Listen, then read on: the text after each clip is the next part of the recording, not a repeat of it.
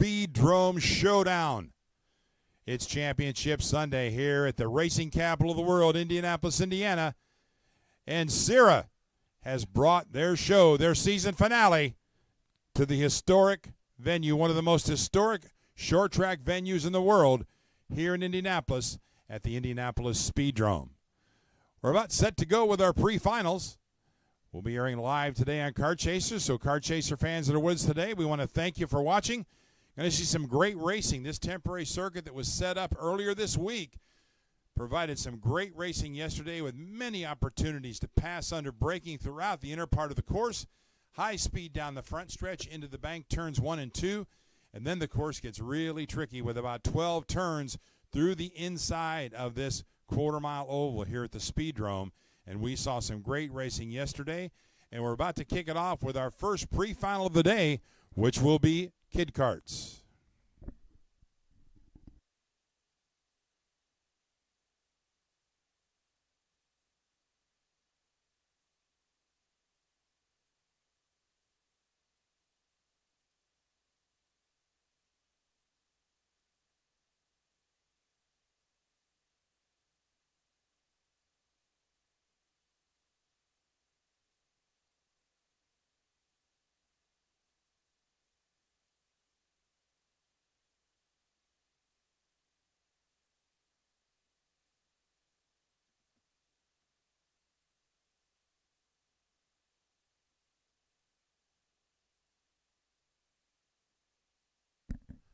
Well, Caleb, it's cold. It's early in the morning, October afternoon. The sun's shining, but the track is still not up to temperature. These kids were out in warm-up, but they've got to really be cautious these first few laps because I have a feeling the track's going to be pretty slick.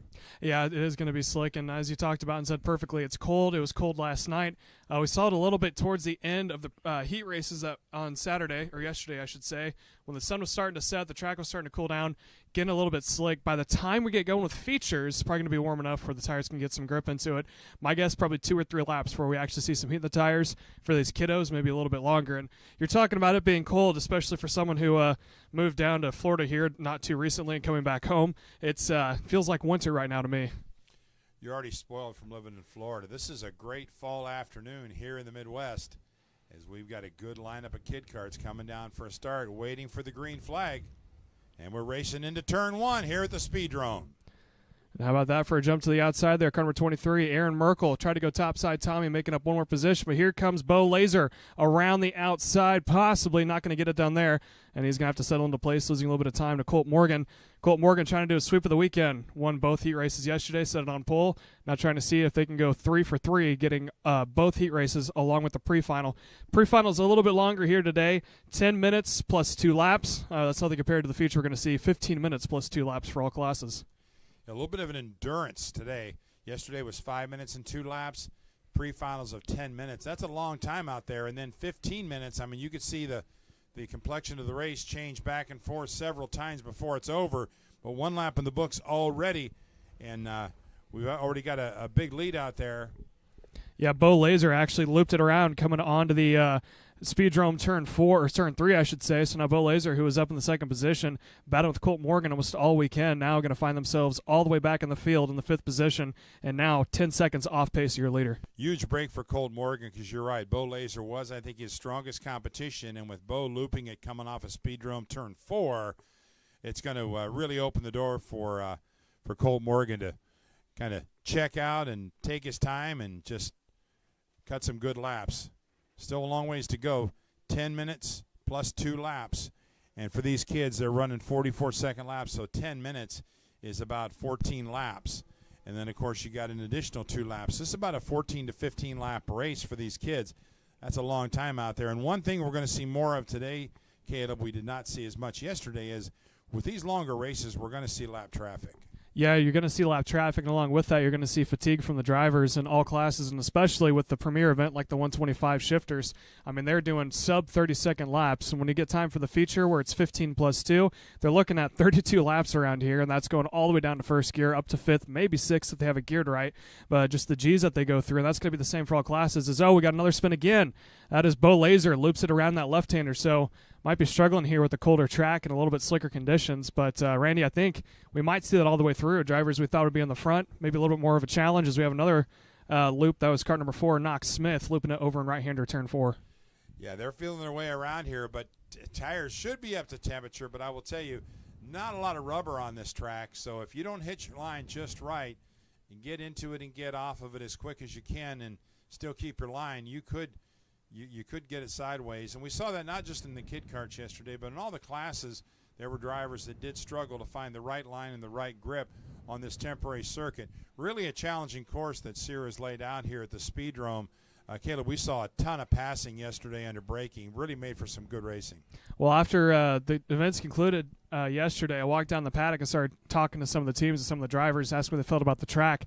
And a lot of what I heard in common was that the concrete patches that are here and there, periodically put down in the inner parts of the track more or less, is what kind of was the saving grace as far as being able to throw some passes in. When you look at it, as we see another spin there from kart number 4 of Sophia Wilfong over in turn 4, but there's a concrete patch, almost looks like a baseball diamond, that comes down to home plate in the center, and a bunch of drivers are telling me that they have confidence to go around the outside of it. Concrete has more grip than asphalt does, and so when you're able to throw the cart and know it's going to catch, there's not a lot of marbles put down, so that's why they have the ability and the confidence to try to send the cart in some corners. And you see it again over in turn 2 when you come down from the transition from the oval into the flat parts of the track.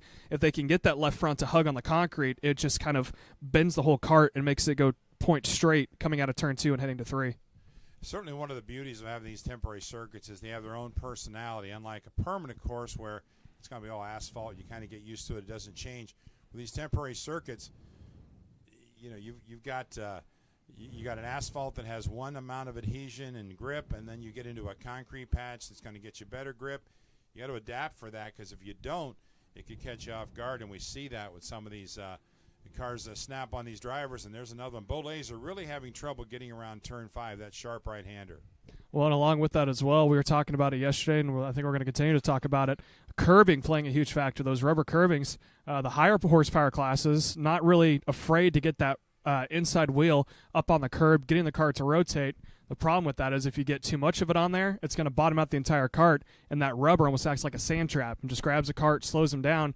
We saw that yesterday in the heats where someone's trying to set up a good run on the driver in front of them. They get just a little bit too much on the curbing, bogs down the momentum, and we've seen it a lot coming out of that final corner of Speedrome turn 3 coming on the main straightaway. They're all trying to fight for real estate in the bottom of the track. They get a little too much up on the curb, completely bogs down their momentum. Yeah, no doubt, and that they could lose the lap or even 2 laps by the time they really get up to speed and where they want to be. And that's Kart 4. He's been having trouble getting around that sharp right-hander, Sophia Wilfong. So she's really having difficulty working around that right-hander. We would call that probably turn 5 on the inner part of the course in the infield. And she really struggles with that. And it's probably one of the toughest turns on the track to negotiate, because it is a quick 180 coming right back the other way. If you don't hit it just right, you miss the whole corner and lose a lot of speed. Well, and along with that, you're pulling more momentum than I think the drivers realized looking at the track map before they actually got here, because you have to slow it down for that turn 2, but then you're pretty much flat out from when you make that hairpin, or like you said, the 280, from the oval onto the inner parts of the track. You're flat all the way through turn 3. You have probably what is the second longest straightaway on that run from turn 3 all the way down to turn 4. And not a lot of forgiveness. You do have access track. They've pushed the barrier. The SIRA officials pushed the barriers out significant margin, probably 10 or 15 feet more than they had to, just for the runoff. So you kind of get this false sense of comfort, so to speak, as far as how much you can drive into the corner. You get halfway through it, you realize you overcooked it. That concrete comes in and overgrips your cart, and you got to save it. So definitely technical here, and when I was walking around the paddock as well, most drivers are all saying this is a driver's track, and setup is not playing a huge factor. No one thinks that someone's got a quote-unquote miracle setup. It's all about how quickly you can adapt and how quickly you can get around the all-changing circuit as well, with the different temperatures being put down, the different rubber levels going down as well. It's something else you want to remember as well on a circuit like this. Granted, there is slight banking in Speedrome 1 and 2 and Speedrome 3 and 4. I think you had mentioned yesterday it's about 5 degrees. That does forgive you a little bit. Gravity kind of helps you when you get through those corners. You can miss it a little bit. You can get a little high, but gravity will help you keep your line. When you get inside here, it is flat. So when you get to a traditional track, like a normal sprint track, most of the corners have slight banking for a couple of reasons. It's racier, and it helps for drainage. When you get on a track like this, it's racy as well, but in a different way. It's flat. So when you get in there, if you get in too deep, gravity's not going to help you. You're not climbing a hill. It's not banked. It's flat. So if you miss it, you're going straight off, and there's no help. And so you really got to learn how to gauge your entry, when to get on it coming off, or you miss the corner, or even worse, you might even be kissing a barrier. Well, and along with that, when you go to the higher horsepower classes, they can actually use the banking for different driving lines. We've seen that. It's a little challenging there heading over to Turn 2 because Turn 1 on the Speedrome, turns 1 and 2, it's banked, but it's also continuously turning in the entire time. So at some point, you have to make that kart straight to slow the kart down. But some drivers, I've seen even in the 4-cycle classes, will swing all the way up to the top side of the barrier to get a longer arch into the corner. And with that, general physics, if you go the top side along something out of banking, it shoots you out faster. And Randy, I'm sure you know from being around Atkins Raceway growing up, when you have that Monza, you can use the higher parts of the banking to carry more speed, and it causes for different driver craft and passing opportunities as well. Most definitely. You got to be patient getting up to that top of the banking, because if you use too much horsepower getting up, you lose speed. But you can gradually get up there, keep your momentum. When you come down, you've got momentum, as I call it gravity. But you got gravity, you got momentum working with you, and it shoots you right down the hill. But the downside of running that high line going into Speedrome 2 and on into the infield part of the course is you leave that door open. And we did see yesterday, once a leader of a 2-kart pack, the kart in front, decides to take that high groove, we saw some drivers sneak inside and make them too wide, and then all bets are off. The plan they had in place doesn't work because there's somebody on the inside of them. Absolutely, and not along with that as well, I thought the biggest passing opportunity would be coming down the banking into Turn 2 on our track, but actually it's been going into Turn 7 when you enter almost onto the bus stop and you come back onto the oval parts of the track, and then you make that quick 180 back down into the chicane. I think that has actually been kind of people's bread and butter for making passes there out on track. Yeah, getting just a recap on what's going on here. We got everybody pretty well strung out. But we got Miles Hale, so Colt Morgan. Is that right? Colt Caleb? Morgan actually just stopped here. Kart 44, Colt Morgan is stopped on the Turn 3, and it looks like one of the track officials is holding something up in the air. I don't know what it is, but it may be something to do with that power plant on that Comer engine. So unfortunate for Colt Morgan, he's going to have to start back in, as of now, P5, possibly P6 here, as we're looking at about 2 laps to go in 18 seconds. So Colt Morgan had a picture-perfect weekend. Now might have to go to the bike here for the future. And our leader just crossed the stripe. That's Miles Hale.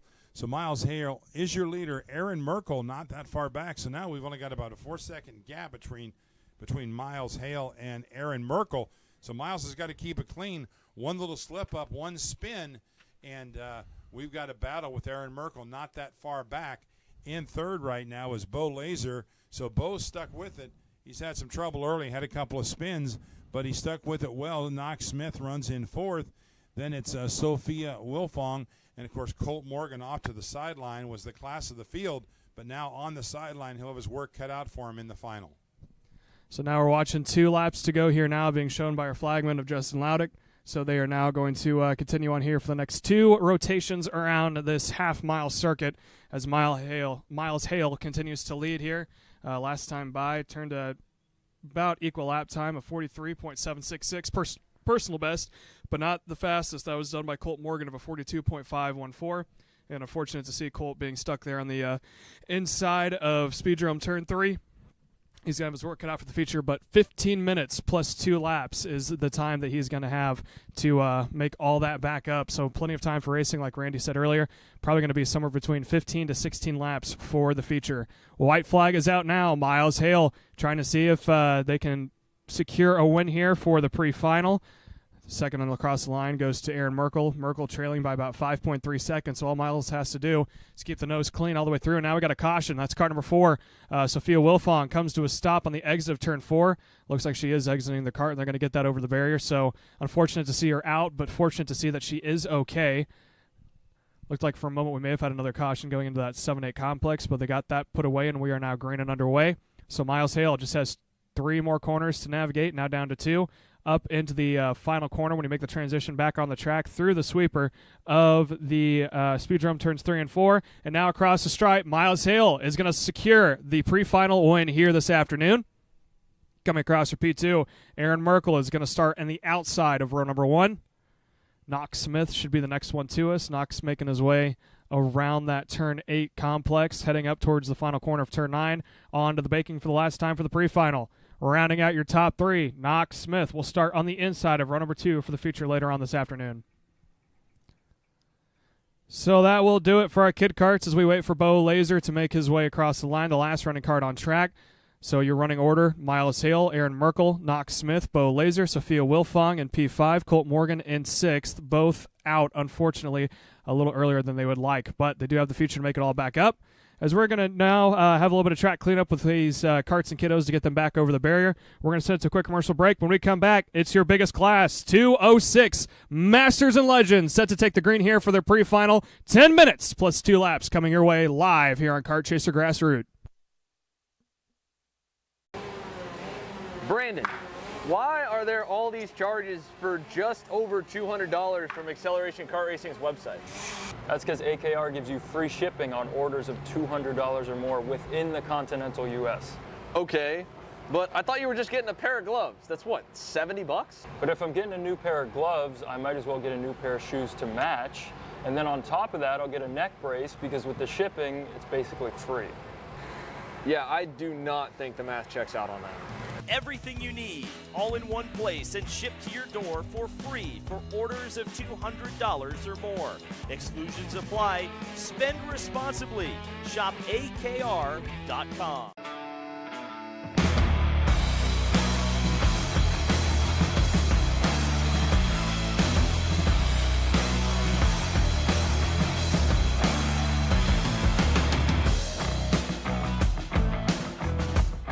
Looking for a team with a diverse calendar?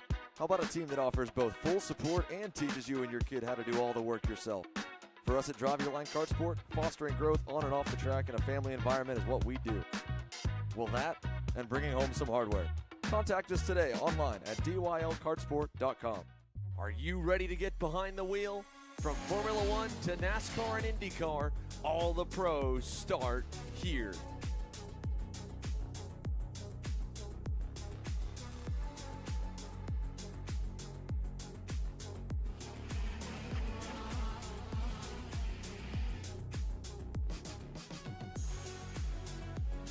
For more information, check us out online at mcckarting.com or call us and go racing today.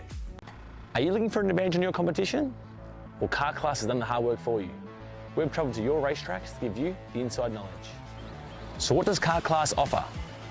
We've got drone footage that captures the racing lines, visual markers for your braking points, acceleration zones, and the best overtake opportunities on your racetrack. Pedal cam to show you where to brake and when to accelerate, and 360-degree footage to make sure you don't miss any parts on the racetrack. We've covered 13 racetracks in the United States, and Australia, you're up next. So visit kartclass.com to get your track information.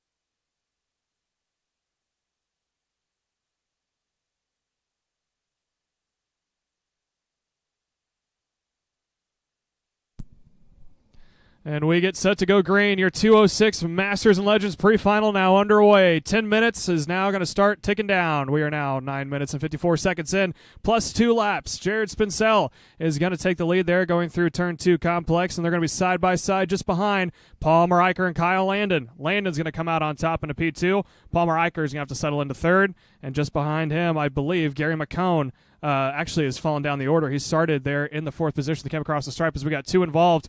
And more heartbreak. That is going to be Matt Geist stuck again. And I tell you what, he's had good luck in the 206 Senior A, but bad luck when it came time for the 206 Masters and Legends, Randy. Yeah, he's been one of the fastest karts on the track with just the bad luck, as you mentioned, and now he's a half a lap back. It's going to be awfully difficult for him to make up. But on the other hand, if he could possibly move up a few positions and reel in at least the back half of the field, he's got a long time to do it. He's got 15 minutes in the final plus 2 laps. He gets into a top 10 starting position for the final. He might have something. We got to pass for the lead. Yeah, that's Kyle Landon now going around on front. Kyle Landon was inside the top 3. Is Palmer Eicher now going to send around the outside of Spincell, and they're still going to go side by side across the stripe. And I think Eicher might have the momentum on the outside line. He's up, almost cleared into 3. Spincell's going to have the position, and Eicher's going to have to yield now into turn number 2. But as I was saying before, Kyle Landon was running in that 2nd and 3rd spot in that battle just behind Spincell all day yesterday. Finds himself leading the group. Now 3 karts nose to tail. Landon, Spincell, and Eicher. And we got a mover, number 24, Troy Toney, started in 14th, is currently running in 8th. So he's moved up 6 spots already. And we'll keep our eye on Matt Geist as he's starting to close in on the first car, which would be Gary Lynn. So we'll watch him as well to see if he can kind of chip away at a better starting spot for the final. So he's got a shot with that 15-minute race coming up later this afternoon. But right now, Kyle Landon, who started in 3rd, leads the way. Yeah, and Palmer Eicher moved up to the 2nd spot as Spincell sent up on the inside there in turn 4. So now Eicher's sitting in that 2nd spot. And I'll tell you what, Randy, they're battling back and forth hard for that 2nd position. And all in the while, Kyle Landon, first time leading all weekend, starting to pull away from the rest of the group. Last time across the stripe was about 4/10. Wouldn't be surprised if that was about a half a second. All in the while, here comes Alex Cooper in that 4th spot closing up in the mix. Into the back of the field, Matt Geist has caught up to Gary Lynn, and will probably make short work of that, moving up a spot as he works his way around Gary Lynn now onto the outside, now to the inside, down the front stretch, and Matt Geist gets back to 13th spot, and he'll set his sights now on Jeremy McCone in 12th as he tries to pick his way back through the field. Still got a ways to go, and he could get a few spots. So Matt Geist trying to make up for that little crash he had on that first lap. So now the top 4 slowly starting to come into field of view. Equal spacing as of now, but I think they're going to continue to close it back down. Kyle Landon still leading the way out in front. Just behind him, Palmer Eicher has held off Jared Spincell's attacks time after time. And do that battling that has allowed not only Landon to pull away, but Alex Cooper to close the gap back down. And look at the lap times, almost equal all the way through. Kyle Landon a little bit faster, but they're starting to bunch back up slowly but surely. Kart 13, Derek Hastings having a good run. Derek started in 10th. He's worked his way up to 6th and in that mix for 4th and 5th position. So good run for Derek Hastings in the 13. So now we're going to watch that 2nd and 3rd placement as of now. Palmer Eicher slowly closing up to Kyle Landon. You can see the little bit of a draft that they get going into turn 1, working to his advantage, and he's bringing along with him Jared Spincell. And I think by the end of this lap, if both 2nd and 3rd placement can stay consistent in their lap times, they might be right there on the back bumper of Kyle Landon in P1. And right now, I think it's going to happen. Now within a half a kart length, Palmer Eicher slowly and almost within striking distance of Landon out in front. I think Spincell decided to just sit back and wait, and he's basically just following Eicher's toe to close him up to that front pack. And Alex Cooper back and forth is hoping they start racing side by side. If they do, you'll see him close, and it'll be a 4-kart battle here before long. So now as we're looking at about 5 minutes and 30 seconds plus 2 laps to go, heading down into turn 2. Landon still out in front. Look at that. Spincell had a quick peek there for that 2nd position onto Palmer Eicher. As now Eicher, he's getting a little bit of a push there going into turn 4. That previous lap, not so much that last time by. And he seemed to be about plateauing there, about a half a kart length down on your leader, Kyle Landon. And getting back to Matt Geist for a moment, back in 12th, he just turned the fast lap of the race, a 35.725. If he can stay clean and knock off a few more spots where he's got about an 8th or 9th starting position, I think he's got a shot in the final to make up for lost time with the bad luck he's had already. And we're just now at the point of halfway, so what we're at now is how much we actually had in the 2 heats individually, plus 2 laps. So we're over halfway in, and we saw what he could do last time. He was up 15-plus positions from the back to move his way up into 5th. So I think it is a possibility here for Matt Geist to make up maybe to that 11th or 10th position. There is he was able to get around McCone right there, Jerry McCone that is. So he's now up into 12th, cleared him there. So he's got Chad King in front of him. And after that, there's a 3-kart pack between Tom Stevens, Mike Burkhart, and Chad King starting to heat up. Once they start battling back and forth, that's going to allow him to then close the gap even more. He's about 0.4 of a second quicker than anybody on the racetrack. So if he can keep cutting those laps, I think he's got a shot at probably at least 4 more positions before this is over. That'll give him a pretty good starting spot for the final. Meanwhile, back to the front, Kyle Landon still leading the way. His last lap at 36.027. A little bit of a gap, not much, about 0.3 over second place Palmer Eicher and third place Jared Spancel. Yeah, and Palmer Eicher's been holding off Spencel's attack time after time.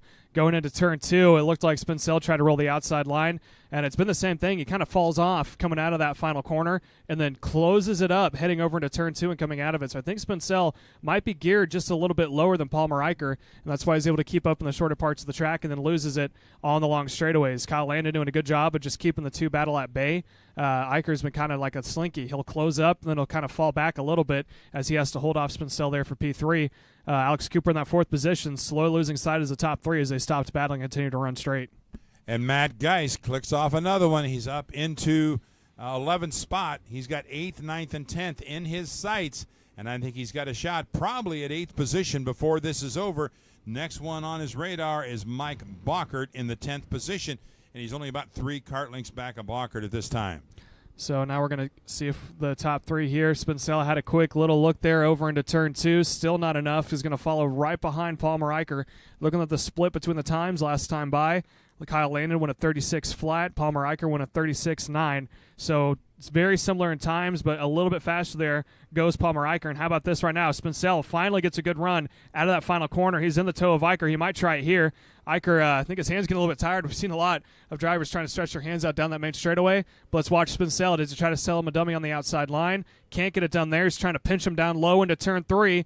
Setting up for a crossover. Not going to happen here. Spencel now glued to the back bumper of Palmer Eicher. Matt Geist just cracks the top 10. He's got 2 more in front of him for 9th and 8th, Tom Stevens and Gary McCone, and he's got about, if I had to guess, about 6 more laps. They're 8 minutes into this 10-minute race with a +2 lap at the end, so probably about 4 to 5 more laps. Got a good shot. He's got to close in a little bit further now, but certainly he has had a good run once he got through his early race woes. Matt Geist has really cranked it up, and right now looking at 8th spot to the inside, makes the pass. And Matt Geist has moved up to 8th position. Quite a ways to go to 7th. Don't know that it'll catch 7th place Travis Wilbur, but a 35.703 quick time for Matt Geist. He is clearly lap after lap been the fastest kart on the track. Currently running in 8th position. Was all the way back to 14th when he had the accident on the first lap. And it's exactly what you were talking about earlier, Randy. He said that you needed to get just inside the top 10, and he's done that. So right now, everything that he's picking up is kind of just extra candy to go along with your cake. So he's sitting right there where he needs to be. He's trying to close it up to the group as much as he can. Might be able to catch up to Travis Wilbur here. We're looking at about 1 minute and 10 seconds plus 2 laps to go. So he's going to have a little bit of time, but he's going to need definitely some mistakes out in front. Bad news for him, not a lot of battles happening except for the top 3 right now. There's about the gap between the 2 right now is about 1.5 seconds, and he's 0.5 second quicker than 7th place Travis Wilbur. So he might have a shot to close it in. We haven't got the 2 to go sign yet, but it's getting close, possibly either the next time by or the lap after that. So got a shot. It's going to be tough, but he's certainly letting everything out. He's trying to make up for lost time. And whether he can get to that 7th spot or not, I don't know, but he's certainly closing in every lap. Now the battle for second starting to heat up, so let's see if we can't get a shot of this right now. 54 Palmer Eicher in that black helmet and the yellow and black cart just behind him in the white and black chassis, black helmet. 52, Jared Spincell out of the final corner across the stripe. Man, Spincell has been trying it time and time again out of turn 3, heading over that hairpin at turn 4. It's worked to the advantage of Kyle Landon, and rightfully so. He is pulling away from that group. He's now got about a 1.2 second advantage, so I think he's built up enough real estate to kind of just set it on cruise, not really turn it down at all, but he can kind of just take a breath. You have to push any harder than you already have. So now Palmer Eicher trying to hold it off as we're going to get 2 laps to go this time by. Eicher still continuing to hold off for the battle from third there from Jared Spincell. That is the best battle on the racetrack until you go back to 5th spot, and there's a great battle there for 5th. Looks like Derek Hastings just slipped around Troy Toney to take over that 5th spot. And on back in 7th and 8th, Matt Geist now is closed in within striking distance with 2 laps to go. He's got a shot at 7th position as they cross the stripe. Travis Wilbur and Matt Geist merely 3, maybe 4, well, into turn 2, probably 10 kart lengths apart, but he really closes the gap in the inner part of the course. Yeah, if he can get up to about 2 kart lengths behind Travis Wilbur there in the 7th position, he might have a chance, but coming up on the white flag now, he's going to have to pull something out of the top hat if he wants to close up that gap. Meanwhile, a quick update in the battle for second now. It is still Palmer Eicher holding off Spincell into turn 2, although Spincell, this is the closest he's been in a while over into turn 2. Can he get it done here? No, but he sets Eicher up. Look for a possible dive bomb here into turn 4. And it looks like he's going to stay just behind, giving a little bit of a love tap there to the back bumper of Palmer Eicher. But he's going to set here. One more opportunity coming up into turn 7. Spincell gets a little loose out of 5. Can't get it done here, and I think it might be Palmer Eicher holding on that second spot. And Matt Geist is moved up to 7th position, all the way back from 14th spot on lap 1. He's now up to 7th as they cross the line in the win in Kyle Landon. So, yeah, Kyle Landon taking the win here. And how about that? He was sitting there in the 3rd position the previous 2, but he's going to take home the pre-final win. Palmer Eicher comes across P2. Spincell, P3. Alex Cooper in 4th. Troy Toney in 5th. And how about that? Derek Hastings all the way back to last, making his way up to P6. Up to P7. Derek Hastings in P6, his teammate. Travis Wilbur falls back into 8th. Gary McCone 9th. And Max Burkhart going to round it out in 10th. So that will do it for our 206 Masters and Legends. Up next is your KA Junior and Senior. And after that, we'll then get into our EVs. More action coming your way here live on Kart Chaser. Parallel USA, a top-level performance team with unmatched hospitality, offering a full-service driver development program with year-round testing available in Miami, Florida, and the official North America racing team of Parallel Racing Chassis. Chassis and parts available at ParallelinUSA.com.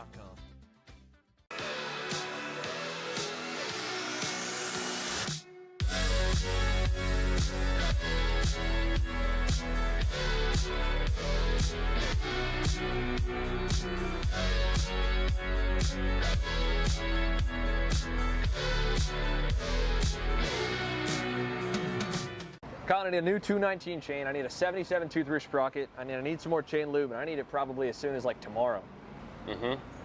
Dude, are you even listening? Like, we need this to run this weekend. Want anything else?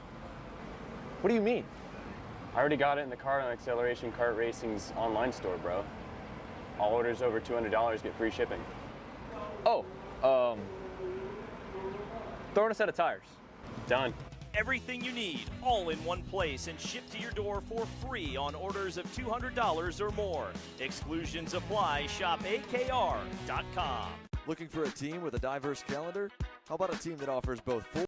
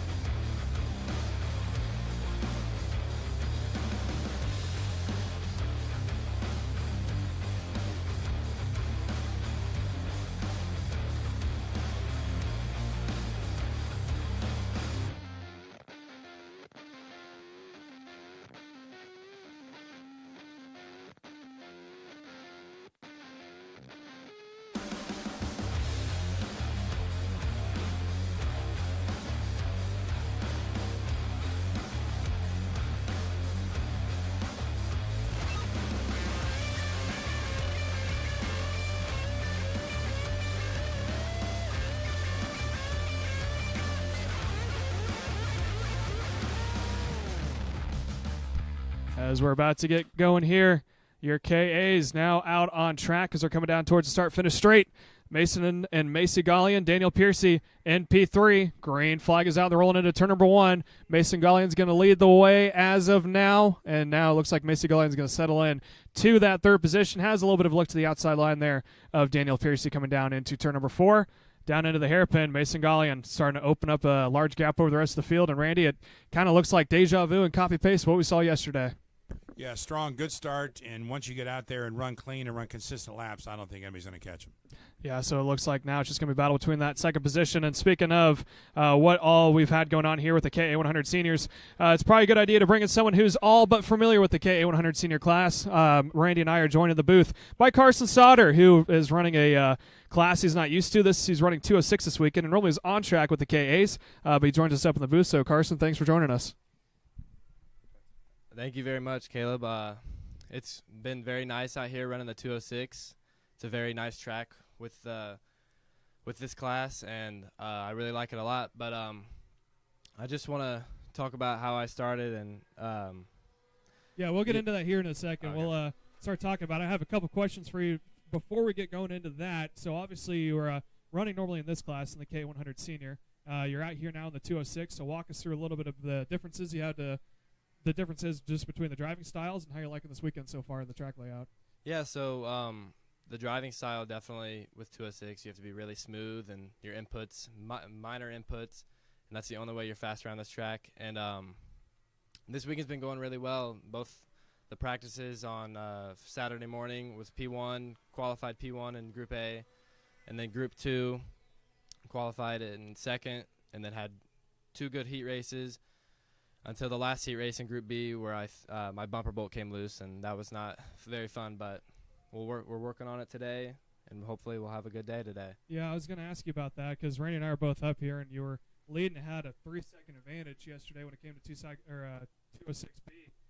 Did you hear the bumper come off, or were you shocked when you saw that meatball flag? I was kind of shocked at first. I thought I heard a little rattling going on, and then I saw the meatball flag immediately, and I was just like, and I looked down, looked to my left and right, and then I saw that bumper bolt was off, and I was just like, whatever, but we're going to go at it today.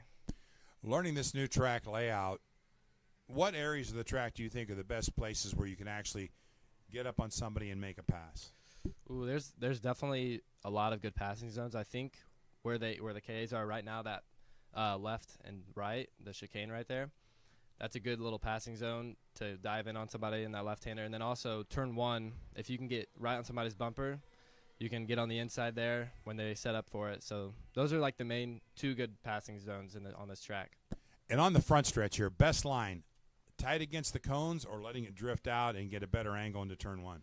I like to say tight throughout the whole bowl until like right I set up for it at the very end, but I don't set up too far because if you do, especially in the races, you have to be careful because somebody can get on the inside there and you have to run a tight line. Now, Randy and I were talking yesterday as well. Difference between the higher horsepower classes like the Ks and the shifters in 206. If you were out, I know you tested the K or the 125 shifter on Friday, but it seems like the 206s are able to hold that white line all the way down. If you think in a KA, do you have to let it feed out to the wall a little bit, or you think you'll be able to white line if you need? I definitely think in the KA you'd have to run out a little bit wide because that class is still kind of low horsepower, so your exits are very crucial, and those motors can bog down very easily. So I do think you have to set up a lot more in that class. Now, another reason I wanted to bring you up here is obviously you've been a driver for Factory Fury the past 2 years. You've been running at the Supernats. You've been running SCUSA. You've been running Stars. You've been running regional at Whiteland. You've been running at Newcastle Motorsports Park. But you kind of popped up on the scene in late 2020, early 2021. It was kind of like, I'm here and I'm ready to go. And you didn't really have to go through that learning curve of struggling in the back parts of the pack. And I know Randy and I both have probably announced one season, someone who's kind of back there in that 10th position, and the next year up front, you kind of popped on the scene, went straight to the front. So first off, how'd you get set up with Factory Fury? Because you were one of the first drivers to come back on a GP kart after they've been away for about 4 or 5 years. So how'd you get set up with GP? How'd you get set up with Ken? And how'd you get going with GP? Well, it all started at K1 Speed, the indoor track in Fishers. My mom used to take me up there all the time, and I did a league there. And then one day we were out there, just a random day, and this guy named Jay saw me, and he had a connection with Ken Hahn. And at that time, Ken Hahn owned Metro Plastics, and he got me connected with Ken. And Ken introduced me to outdoor karting. He got me in the 206. I tested it, and AJ Nowd was also there. That's really how Ken got started with all this kart stuff, because of AJ. And threw me in a KA in my first race, and it was just a blast. And from there, I bought a Will Power kart, ran a whole season in that at Newcastle. And then AJ and Ken started up this Factory Fury GP USA and got me in the KA in that class. And from there, I just really want to thank Ken Hahn and AJ Nowd for all their support in Factory Fury GP, because without them, I would not be here at all. And yeah, I'm super grateful. Well, I got a couple more questions for you, but as you were telling us about your backstory, Mason Gallion and Mason Gallion going back and forth position, Daniel Piercy sitting up on the inside. We're going to get back to you, Carson, but we want to give love and support with the drivers on track as well. So Macy showed up, her big brother was able to go back around. Daniel Piercy now up in that second spot. And as we were talking about Randy, two different classes on track. We got two that are in senior, one are in junior. But right now, you can't really tell a difference in the different engine sizes right now. No, these guys have had a blast all weekend racing each other, even though there's two categories. They really have found strengths and weaknesses throughout the circuit, and they kind of feed off of that. But all three of them putting on a good show out there. And we are just now over halfway. It's starting to spread back out. Now, Carson, obviously, you got set up there with AJ Nowd and Keith Hahn, who, like you said, were crucial to getting you started there. They kind of were the ones that brought you to the national scene. And it can be intimidating when you first get into karting, when you know that there's, your regional tracks that you go to, but then you hear someone talk about SKUSA Supernats or Stars going to the Queen's Gambit or the King of the Castle. You're like, okay, these are kind of out there. What is this big national event about? So tell us about that transition between going from the regional stuff to the nationals. Yeah, definitely. Going into my first national race, I just remember seeing how many people there were and the competition, how everybody's so close together within 5/10 the whole field, and it's really competitive. And this year I've been really getting more deep into that national stuff, and it's been really good. You learn so much more doing the nationals because just a lot of people, there's so many more people, and the competition is just great. Now, I want to ask you one question, though, because when I think it was your second year in karting when you decided you were going to give a crack and go to SKUSA Supernats. Didn't quite make the show. You were just outside that bubble spot. You were in the LCQ. The fact that you were actually in the front of the LCQ in your first year, in your second year in karting, I think is impressive in of itself, because that class was completely sold out like it is every year. But one, why did you think it was a good idea to go into a temporary circuit in your second year? And two, how was that possible for you? Well, the only reason it was possible was because of my sponsors. And AJ was really telling me, he was like, you got to go to the Supernats. It's the biggest kart race, and I'll learn so much. And so, yeah, I got into that, and it was definitely such a good experience to help me out this year. And we're going back at it this year, so we'll see how that goes. And I know that's part of the reason you're running this event, obviously, because the team you race for is the title sponsor. They've done a lot to make this event happen. But as far as the transition between there's not a lot of temporary circuits you can go there like parking lots. So was a big reason, thing I should ask is, how much of this right here is going to transition over to next month when you go out to Las Vegas? This is definitely going to be very great for Las Vegas, because the track, the tight track, it's going to be very helpful. So yeah, I'm so glad I'm out here this weekend.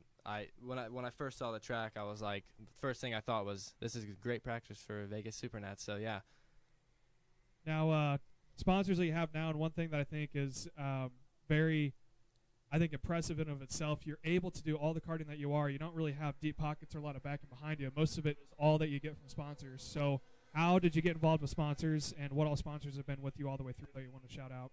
Well, my mom has a lot of connections with people, and she helped me out with getting my sponsors. And I'd go into buildings and companies and talk to the owners and ask and tell them what I'm doing, and a lot of people would be all in and very passionate about it. And all my sponsors, I want to thank American Contractor Supplies, FGL Freight, Fitcher's Pediatric, Elite Performance. I don't want to forget any. I think that was Oh, and Andrews Construction and New Wave Chiropractic. There it is. And Carson, we appreciate you joining us up in the booth here for a little bit. Randy and I are going to take it back over. as we are going to watch these final 2 laps here for the KA100 junior and senior class. But that is Carson Sauter, 16-year-old here from Roncalli, trying to make a second debut at SCUSA Supernats. He's using this as a warm report, Randy. Good luck in Vegas, Carson. Appreciate it. Thank you all very much. So we're now 2 laps to go. Randy's are coming up now. And while we were sitting there talking to Carson the whole time, Mason Gallion and Mason Gallion, the brother and sister duo, along with Daniel Piercy, they've kind of been swapping positions back and forth, although Macy's showing up her little brother kind of holding the front of the field right now. Yeah, these two had a lot of fun out there, really going back and forth, and they kind of enjoying, one of the smaller classes, but these guys haven't left each other's sight through the whole race, and even yesterday they were real close with each other. So good times out there, had by all, so to speak, as they're putting on a good show. White flag is out one more time around. So they make their way down into turn 1. I don't think Mason's close enough to make a move here. He's got to peek on that inside line. Actually, he might get there, not quite close enough to set it up on the inside. So Macy is going to hold the line. And these are very long pre-final, final events, 10 minutes plus 2 laps. And right now they're going to be working 20 laps when they come across to get the checkered flag. So it shows you how much they got now, and probably going to be 25 to maybe even 27 laps here for the feature. And that's one thing I want to ask Carson while he's still here. We'll let you call the finish here, but I've got a question for him before he leaves. Checkered flag out, side by side across the line, and Mason Gallion able to beat his older sister there, gets P1. Mason Gallion comes across P2, Daniel Piercy P3. So, Carson, we're talking about 10 minutes plus 2 laps for the pre-finals, but then 15 minutes and 2 laps for the finals. That's a workout on this track.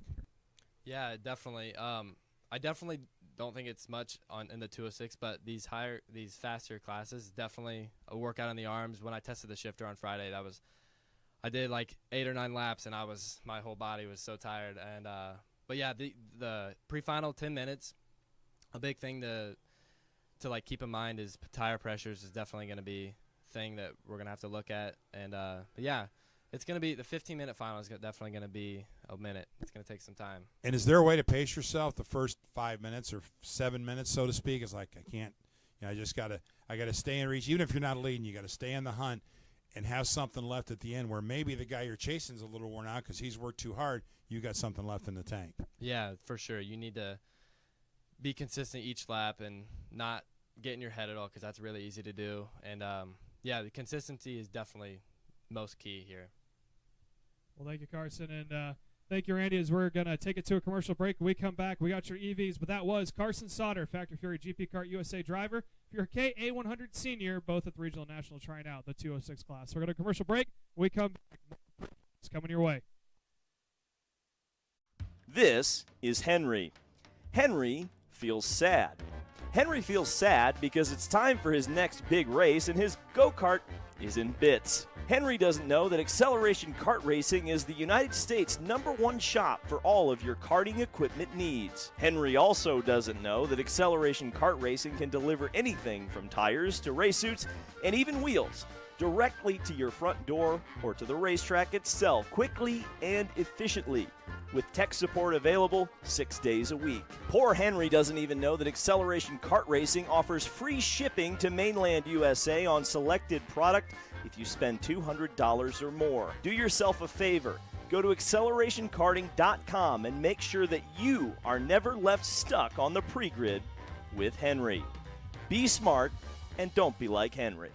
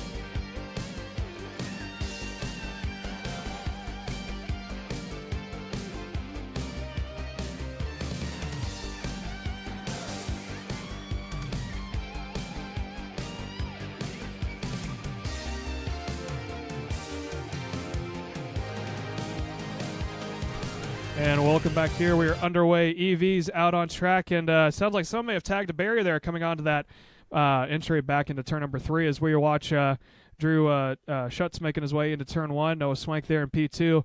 Bryson Duff, or sorry, I should say Derek Hastings now up into P2. And Hastings has been on a tear right now, making his way up through the field, Randy. Yeah, he has. And, these karts yesterday, and I guess we should have probably got to the bottom of it, but they really did seem to have trouble maintaining that lengthy charge or something, because they would over time slow down. Oh, we got one spun in the back there. That was Hastings, I think. Got back into the barriers. But they've really got cleaned up pretty good right now. You got to wonder after 10 and even 15 minutes how that charge is going to be on these cards. Well, I know coming from someone who was involved at Purdue with the Purdue Grand Prix and the EV Grand Prix as well, most of the drivers in the EV would actually have to manage how much battery's left. I know that there is an indicator of what your battery's life is like.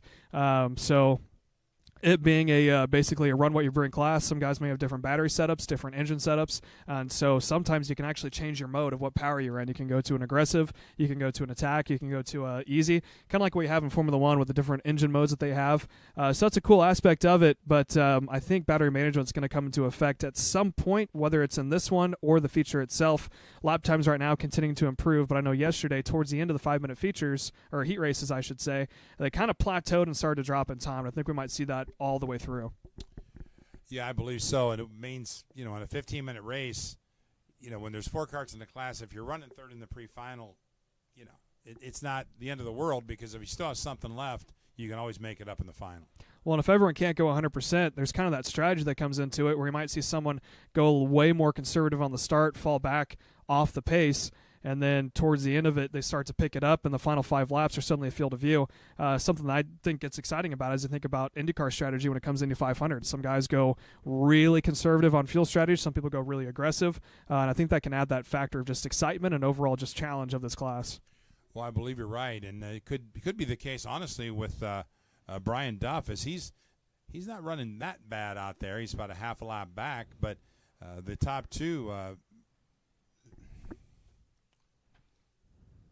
Drew Zuck and Noah Swink are cutting some really solid laps out there. Actually, I think that might be Derek Hastings out in front in kart number 3. Not quite sure why his transponder is registered with all the way back in the field, but I believe Derek Hastings is leading the way. I recognize that helmet and suit and chassis that he has. I've seen him when he was actually developing that kart out of Whiteland Raceway Park. You want to talk about something that'll give you a headache, just look at the wiring pack that these guys have to go through. You'd think it'd be pretty plug and play, but definitely a lot of different layouts and different kind of flavors, I guess you can say, if I want to set these karts up. I know some of these are actually water-cooled on the motor, and some are regular just air-cooled. I believe both 2 out in front of both Derek Hastings and Drew Zuck in the Kart 69 are water-cooled, and you can actually see the hoses in the radiator coming off of Kart 69, so kind of cool, like you're going back in the day in the old tag and Rotax classes.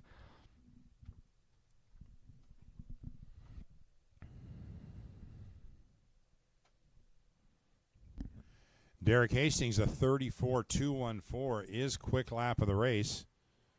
We're almost halfway through this 10-minute pre-final.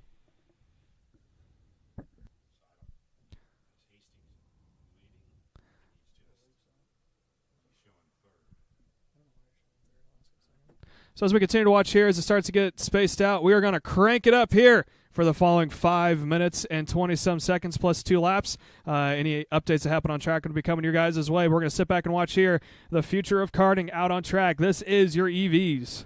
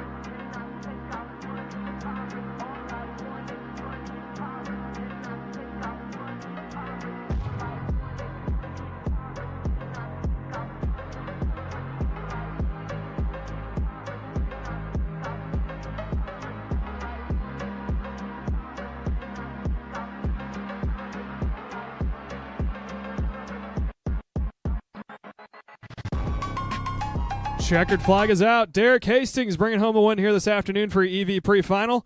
He actually set his fastest lap on that last lap of 34.214.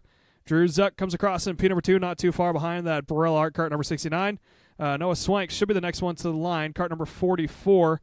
I know he had a little bit of issue there over in turn 2. He was stopped for a moment, and I believe, that was Bryson Duff in the 56, and they got him off track. But right now, checkered flag is out for your third placeman. Noah Swank makes his way across the line. Up next, we go to the second biggest class, your 206A, about to make their way on track, and we got, I believe, 15-plus competitors about to make their way through. It was one of the most exciting classes that we had yesterday, and I believe it's only going to continue to pick up. Question is, can the man who had a heartbreak there in the 206 Masters and Legends, who is now running in also the 206A of Matt Geist, can he recoup after the heartbreak he had yesterday, make his way through? That is all yet to be found out. Tune in live and stay in as we're about to go live racing here with 206A. So you finally want to get behind the wheel, huh? Yeah, I've been shooting for 3 years and I've never got to drive. Well, you're going to need some more gear than just your helmet. Why don't you go to shopakr.com. They got their inventory online and they'll ship it the same day if you order before 5:30 p.m. Eastern. They got shoes? Yep. Gloves? Yep. Rib protectors? Got those too. Can they make me go fast? No. Here at Acceleration Kart Racing, we've got everything you need to get on track. What happens next, well, that's on you. Check us out online at shopakr.com. Looking for a team with a diverse calendar? How about a team that offers both full support and teaches you and your kid how to do all the work yourself? For us at Drive Your Line Kart Sport, fostering growth on and off the track in a family environment is what we do. Well, that and bringing home some hardware. Contact us today online at dylkartsport.com.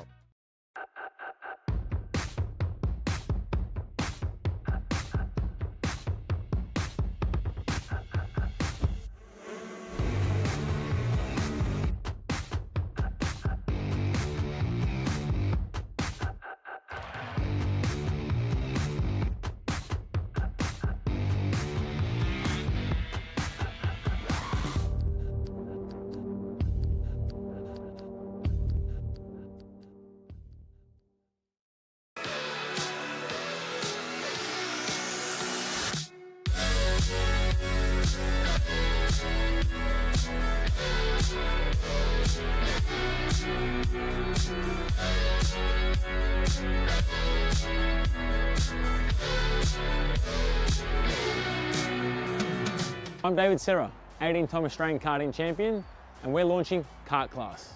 Kart Class is an advanced digital training program that suits the driver who's just starting out in the sport, all the way to the driver looking to win a national championship. In this program, you're going to be learning about how to find the ideal racing line and what an apex is. Braking and throttle markers, wet weather racing lines, and how to overtake other competitors. We target how to brake in the wet weather, and we look on the mental side of kart racing as well with our mental skills coach. At the completion of this program, you'll be lighting up purple sectors in qualifying, know when to defend on the opening laps, and how to pressure your opposition into mistakes. We teach you the tools to be resilient and how to get in the right frame of mind before a race. We look to complete the whole package by getting a strong mindset, a driving style to suit all conditions, strategizing your race, and getting the last 1% from your team. We'll teach you how to win the final lap of a race, driving the wet like Max Verstappen, and creating the perfect bubble for yourself to mentally be in the zone. To find out more, click the link below.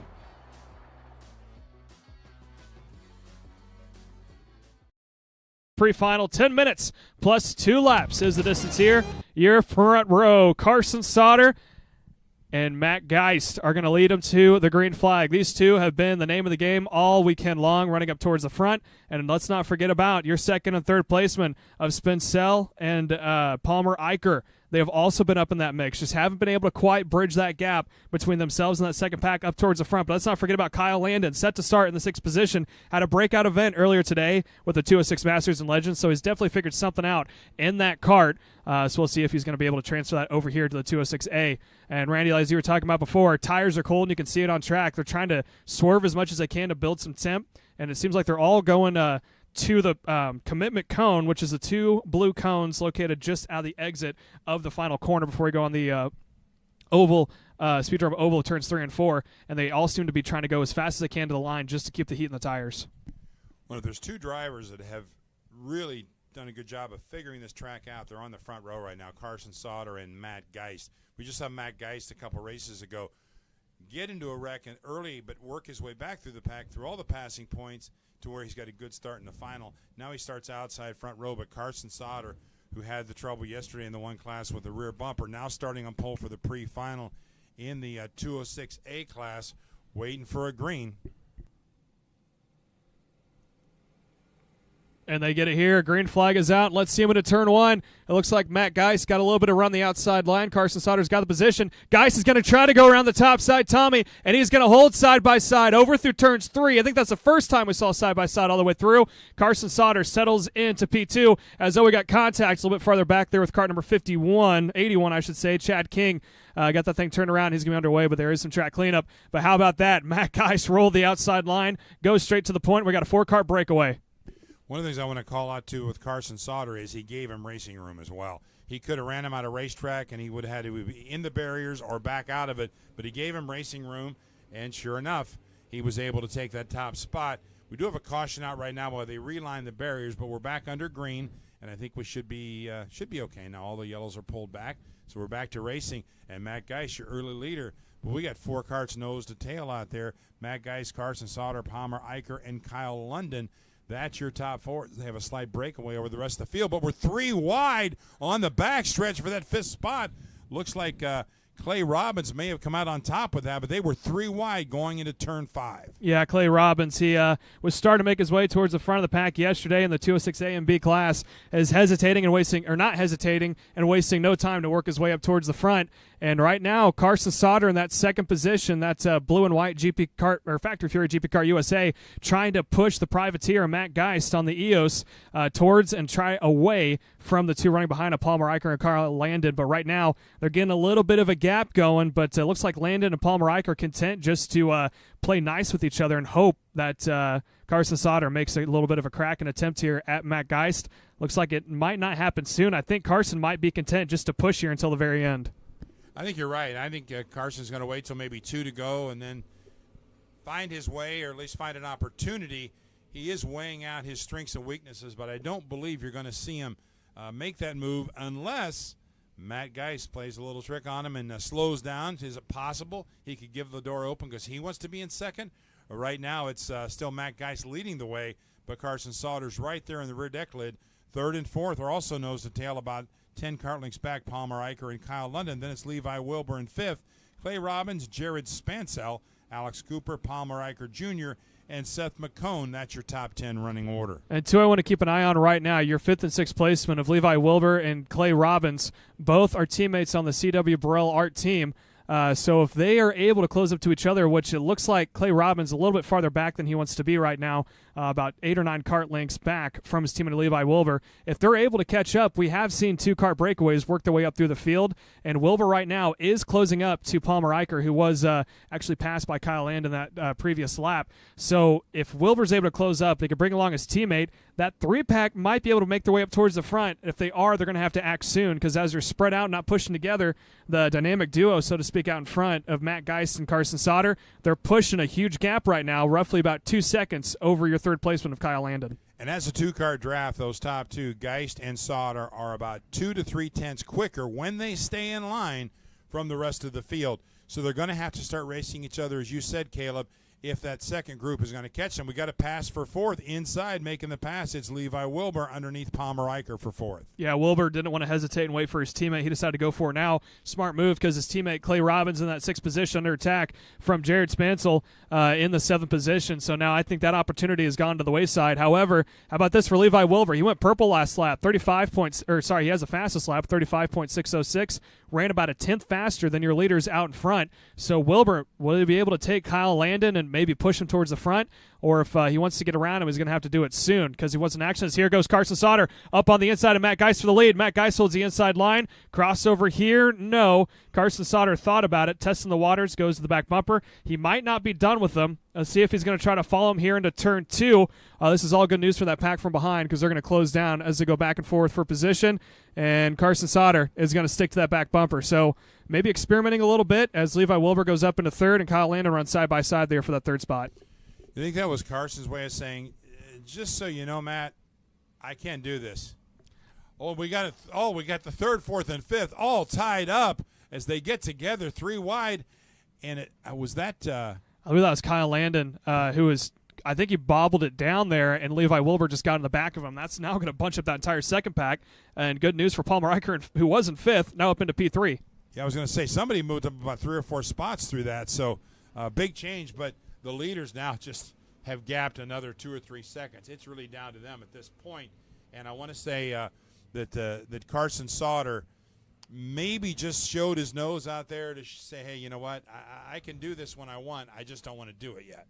I think that was a very, I think you're right, very sublime way of saying, hey, we should work together, because we could go back and forth all race long as we got one turn around the barriers on the exit of turn 5. I believe that's kart number 93, Alex Cooper, facing the wrong way, and he's going to lose track of that 2nd pack.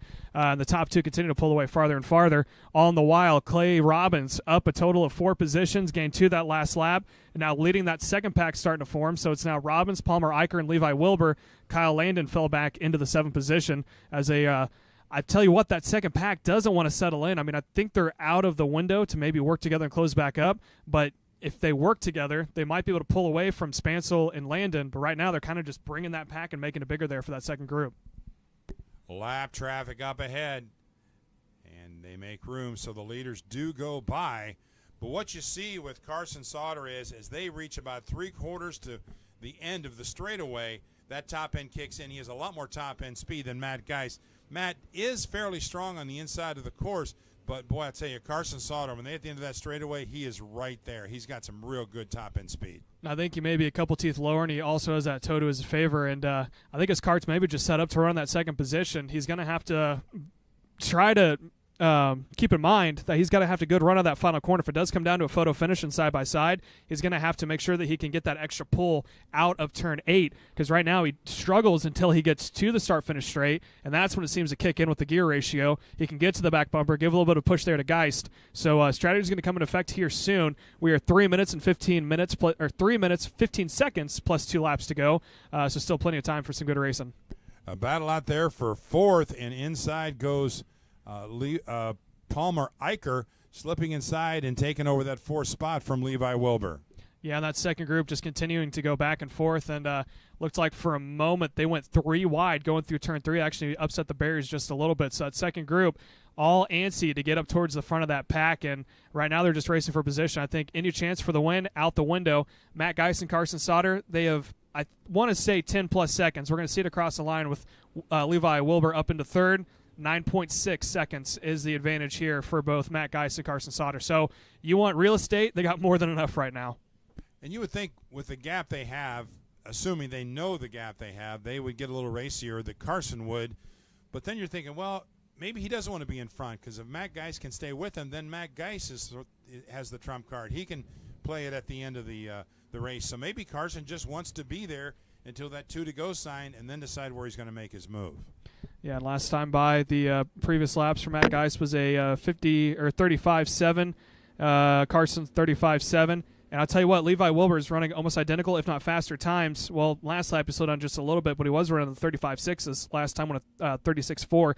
So I think that's due to the fact that he's under attack from that second pack, and they're still going back and forth. Here goes Kyle Landon up one more position. He's going to get around Palmer Eicher and go straight to the back bumper of Clay Robbins there for the 5th position.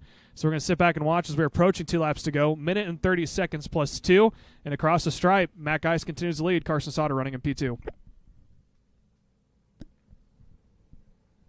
Nearing the end of this pre-final in 2:06A, and it has not disappointed. And we knew it wouldn't.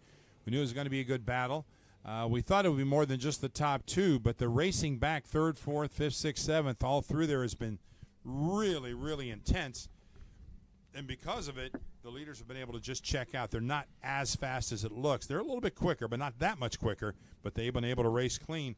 Once they got the start and ended up switching the top spots to 1 and 2 with Geist in front, Carson Sauter, I think, has played it really smart and said, that's okay, we can do this until it's crunch time with about 2 to go. Then we're going to see where I can make my move. And he is so close to the entire part of the circuit, Caleb, I think he's just waiting for the right moment to make the pass. I 100% agree. He's been glued to the back bumper of Matt Geist the entire race, except for that one moment when I think you nailed it right on the head. He had a little bit of attempt there going into 7. I think it was more or less a, hey, I'm here and I can do this, so let's go. And they have been doing that all time, or all race long, I should say. He hasn't quite made a move. He's had several opportunities for it, and I think he's probably waiting to see double sticks in the air before he goes for it. And actually, he might wait to the last lap. Right now, he's set to start on the outside of row 1. We know it's possible to go around the outside on the start because we saw from Matt Geist earlier today. So maybe in his mind, he's thinking, you know what, I can settle in here for second, and I'll be starting in the front row no matter what. 2 laps to go next time by for Matt Geist and Carson Sauter. Now, when we talked to Carson up here in the booth, he said the best place he feels to pass is coming down that backstretch, the left-hander and then the right-hander.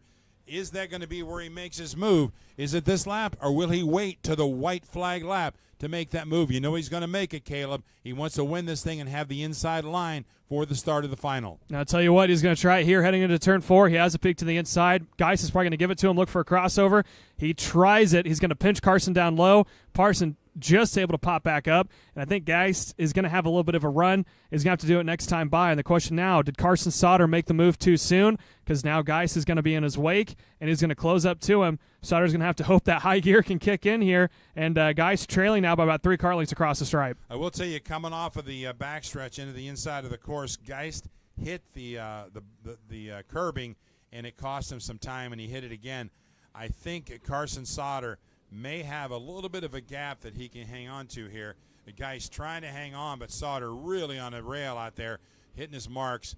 They go to the backstretch, and now one final time back down to the inside of the course and towards Speedrome turn 3, looking pretty good for Carson Sauter. He went a little defensive there in turn 4, but I think it's going to be enough. Maybe not. Here comes Geist. Sauter's going to have to white line it all the way down, and it's going to be enough to hold on to it. Carson Sauter is going to take the pre-final win here this afternoon for 206A. Matt Geist is going to join him on row 1 for the feature here, finishing in P2. But how about this battle for a 4th on back? P3, Levi Wilbur comes across the line. Clay Settles, Derek Hastings, and Palmer Eicher are going back and forth. Clay Settles is going to hold on to it, and Palmer Eicher out of nowhere, Derek Hastings out of nowhere, climbed up the field, went back to P5, so good run for him.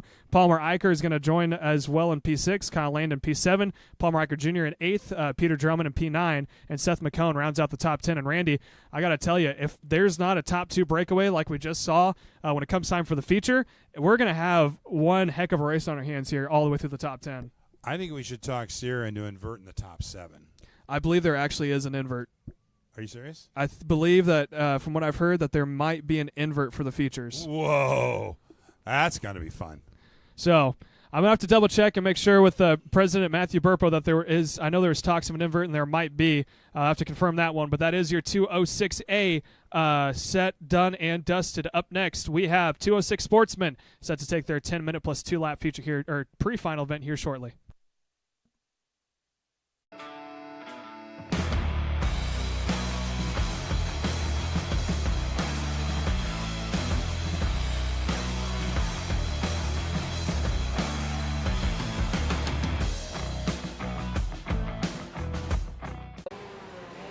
Brandon, why are there all these charges for just over $200? I'm tired of all this Brandon business, okay? Brandon this, Brandon that. Why are there all these expenses on AKR over $200? We know, okay? Take a walk with me. At Shop AKR, they have everything you need to start racing at a very cheap and affordable price. They have MXC rims, they got chains, electrical stands, tilt seats, they got MXCs. And if you didn't know, on top of that, any purchase in the continental US over $200, that's free shipping. Hey, aren't you supposed to be in the AKR Anonymous meeting over there? Dude, I'm doing a commercial. Dude, we have no time. It's about to start. Stop. We all love Shop AKR. Me? More than others.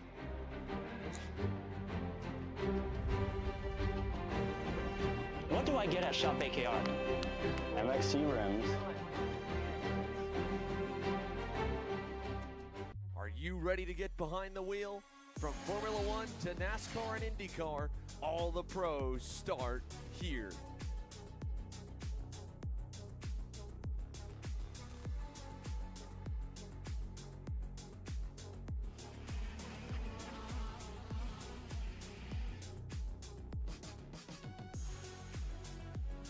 For more information, check us out online at mcckarting.com or call us and go racing today.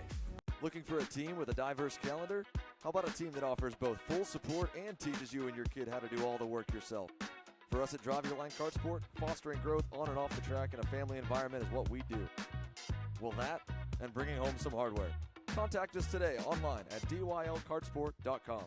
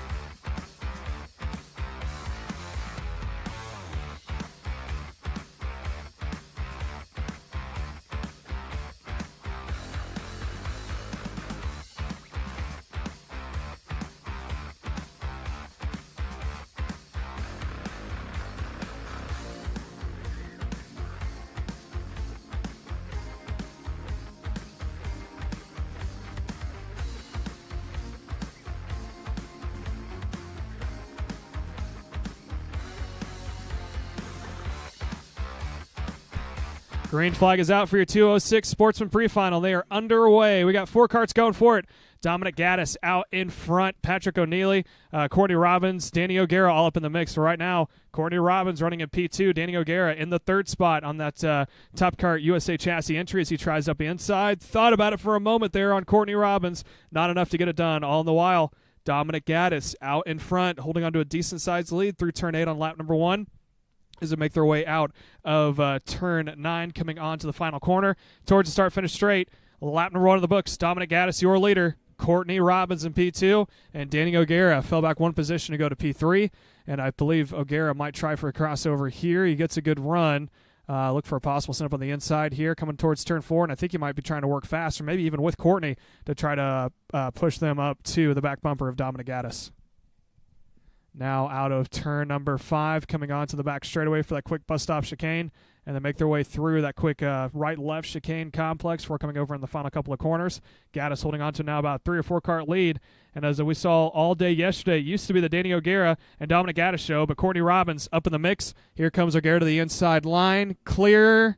Yes. So now O'Gara up into P2, and he's going to have to go on the run now to catch up to Dominic Gaddis. And Courtney Robbins left the door open ever so slightly, and Danny O'Gara sees the opportunity to slip inside going into Speedrome turn 2 and take over the 2nd spot, and now beginning to reel in Dominic Gaddis. We're going to have a battle for that top spot here shortly. So Gaddis out in front. O'Gara now is going to have to go on the chase and reel him back in. Last time by, Gaddis went purple to 35.9. This time by, let's see what him and O'Gara can do. Gaddis goes to 35.8. O'Gara 0.3 faster, 35.5, heading down into turn number 2. And just like that, O'Gara catches up to the back bumper. And I'll tell you what, he's content staying behind Gaddis until the very end. Although Gaddis just plays that last lap a little bit smarter than O'Gara does. He's able to build up not really real estate, but just able to roll that last corner so much more. And it's been a trouble spot for Danny as he slows it down a little bit here in turn 8. Although that time looked a little bit better, so probably went to the data sheet and started looking over at instant replays of the onboard camera, figuring out what he needs to do differently to get a good run here on the front straightaway. Danny O'Gara right on the rear bumper of Dominic Gaddis. Now, he could do what Carson Sauter did, wait till the last lap to make his move, or with 2 laps to go make his move. He seems to have more speed right now than Dominic Gaddis. He appears to be strong in every part of the track, so I think he can make that move about any time. The question is, will he or will he wait? I have a feeling he's pretty antsy. He wants to get out there and lead this race. Yeah, he's trying to set up a couple of crossovers through that final corner. Last time by, he was 0.4 faster than Dominic Gaddis. This time probably going to be pretty similar as he was close to the back bumper. Almost identical times, 35.6 for both drivers, as O'Gara is still trying to set up that crossover coming out of turn 3 as he looks to the inside, goes to the back bumper. Kind of thought about it for a moment, Randy, but then he decided to stay right behind. Oh, and Gaddis gets us a little sideways coming off at turn 4 and now back to the back portion or back stretch into turn 6, and now that tight right-hand turn 7 crossover move by O'Gara. Can't quite do it, but he's right on the rear bumper as they come off of Speedrome 3 and 4, and now down the front stretch, Danny O'Gara on the rear bumper. Your leader, Dominic Gaddis. Courtney Robbins runs 3rd, and Patrick McNeely runs 4th.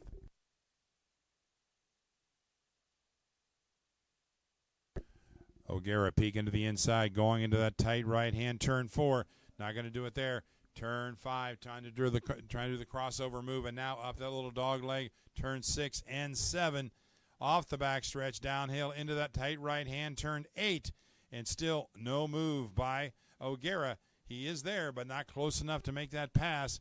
And now going in a tight protection line is Dominic Gaddis, although he drifts out a little high because he has the speed and has the gapping. So it's a good battle out there. These two battled well yesterday, and they're going at it again today in this pre-final. And to the inside, here comes Danny O'Gara. He backs it out of there. He had about a half a kart length up on Dominic Gaddis, and he backed it out.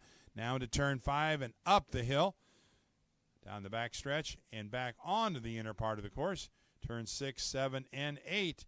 And now about a 1 kart length advantage for Dominic Gaddis.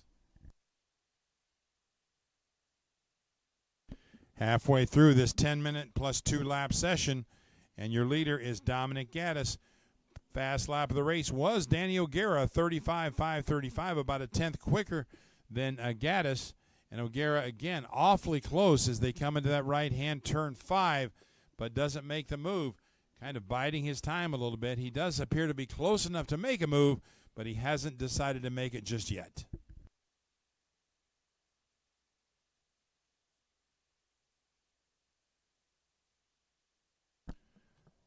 Gaddis comes off of turn 3, Speedrome, and also turn 4. It's a really good line, but O'Gara is closer now than he's ever been. This could be the lap he makes that move. So, yeah, O'Gara seemed to sizing up Gaddis, and almost looks like he's trying to time and time again set him up for a pass going into turn 4. But every time he kind of just tucks right back in the line. He gets a little bit of a peak coming out of turn 3, but he continues to stay right now on the back bumper of Dominic Gaddis. Halfway was shown this last time by of cross flags. So we got about 4 minutes now plus 2 laps to go. So they're kind of just biding their time. I think O'Gara has got this mix of being antsy but also knowing he has to wait at the same time. It's kind of like he keeps reminding himself every time he has an opportunity, like, all right, I just got to stay in line and keep doing what I'm doing. Almost running identical times, 35.595 for Gaddis, 35.568 for Danny O'Gara there in the second position. Yeah, I think these two are pretty evenly matched, and if, in fact, Danny gets in front of Gaddis and Gaddis can stay with him, he'll be the one making the move in that last lap. So O'Gara trying to show some patience here, thinking maybe with 2 to go, I get aggressive. But right now he seems pretty content and just weighing out his options, trying different lines, and seeing where he's strongest as he goes by one more lap. The 2 to go sign still a little ways away. We're 7 minutes into the 10-minute mark. But a good battle out there for that top spot between Dominic Gaddis and Danny O'Gara. So still nose to tail further on back. Courtney Robbins still holding on to that third position, running 36.1s. Consistently all the way through. Last time by a little bit slower of a 37 flat. Patrick McNeely last time by in the P4 position went a 38.6. So they're kind of getting themselves spaced out. They got more than enough real estate. About 13 seconds separates Dominic Gaddis and Courtney Robbins in the third position. Although they're starting to slowly close up to Patrick McNeely in that fourth position. They still have almost the entire front straightaway before they're going to catch up to him, as we are now sitting at 2 minutes and 40 seconds plus 2 laps to go. And O'Gara, he is testing the waters. He keeps trying different lines and trying to do crossovers. As soon as he gets to the point he can make a move, he kind of backs off and gets to the back bumper. So I think he wants Gaddis to be in the dark about not quite knowing when O'Gara can make that move. But behind him, O'Gara is trying different lines and seeing, almost testing to see what would be a good opportunity as the yellow flag is out. And I believe that's Patrick McNeely may have had a little bit of a bobble there in turn 8. Yeah, McNeely is going to have to wave them by, otherwise this could get a little tricky as they're going to approach him probably in the tight part of the circuit as McNeely gets through turns 1 and 2 on Speedrome and now goes inside to turn 3. And here come the leaders, Gaddis and O'Gara closing in on lap traffic. So we'll see if McNeely does make way for them. And if he does, no problem. If he doesn't, it could also play a factor in how this one ends up.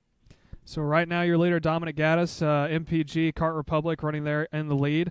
Danny O'Gara, Privateer on a Top Kart USA chassis in the second position. There's that blue flag with the yellow line through it to indicate to Patrick McNeely that the leaders are coming by. Doesn't necessarily mean he has to wave him through. It's mostly just an indication, hey, they're behind you. Keep holding your normal line. Don't do anything that's going to maybe raise any eyebrows as he takes normal racing line, goes a little bit wide there. Over into turn 3, and does he let him go here? He's going to go, down the track, and how about that? Heads up driving there for Dominic Gaddis. He wasn't quite sure which way McNeely was going to go, and he decided to take that outside line and backed off to play it smart, and now they are around Patrick McNeely, and they have plenty of real estate if they want to start battling it out, as we are now approaching 1 minute to go at the line. That did help Gaddis a little bit, but O'Gara's got the strength that he closed right back up. Still waiting, not seeing the 2 to go just yet, but we're getting close. Could be next time, if not the lap after that. So maybe at the most 4 laps left in this one, I would say. So Danny O'Gara poised to make a move, looking to the inside again. He does that every lap coming off of turn 4. But then, as you said, Caleb backs it off and says, I got some strength there. That could be a possibility, but let's just wait another lap or 2. Well, and he's done it a couple times coming over into turn 7. He gets a run straight on the outside. Almost looks like he's going to attempt a crossover and then backs out even more to tuck behind. So probably just experimenting of where he can get a run on Dominic Gaddis. And I'll tell you what, he has got all that knowledge backed up in his bank, and let's see if he's going to pull from it soon and start to basically test out his theories. He's working at 20 seconds when they came across the line. So this time by, they should be getting the 2 laps to go signal. And lap traffic no longer a factor. So it's going to be up to Dominic Gaddis and Danny O'Gara to settle this one on their own. and we'll see how that sorts out. O'Gara is right there. You can't get any closer without literally being on the rear bumper of Dominic Gaddis. They come off of the turn 7 and on to Speedrome 3 and 4, and down for the 2 to go signal, and Gaddis with about a quarter of a kart length. I mean, I'm talking about a foot at the most advantage over Danny O'Gara. Down the hill in turn 2 and now inside to turn 3. O'Gara looks to the inside one more time. Not going to do it there. Will he wait to the white flag? Is Danny O'Gara going to be content to hold on one more lap before he makes that move? He'd like to have the inside starting spot for the final. In order to get that, he's going to have to win this pre-final. And right now, Dominic Gaddis has been flawless lap after lap. Coming down for the white flag, it's Dominic Gaddis, and Danny O'Gara knows the tail. Yeah, and Gaddis not quite going on a defensive here towards the start-finish straight. Left the door open. O'Gara not close enough to make a move there, but he's going to have to do it soon. He picks up to the outside, and he's been testing this theory time and time again. Does he try it up here into turn 4? He's got a nose underneath it. Thinks better of it. Goes to the back bumper. Gives a little love tap. Go a little wide. Goes Dominic Gaddis. O'Gara to the outside. Gaddis on the inside. Through turn 5. Somehow made it through. And now O'Gara is losing a little bit of momentum heading over into turn number 7. That was not the move O'Gara wanted. He could not get a good enough run, and I think that was just enough for Dominic Gaddis to stretch it out. And they're going to see the checkered. Your winner in one of the best races we've seen this weekend is Dominic Gaddis over Danny O'Gara. Courtney Robbins will finish 3rd, and Patrick McNeely rounds out your top 4 finishers in our 206 Sportsman class. But, boy, what a race by Dominic Gaddis. And they're trying to shake hands, and they get together. But Dominic Gaddis and Danny O'Gara putting on a good show out there. Yeah, I think they were trying to give each other a fist bump, and Gaddis didn't know which way O'Gara was going. I think they're going to try it again, actually, because O'Gara's sitting and waiting. I think Dominic Gaddis doesn't want to attempt that one again. I'm sure their parents probably got a little worried after seeing both carts go up in the air just a little bit, but, hey, it was all in the kind spirit. They're trying to tell each other good job after that one. And like you said, one of the best races we've seen here. Good sportsmanship all the way through. But that will do it for our 206 Sportsman. Up next, our 206 Junior, our 3rd biggest class, set to go green here. And after that, we'll get into 206B. And then after, we're actually going to move Micro and Mini with the 206 Junior. So we're no longer going to have Micro and Mini in a class of its own. We'll go 206B into Pro and Sportsman Shifter. And as we talked about, 10 minutes plus 2 laps here for our Pro Shifters later coming on this afternoon. So stay tuned and don't go anywhere as you're watching live here on Kart Chaser Grassroots. Brandon, why are there all these charges for just over $200 from Acceleration Kart Racing's website? That's because AKR gives you free shipping on orders of $200 or more within the continental U.S. Okay, but I thought you were just getting a pair of gloves. That's what, 70 bucks? But if I'm getting a new pair of gloves, I might as well get a new pair of shoes to match. And then on top of that, I'll get a neck brace because with the shipping, it's basically free. Yeah, I do not think the math checks out on that. Everything you need, all in one place and shipped to your door for free for orders of $200 or more. Exclusions apply. Spend responsibly. Shop AKR.com.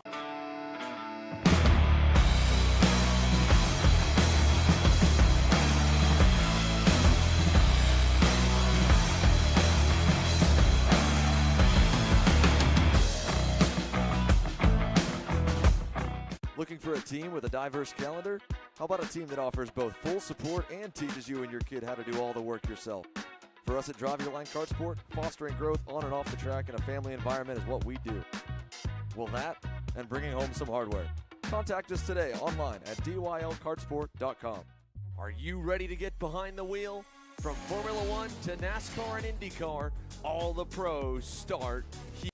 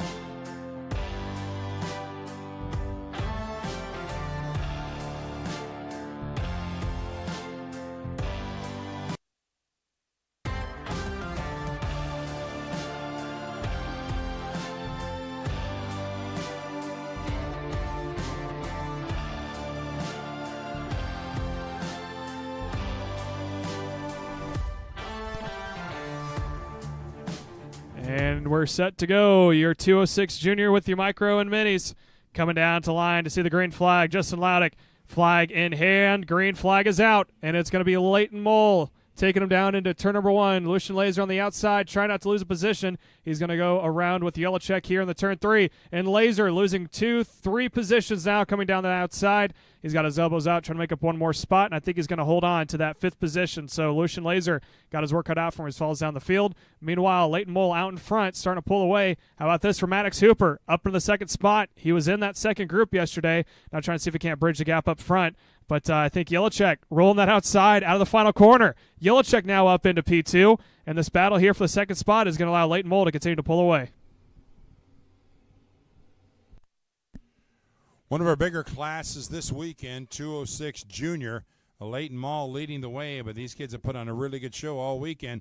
Leighton Mall with about a 10 kart length advantage early in this pre-final. Good battle out there for second between Vinko Yelichek and Maddox Hooper as they battle second and third. Hooper to the inside, makes the pass around Yelichek and takes over the top of the 2nd spot. And Yelichek back to 3rd. Good battle for 4th and 5th. Yelichek's back to the inside. He takes it back, and they're battling back and forth. Vinko Yelichek and Maddox Hooper having a good old time out there in 2nd and 3rd. They swapped the positions 3 times on that last lap. Yeah, and Yelichek gave a little hip check there on the inside line. I think Hooper had his hand off the wheels trying to indicate to work together. Yelichek had a good run out of that final corner and just pulled a perfect diamond, went down to the inside line, and just got to the inside line first. So now Yelichek actually starting to check away from Maddox Hooper in that 2nd position. Again, Vinko Yelichek all the way from Italy to come out and run here. They were supposed to set to run in the junior shifter category, but unfortunately due to some shipping issues, those engines did not make it, so they kind of found a 206 ride for him last second, and they only had one day to get up to speed at Whiteland Raceway Park. They've never even seen a 206 before in person until this weekend, and now they're having the time of their life and learning just how to roll momentum here in the U.S. with this 4-cycle engine program that we have. So now Yelichek has got his eyes set on Leighton Mole out in front, and he's got the fastest lap last time by, 35.666 for Yelichek in the 2nd position. Leighton Mole went a 35.8, so 0.2 better for your 2nd placement, and it looks like he's continuing to decrease that gap between himself and Mole out in front. Could have a battle for the lead as they cross the stripe one more time. Leighton Mall trying to hang on. That gap now 0.6 of a second, so a 2/10 of a second gap change each lap, 0.2 of a second quicker for Vinko Yelichek as he closes in ever so slightly on Leighton Mall, and that gap looks like it's getting a little bit smaller even now as they go down the backstretch and back into turn 5 and through the inner part of the course as they head towards Speedrome turn 3 and back out onto the front stretch. And Vinko Yelichek has almost caught up to Leighton Mall. We've got a battle for the top spot. Yeah, and a little bit of a tow these 206 juniors get going into turn 1, and Yelichek using it to his advantage. He goes even faster, 35.682 for your 2nd placement. Again, 0.2 better, 0.3 better than your leader of a 35.922. So now Yelichek is going to be on the attack, and Leighton Mole has been comfortable out in front. Not a whole lot of competition that he's had to deal with. He had a little bit from Lucian Laser yesterday in that 2nd position, but he was able to just stay true and consistent and open up a gap. Now that's not the case. So let's see Leighton Mole under attack here for the first time all weekend. And now Yelichek arrives at his back bumper, and he's going to waste no time. He looks to the inside. Cooper's going to have to yield, and I think Cooper might try for a crossover. Goes a little high. Doesn't really have enough to send it back on the inside, and now Yelichek is going to try to open up a gap, and Mole going to stay in his toe now heading into turn number 4.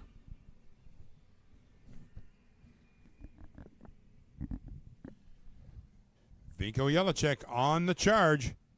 He started in 3rd spot. Now he's got the lead and gapping a little bit over Leighton Mall. Not much. Out of turn 3 and 4 and down the front stretch one more time. Yelichek with about a 2-kart length advantage over Leighton Mall. Comfortably in 3rd is Maddox Hooper. Then it's Lucian Laser and Cooper Mall. That's your top 5. Alessandro Minarelli, Gabriel Payne, Tanner Burley, Jetty Jones, and Christopher Moore. Your top 10 running order. Patrick Mullaney running in 11. That is your field in the 206 junior class. And Vinko Yelichek right now a slight advantage, and it's not much, but a slight advantage over Leighton Mall. Yeah, and Leighton Moll's been sitting in that toe. He's trying to close back up. He does it into turn 2. He gets a good run. I think he's geared way higher than Yelichek is. He kind of struggles in the inner parts of the track, although right now he's staying close on that back bumper. Thought about trying to send up into turn 4, and he's going to continue to stay right on the back bumper of Yelichek.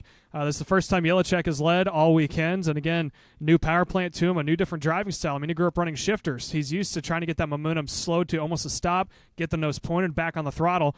206, you can't do that, as you were talking about yesterday. It is not a forgiving engine. You have to really run momentum, and you can't really make a mistake because it takes a couple laps to make up for it. Now, Yelichek out in front. Leighton Moll hasn't been in this situation either. He led all heat races and qualifying yesterday, so now he finds himself on the back bumper of Yelichek, and I think this might actually be the first time he's going to be under pressure on this layout. I do want to give a call out to Vinko Yelichek. I would have to assume this is the first time he's ever run a 206. He's really displayed a lot of discipline out there.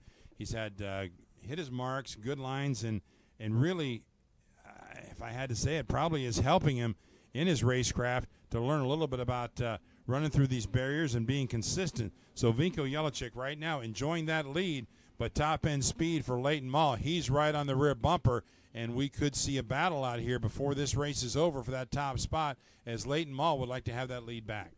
So, yeah, Moll has been trying it a couple of times. He had a quick look there going into turn 4, thought better of it, stays right behind Yelichek.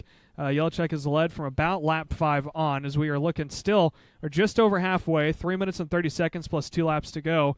And all in the while, I've been keeping an eye on that second pack of Maddox Hooper and Lucian Laser. They're running similar times, not necessarily faster, but very similar times to the top 2 out in front. And if they're able to put their differences aside and kind of settle in here for a little bit, they are into the same team of New Gen Racing on that Haas chassis. They might be able to close up to the top 2. Lucian Laser, this is new territory for him. He's used to being up in the top 2 positions, falling right behind Leighton Moll. So he's climbed his way back up through the field after losing some on the start, up now into the 4th position. And if he can just get that toe off of his teammate, Maddox Hooper, on the New Gen team on the Haas chassis, they might be able to get there if Leighton Moll decides to battle early. He might be waiting to see 2 to go, but if he has an opportunity to bobble his momentum, it's not unheard of here, Randy, if you try to make an attempt and it doesn't work out, to lose about 0.3 of a second in one lap. One more time by for those top 2, Yelichek and Leighton Moll, as they battle it out. That second group has been about 0.2 of a lap slower, but they don't seem to be losing as much ground as one might think, as they've stayed in line as well and ran pretty disciplined. All by himself in 5th is Lucian Laser, but a good battle for 6th between Cooper Moll and Alessandro Minarelli, as they have a nice battle going out there for 6th and 7th position. Yeah, so we sit and watch. Cooper Moll was actually able to get back around Yelichek there, and actually is opening up a little bit of a gap. Yelichek down by about 3 or 4 kart lengths, and he's going to lose even more out of turn 2, so I'm not sure if they went too aggressive on tire pressures, and now he's trying to deal with an overstuck kart. But Yelichek trying to roll that inside line there in turn 4. Last time by, looks like Maddox Hooper went about 0.4 slower than Moll, and about 0.3 slower than your second placeman, Yelichek. But visually, it looks like they're starting to close up, so I think they're figuring something out. But Laser keeps throwing the attack on Maddox Hooper, and this battling back and forth for that 3rd position. And there goes Laser. He points to the back of his helmet saying, work together, but they're actually going to have to do that in order to catch back up. It seems like they've both been trying to sell each other dummies. And right now, it looks like Yelichek in that 2nd position, just a little overstuck and continues to lose time to Leighton Moll leading the way. Leighton Moll has found his line, and he has taken it and gapping Vinko Yelichek now about a half a second. They were nose to tail not that long ago. In fact, Yelichek had led a good part of this race, but Moll has now found his way, and he's gapping Yelichek about a quarter straightaway right now. 3rd and 4th still nose to tail, Lucian Laser and Maddox Hooper. 3rd and 4th, and Cooper Moll in 5th. But the battle right now is for that 3rd and 4th spot. We will see 2 to go here soon. If not this lap, then the next one. Yeah, I think 2 to go is going to come next time by. About 35 seconds to go here. Leighton Moll's opened up about a second over Yelichek as they make their way through now.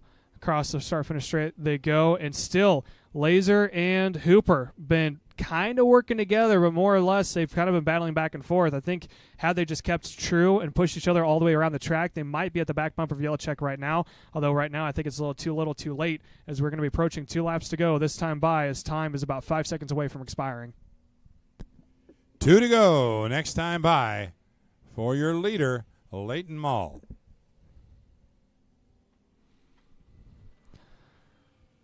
So Leighton Mall coming across the final corner now to receive the indication of 2 laps to go. And Vinko Yellowcheck slowly falling into the grips here of Lucian Laser and Maddox Hooper, down now to a very short margin last time by. Yellowcheck went at 36.5. Laser and Hooper both 35.8. So he is losing time. May have had something shift on the back of the car with the brake drag, or tires came in or what, but he went from being one of the fastest karts to now struggling to hold pace with the ones running in 3rd and 4th respectively. And I think Maddox Hooper is settled in here for the moment. But if they can just keep it a little bit longer here, as the white flag comes out now for Leighton Mole, they might have a chance at Yellowcheck here this lap. Leighton Mall does have to be careful. He's approaching lap traffic, and I think he'll be on top of them before they get through this lap. He's got to be careful. I don't think he's going to get caught, but I don't think he wants to try to pass them either. He really just needs to lay low, follow them through, getting out to the front stretch, and then going ahead and winning this race. If he tries to pass anybody right now, it could be a mistake. It doesn't appear like he's going to do that. Very patient. Good job. Coming around turn 3, slips to the inside on one of the lap carts, and he's going to pull away with a victory. Leighton Mall, your winner. And look at this. Vinko Yellowcheck will finish second, but a half a kart length, as Lucian Laser was right there in 3rd, closing the gap on that last lap. Maddox Hooper and Cooper Mall round out your top 5 finishers. So as the rest of the field makes the way across the stripe, we will send it to another commercial break. And when we come back, it will be 206B making the way out on track. And following that, we will then get into our highlight events, the Pro and Sportsman Shifter, set to take the green here after 206B. That is coming to you live on Kart Chaser. Maryland USA, a top-level performance team with unmatched hospitality, offering a full-service driver development program with year-round testing available in Miami, Florida, and the official North America racing team of Parolin Racing Chassis. Chassis and parts available at ParolinUSA.com.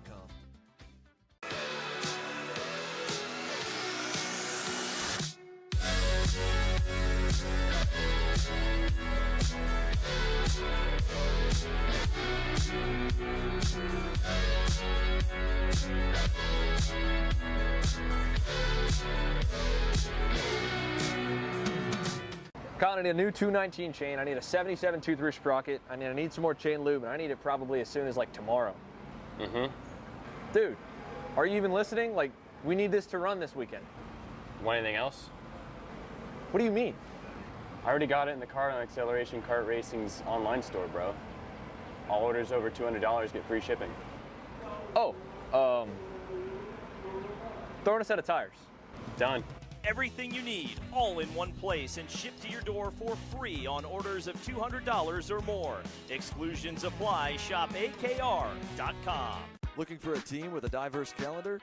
How about a team that offers both full support and teaches you and your kid how to do all the work yourself?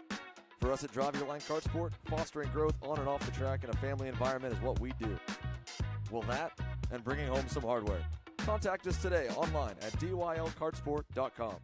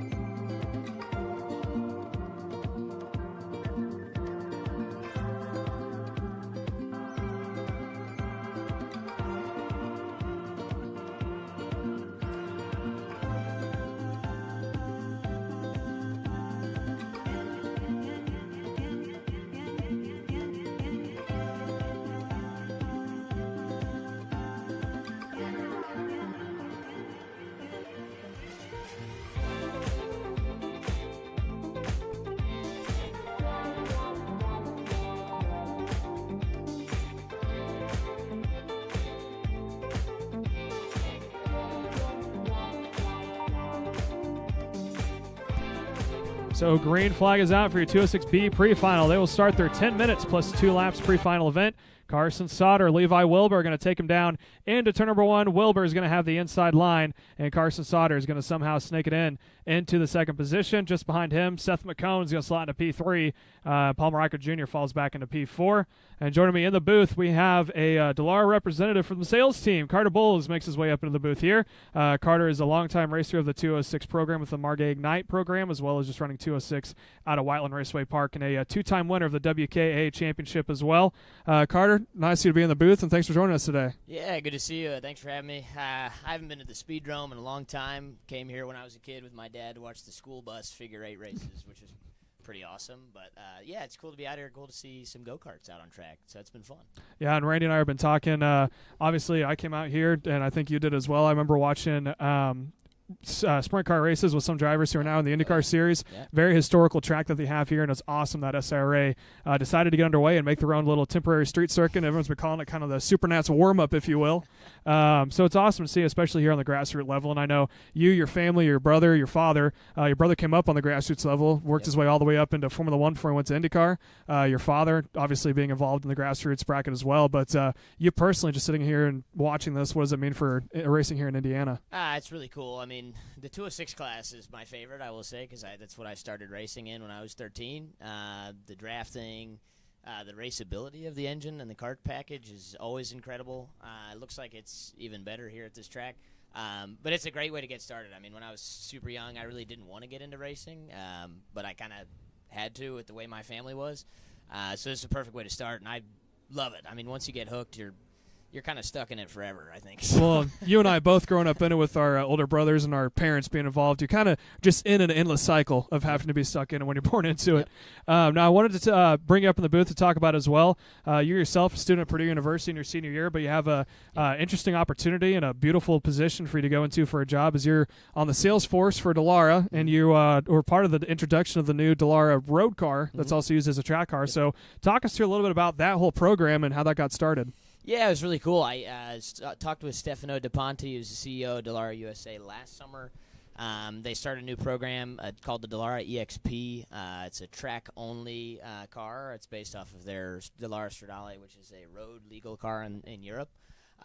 It's a really awesome machine. I mean, it's put all of the engineering knowledge that Dallara has into one thing. They basically told their engineers, go crazy, do whatever. It's an Indy car with fenders, essentially, that you can own yourself. It's been amazing to work with them. It's a great team. I learned so much about the inner workings of the racing world that I already didn't know about.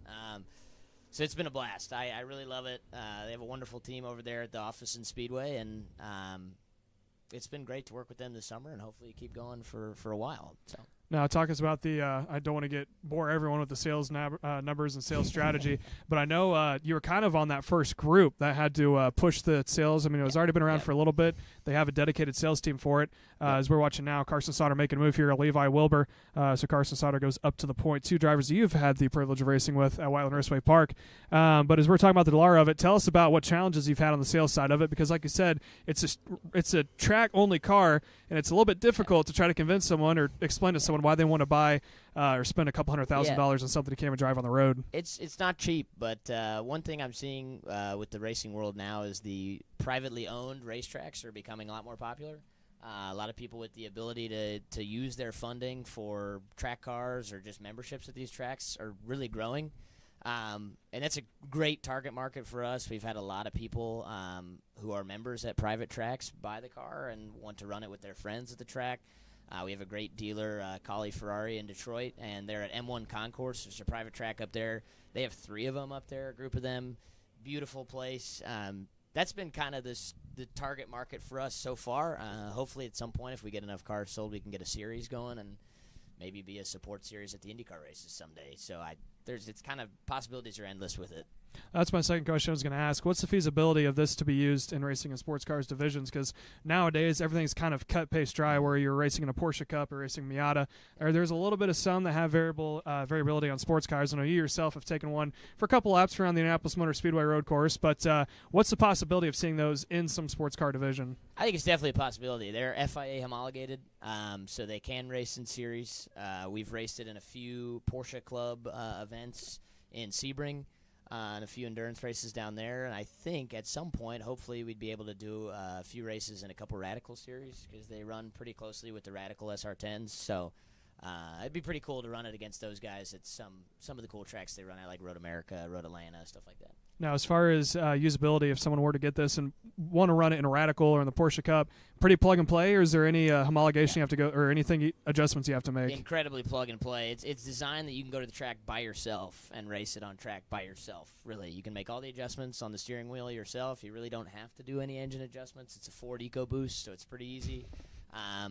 So yeah, it's usability is super high. You say Ford EcoBoost is in the V6 turbo? Yep. Oh, so it's just like an IndyCar V6 engine Just on a like Dallara an chassis. IndyCar yeah, exactly. So it's perfect.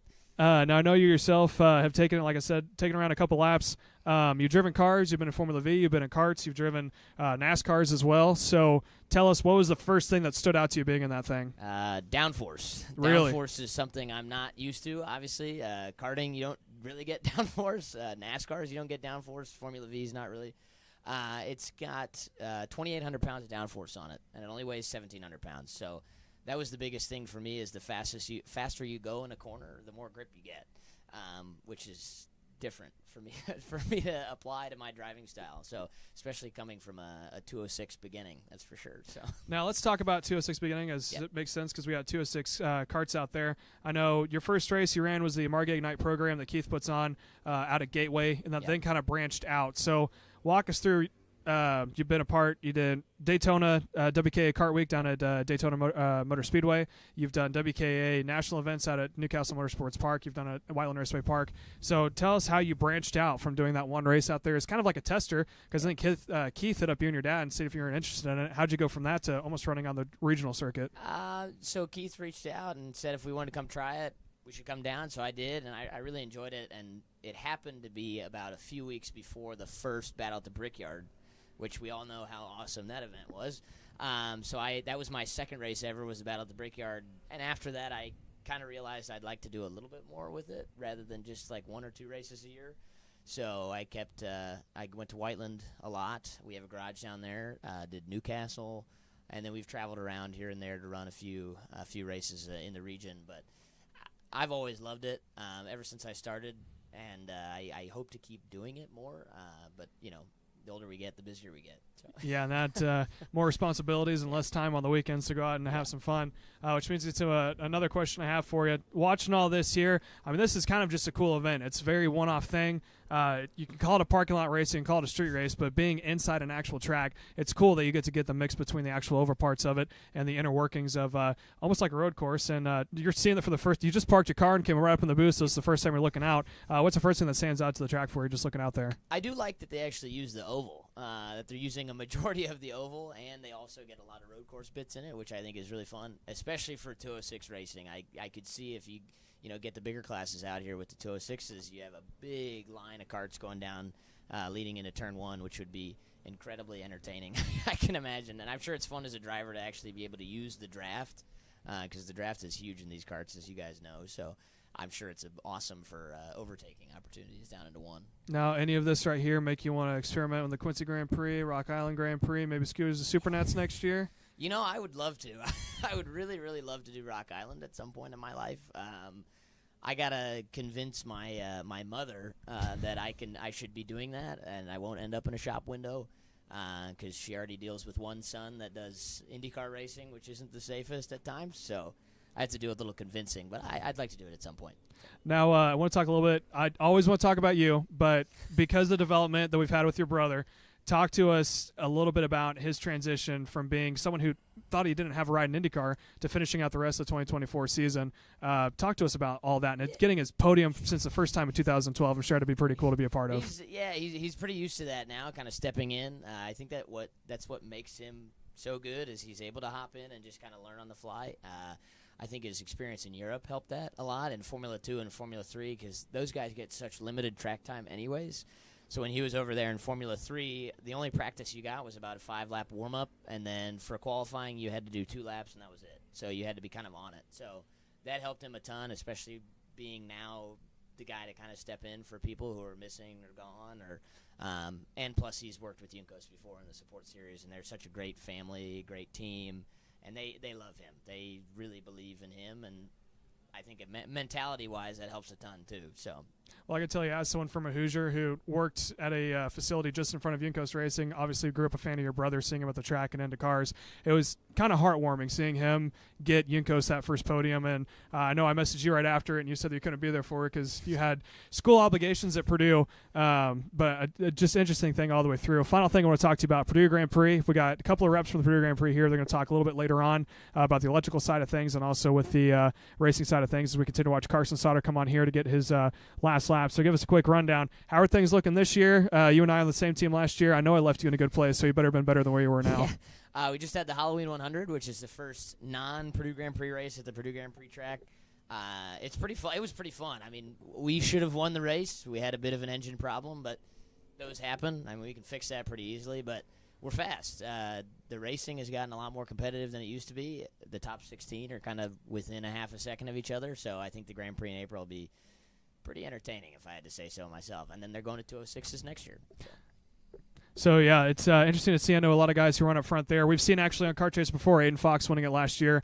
Fox and Son development drivers. We're going to watch a checker flag here. Carson Sauter is going to take the win here for GP Kart Factor Fury USA. Makes his way across the stripe. Levi Wilbur going to finish in P2. Palmer Eicher in the 3rd position. Seth McCone rounding out your top 4, kind of spaced out all the way through. But one last thing, talk about the Purdue Grand Prix. I know once we bring one of the reps up here, Eli's here to talk about it. But talk to us about sponsorships. And I don't think a lot of people know a whole lot about it, as far as you have to basically run the team entire self. You have to know finances, you have to know mechanics, and you also have to know driving. So talk to us about how you guys got your sponsorship and who you guys got looking forward to this year. Yeah, it's all student run, right? So it's a really good way to get students introduced into the karting sphere that they've never even known about it before.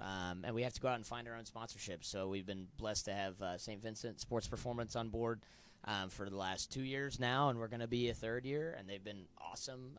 They love it. So it's just a great way to get kids involved in something that they wouldn't know about before, and all of them, a lot of the people at Purdue are pretty mechanically minded, and this is a really cool path for kids to follow if they want to do something after college.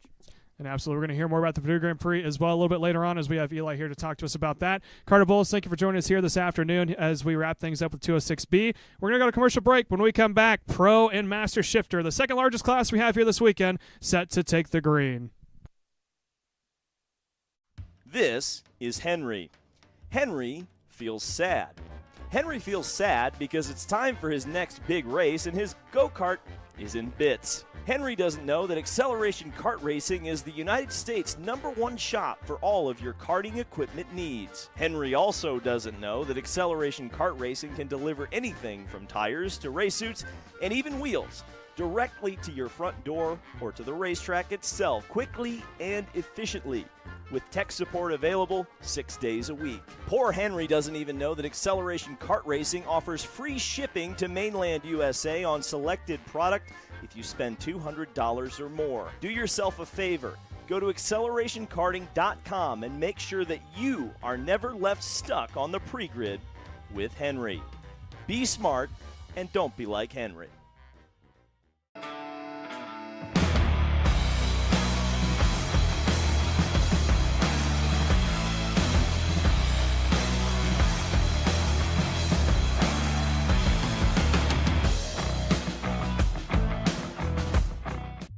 Ready to get behind the wheel? From Formula One to NASCAR and IndyCar, all the pros start here.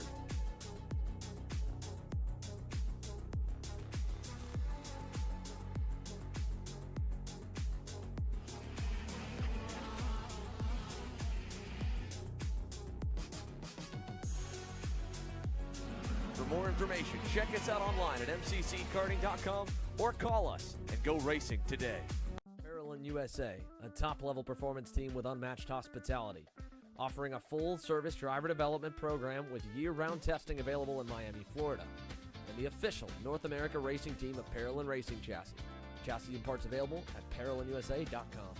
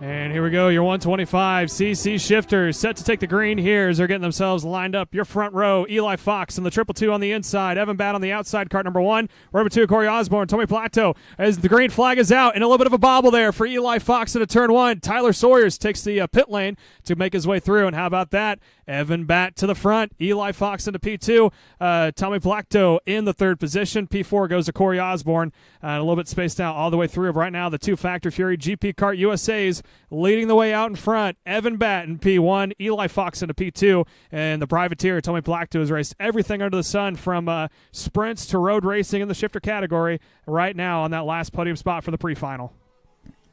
Evan Batt and Eli Fox were class of the field yesterday, and they're picking up where they left off yesterday, those two, 1 and 2.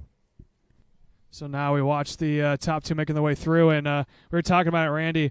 You're going to get a little fatigued here in the 125s. This is 10 minutes plus 2 laps, and they're going to be exhausted after that. Then they get to turn around, do 15 minutes plus 2 laps. This is kind of copy-paste what we saw in the second heat race with Evan Batt out in front, Eli Fox in P2, and Fox was right there in that second position for more than half of the heat races before he was able to get around Evan Batt, but once he did, he was able to pull away. Well, they're running 30-second laps or just a shade over. Well, actually 30-second laps for the leaders. So you figure a 10-minute race is 20 laps plus 2 is 22 laps. They're going to run probably 32 laps in the finals or 60 laps today. That's pretty crazy. Yeah, and if you want to get ready for Supernats, which I think both Evan Batt and Eli Fox are, you want to talk about getting the body shots in, so to speak, when you go over the bumps and your ribs take a beating. No better way to get in shape than right here. And like we heard from Carson Sauter, another Factory Fury driver here today, he said that this was perfect to get in shape for it from the physicality standpoint, the low grip, and just having to deal with barriers. And right now, Eli Fox making it a little bit difficult there for Evan Batt out in the lead as they continue to battle for the point. So Evan Batt now taking the point out of turn 8, and it looked like he may have missed a shift. Eli Fox all over his back bumper as they're struggling for grip out of that final corner, feeding the wheel a little bit down into turn number 1. And Eli Fox not able to get a lunge here is going to continue to follow. And as far as the shifters go, it seems the best passing points is turn 2 and right here into turn 4. Fox doesn't take it, and the one last one is going in to turn 7 when you come off of that back straightaway. 30.307 quick time for Eli Fox. That is the fast time of the race. Running in second, but got a good lap right on the rear bumper of Evan Batt. Eli Fox, a 30.307. We're just a few minutes into this one. They've cut, looks like 5 laps so far, and already checking out over almost 5 seconds on third place, Tommy Plahitko. Corey Osborne and Taryn Swanson, that's your top 5. But a 2-kart breakaway, almost a 5-second gap for Evan Batt and Eli Fox. And let's see if we can't take it to the battle here for second, like you're talking about. Tony Plahitko in P3 and Corey Osborne in the 4th spot, just now making the way onto that back straightaway.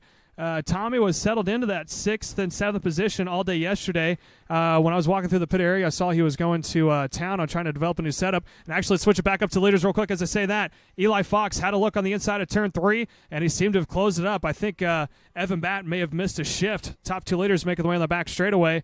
And I don't want to put age as a factor here. However, Evan Batt is a front runner in the Masters category, not saying that they cannot keep up with the young guys at all. That is not true. They run almost identical lap times all the way through.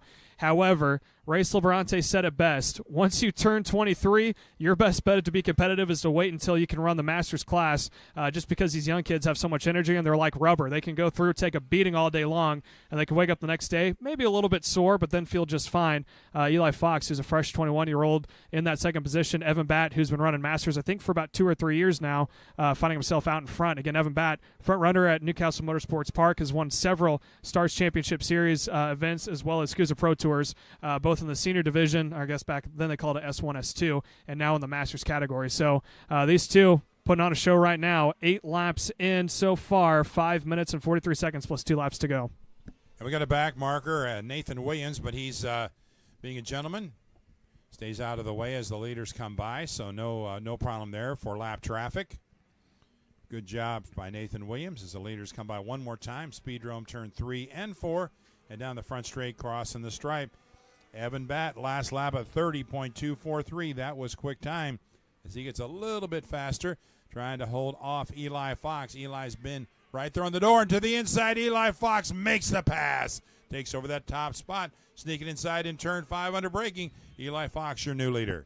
Yeah, and Eli Fox seemed to bobble Evans' momentum there just a little bit. He almost missed a shift coming out of turn 4. And now let's see if Evan Batt is able to make up the time and possibly the position. Although yesterday Eli Fox pulled away by a 3-second margin over Evan Batt. I know Evan Batt was almost tearing that kart down to bare frame and rebuilding it yesterday. He's new to the Factor Fury GP kart line. He previously was running on a Hardin Motorsports in-house chassis earlier, and then before he made the switch before this event. And I believe this chassis is his way of getting prepared for the Supernats. Got himself a ticket earlier from, I believe, the SCUSA Pro Tour. So look for him to be a front runner here on the Factor Fury chassis. And how about that for GP? 3 years ago, they weren't even existent. They had a couple chassis that are still around. Tyler Sawyers, who's in this field right now, used to be a front runner for him back in the mid-2010s. Tim Sawyers used to run the Shifter Master category as well. They made the trip out from Ohio for this event just to support it, be a part of this unique facility, but it's nice to see GP karts back up towards the front. And let's see if we can't take it just a little bit farther down to the 3rd placement here. Corey Osborne on that green TB Kart USA was able to get around Tommy Plahitko there on the Praga, the privateer. Normally found him on road racing. The only races he's done in Indiana, I believe, have been a couple races at Newcastle Motorsports Park, battle at the Brickyard, and here at the Indianapolis Speedrome. Typically find him running on the road racing circuits over in Ohio, Illinois, and down in Florida. Now trying to see if he can't find out sprint karting, and I tell you what, going from big tracks down to a less than a half mile, probably a workout for him there in the 4th position. Yeah, no doubt. Big change. Leaders going down the back stretch and through the back part of this course one more time. A gap of about 2 kart lengths. Eli Fox over Evan Batt. Crossing the line one more time. We're about 7 minutes into this 10-minute pre-final. So a few laps to go. And right now Eli Fox leading the way. Good battle for 3rd and 4th between Corey Osborne and Tommy Plahitko. Terrence Swanson rounds out your top 5. And watching the two between Evan Batt and Eli Fox, they've been kind of running almost identical times, off by a 10th or 2. And it looks like Eli Fox gets a better lunge out of that turn 4 hairpin than Evan Batt does, and that seems to be the only place where he's losing a significant time. He loses a little bit there out of that final corner. But they've kind of Evan Float has been able to close back up, has been Evan Batt, and then loses a little bit of time to Eli Fox. But unlike what we saw yesterday, staying kind of consistent, as not losing a whole lot of time as it did yesterday, because I think yesterday may have been struggling on setup and trying to figure out the new chassis on the new circuit.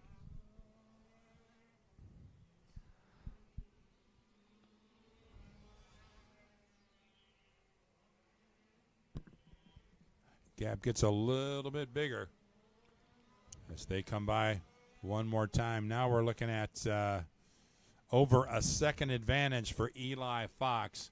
So Evan Batt losing the draft, losing sight, so to speak, of Eli Fox as he's fallen off the pace for that second spot. So Eli Fox now working his way through this Speedrome circuit one more time.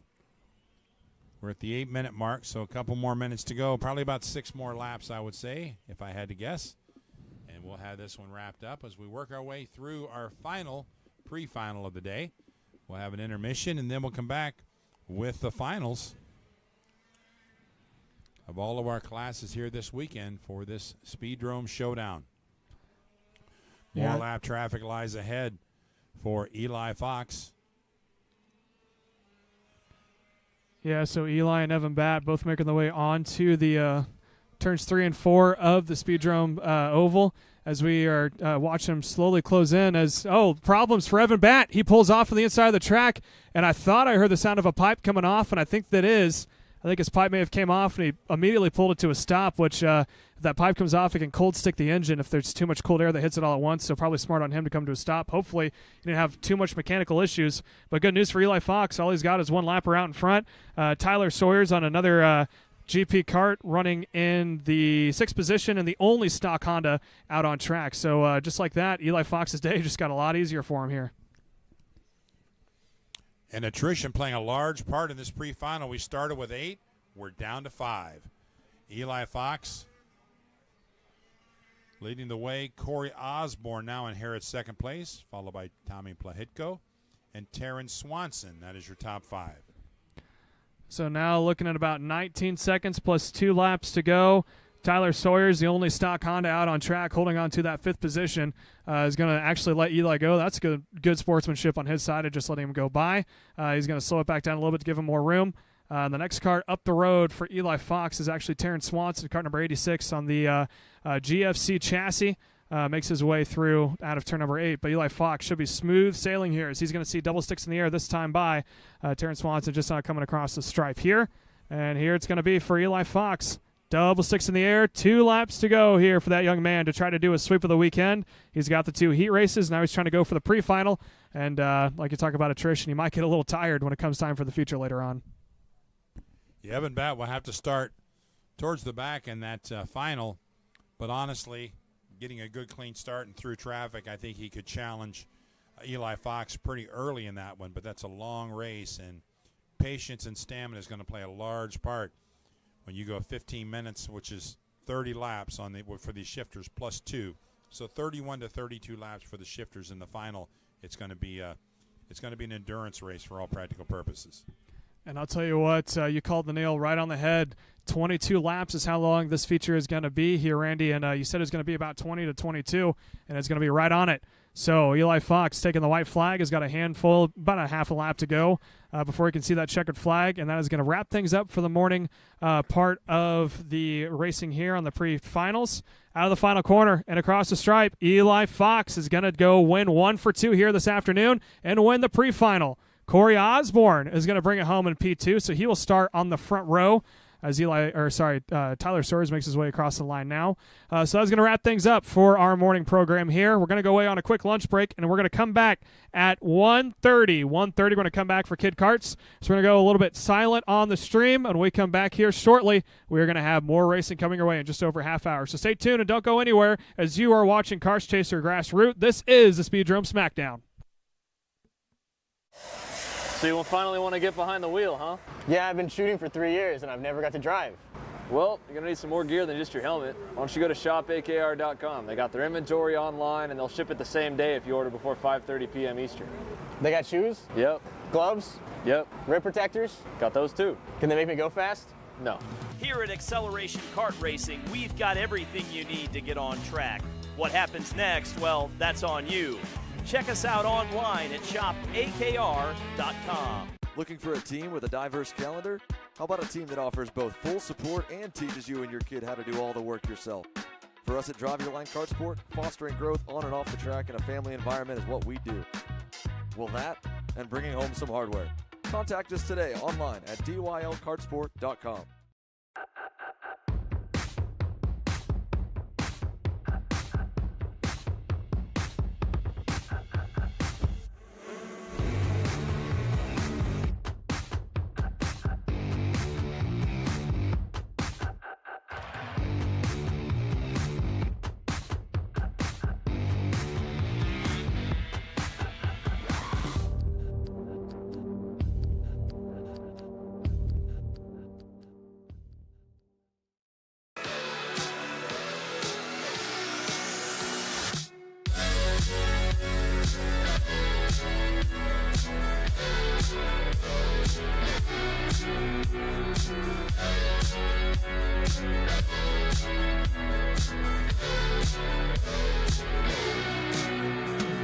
I'm David SIRA, 18-time Australian karting champion, and we're launching Kart Class. Kart Class is an advanced digital training program that suits a driver who's just starting out in the sport, all the way to the driver looking to win a national championship.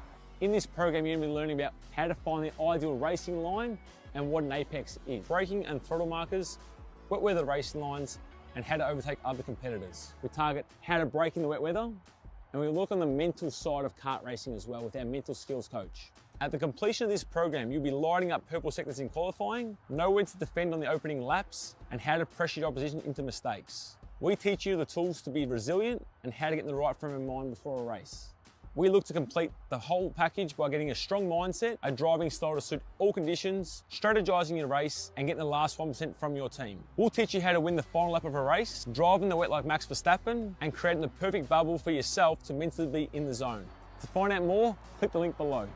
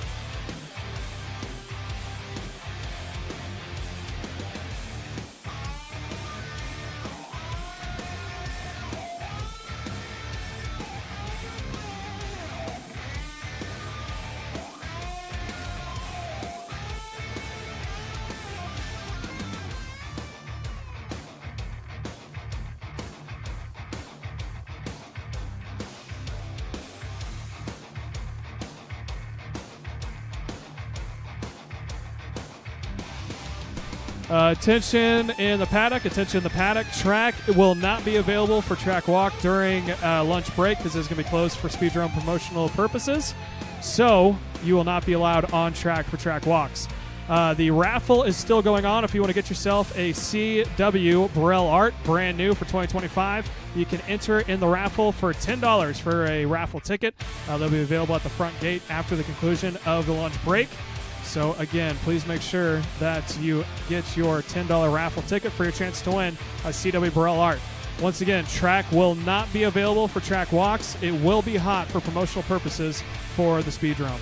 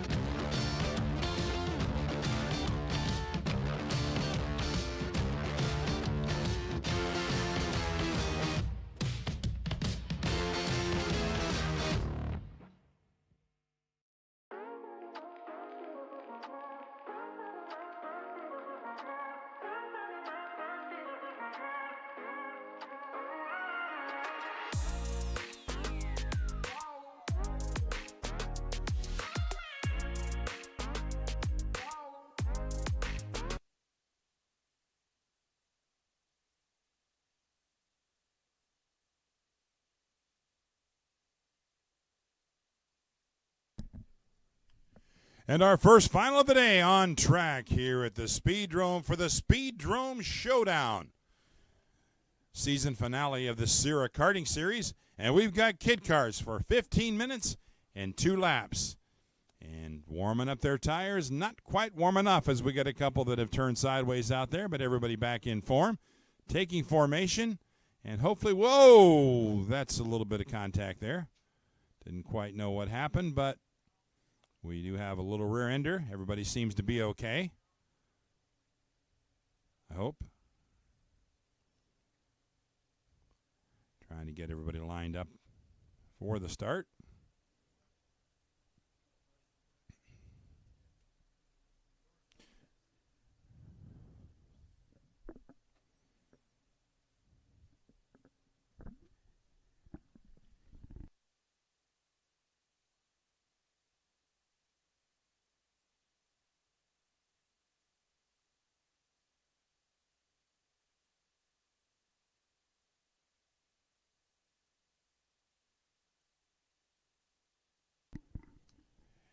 And we are under green.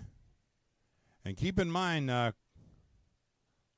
Colt Morgan in the 44 has been the fastest kart in this class all weekend. He broke in the pre-final and now is last. Starting in last, he's already made his way up to 5th, getting around Knox Smith to take over the 5th spot. Now he's working on Sophia Wilfong. Makes around Sophia and also makes the pass around Aaron Merkel. So now Colt Morgan will try to chase down Miles Hale and Bo Laser for those top 2 spots as we get by on lap number 1. Miles Hale, your leader, but here comes Colt Morgan dialed in now. And we got a pass for the lead.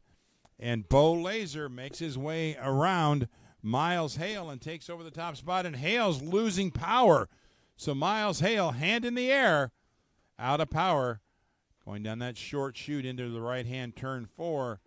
Tough break for Miles Hale. So Colt Morgan in a lap and a half goes from 6th to 2nd. And now we'll try to run down Miles Hale. Colt's last lap, 45.926. Hale was actually half a second quicker. So we'll see if Hale has anything for Colt Morgan. And for Bo Laser, looks like he got going again, but he's lost a lot of track time out there, stalling the motor out like he did. So tough break for Bo Laser. Yeah, and how about that from Miles Hill as well? Able to get restarted and back underway. If you recall back to the pre-final, he actually put it on pole position after getting the win when Colt Morgan suffered a issue coming out of that final corner onto turn number 3. But now Colt Morgan trying to climb his way up through the field. He's gotten around Knox Smith there for the 2nd position. Now trying to see if he can't reel in Bo Laser. And Bo Laser had an opportunity or 2 to get a win in the couple of heat races, but kind of plateaued there in that 2nd or 3rd position. Now finds himself out in front on that new gen team on the Haas chassis. Coming across the stripe now, Bo Laser continues to lead the way. 12 minutes and 40 seconds to go plus 2 laps. And Randy, you and I were talking before we even got going here live that it's going to be a long day for these drivers. And these rotations, we said we just have one more, but 12 minutes plus 2 laps, probably going to be about 20 minutes per race, and especially when you talk about the 125 shifters, the KAs, and the 206s. They're looking at 20-plus laps. Shifters almost 30-plus laps when it comes time for their events. Yeah, no doubt. It's going to be tough on these guys to go that long. And for the kid karts, they're 20-plus laps, even in the 15-minute race. They'll definitely exceed 20 laps.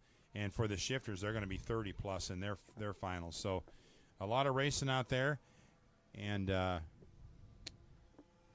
Bo Laser and Colt Morgan, 1 and 2. They lap, looks like they lapped Miles Hale. So a lot of swapping back and forth and hand in the air. I think that's actually 23 of Aaron Merkel pointing the leaders around. Got the blue flag going there into turn 2. That was a good move. Actually, maybe having issues pointing down to their engine.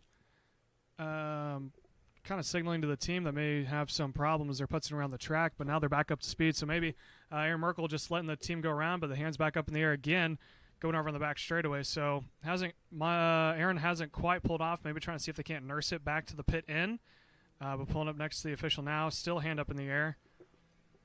and hasn't pulled it off the track. So we're going to keep an eye here on the 23 of Aaron Merkel to see if they're going to pull in or if maybe they got the problem sorted out. And we got quite the battle for that top spot now between Bo Laser, Colt Morgan, and Knox Smith. 1.3 second gap on the top three. And we figured Colt Morgan would run these guys down. He did to some point, but now he's kind of got up to second and having trouble chasing down Bo Laser. We got another driver off in the outside of turn 5. Hopefully everybody gets through. They do. Yeah, so that's number 4 of Sophia Wilfong. And how about that for a bad day gone worse after having problems in the pre-final and almost the exact part of the track on the exit of turn 8. Had some sort of mechanical and had to hop out, and the day was done. And now, unfortunately, in the feature, day done again. So Sophia Wilfong going to find herself at Dead End Charlie here for the events. But glad to see that she's okay now of the cart, but probably some sort of mechanical or maybe it popped a chain. Meanwhile, Bo Laser continues to lead. And as you were talking about, Colt Morgan, the 44, turning fast lap after fast lap up into that second position, running about 0.7 of a lap faster than Bo Laser out in P1, but still plenty of time. We're just now under 10 minutes plus 2 laps to go.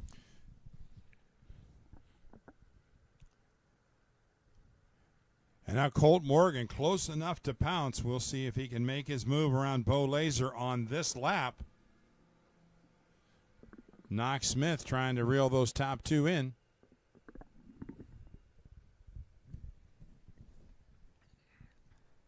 See how these drivers working the way out of turn 2 and coming over into turn 3 sweeper, heading towards turn 4 now. Colt Morgan last time by ran 0.4 better as, Bo Laser locks up the rear end, gets turned around, has to go over the curbing and now is stuck. Oh, poor Bo Laser, not happy with himself as they beach the go-kart and the track marshal struggling. Looks like the front of that cart is stuck. Track marshal's doing a good job of getting Bo back onto the racing surface. And how about that? Bo Laser, who is leading by about 0.3, now goes back to the end of the line. Well, actually, he's going to fall back down to the 3rd position. So Bo Laser going to sneak in right in front of Miles Hale. And that's now going to promote Colt Morgan up to the front. Knox Smith goes up to P2. And Knox Smith still the fastest kart on the track with a lap of 43.191 on lap 4. And can Knox reel in Colt Morgan? We'll find out. Knox not that far back. Last lap, he turned to 46.082. Morgan now up to speed, though. He's in the 44s. Might be tough to catch. Lap traffic up ahead, but they have hand in the air to make room for the leader, although Colt Morgan is not able to get through that lap traffic just yet, and that gives a chance for Knox Smith to close in. And we've got the 15 of Miles Hale in the barriers off of turn 4. Straightened back out. Good work by our turn marshal. Trying to get it refired. And moving again. Good battle out there for the top spot. Colt Morgan being chased down by Knox Smith. Yeah, and Miles Hale is going to come out right in front of Colt Morgan, so that might work into the advantage of Knox Smith in that second position. All 3 on Top Kart USA chassis out there on track, all privateers. And I think Miles Hale might actually slow down Colt Morgan just a little bit because it's allowed Knox Smith to make their way back up to that back bumper of Morgan now coming across the start-finish straight. Actually, I think Miles Hale has at some point turned a faster lap than Colt Morgan, but right now Colt Morgan's still lapping faster.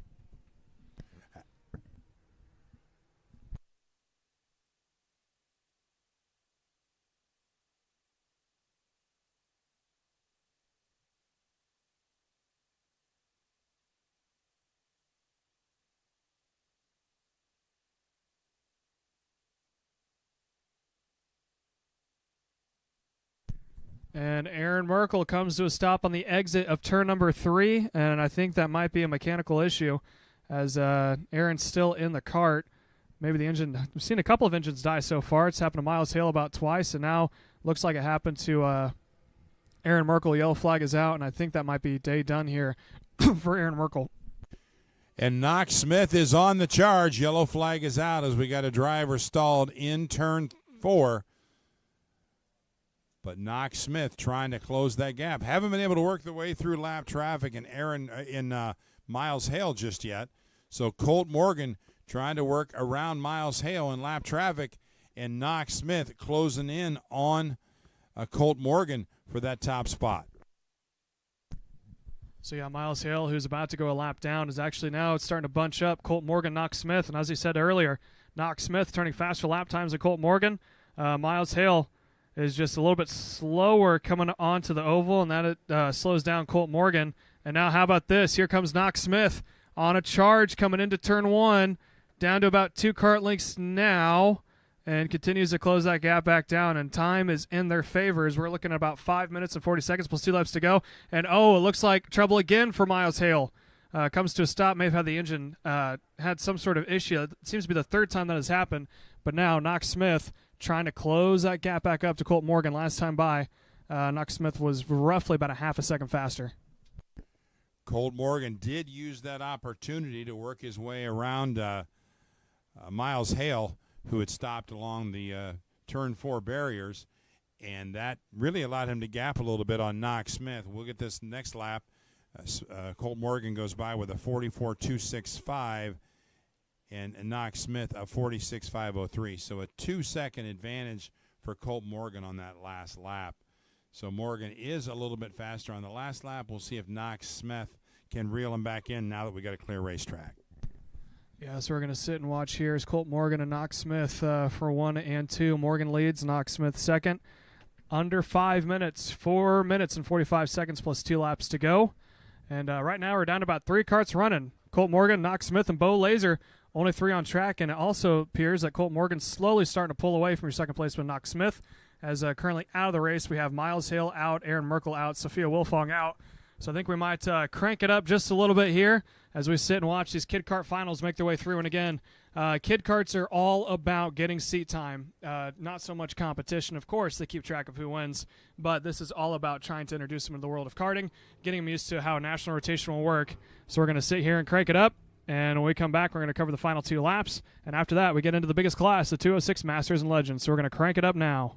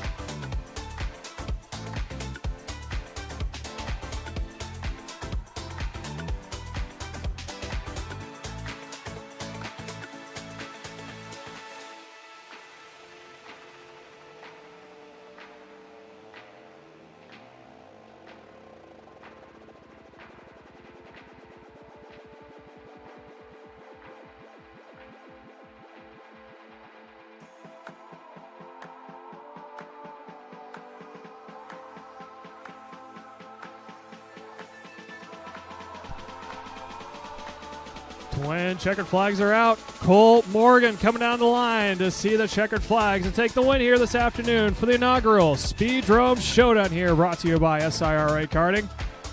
Knox Smith comes across to stand on that second spot, and Bo Laser, making the way through the back parts of the track, will finish in P3. So that will do it for our Kid Kart Final here this afternoon, and that is going to be the first of many feature races yet to come. So that's Kid Kart all done and dusted as Bo Laser makes the way across the line. 206 Masters and Legends coming to you live here on Kart Chaser. We're going to go to a quick commercial break, and when we come back, we go Legend and Master Racing here live from the Speedrome. Brandon, why are there all these charges for just over $200 from Acceleration Kart Racing's website? That's because AKR gives you free shipping on orders of $200 or more within the continental U.S. Okay, but I thought you were just getting a pair of gloves. That's what, 70 bucks? But if I'm getting a new pair of gloves, I might as well get a new pair of shoes to match. And then on top of that, I'll get a neck brace because with the shipping, it's basically free. Yeah, I do not think the math checks out on that. Everything you need, all in one place and shipped to your door for free for orders of $200 or more. Exclusions apply. Spend responsibly. Shop AKR.com.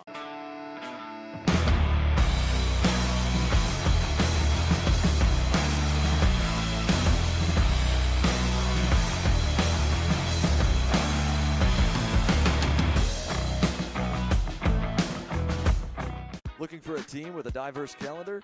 How about a team that offers both full support and teaches you and your kid how to do all the work yourself? For us at Drive Your Line Kart Sport, fostering growth on and off the track in a family environment is what we do. Well, that and bringing home some hardware. Contact us today online at dylkartsport.com. Are you ready to get behind the wheel? From Formula One to NASCAR and IndyCar, all the pros start here.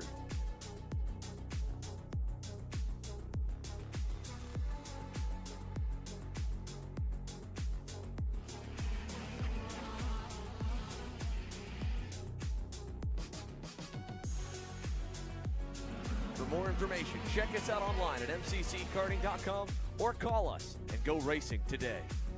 Are you looking for an advantage in your competition? Well, Kart Class has done the hard work for you.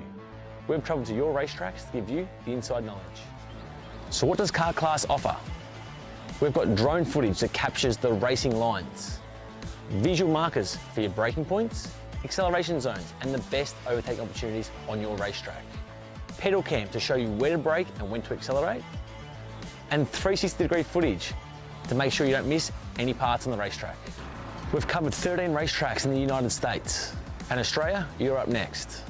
So visit kartclass.com to get your track information.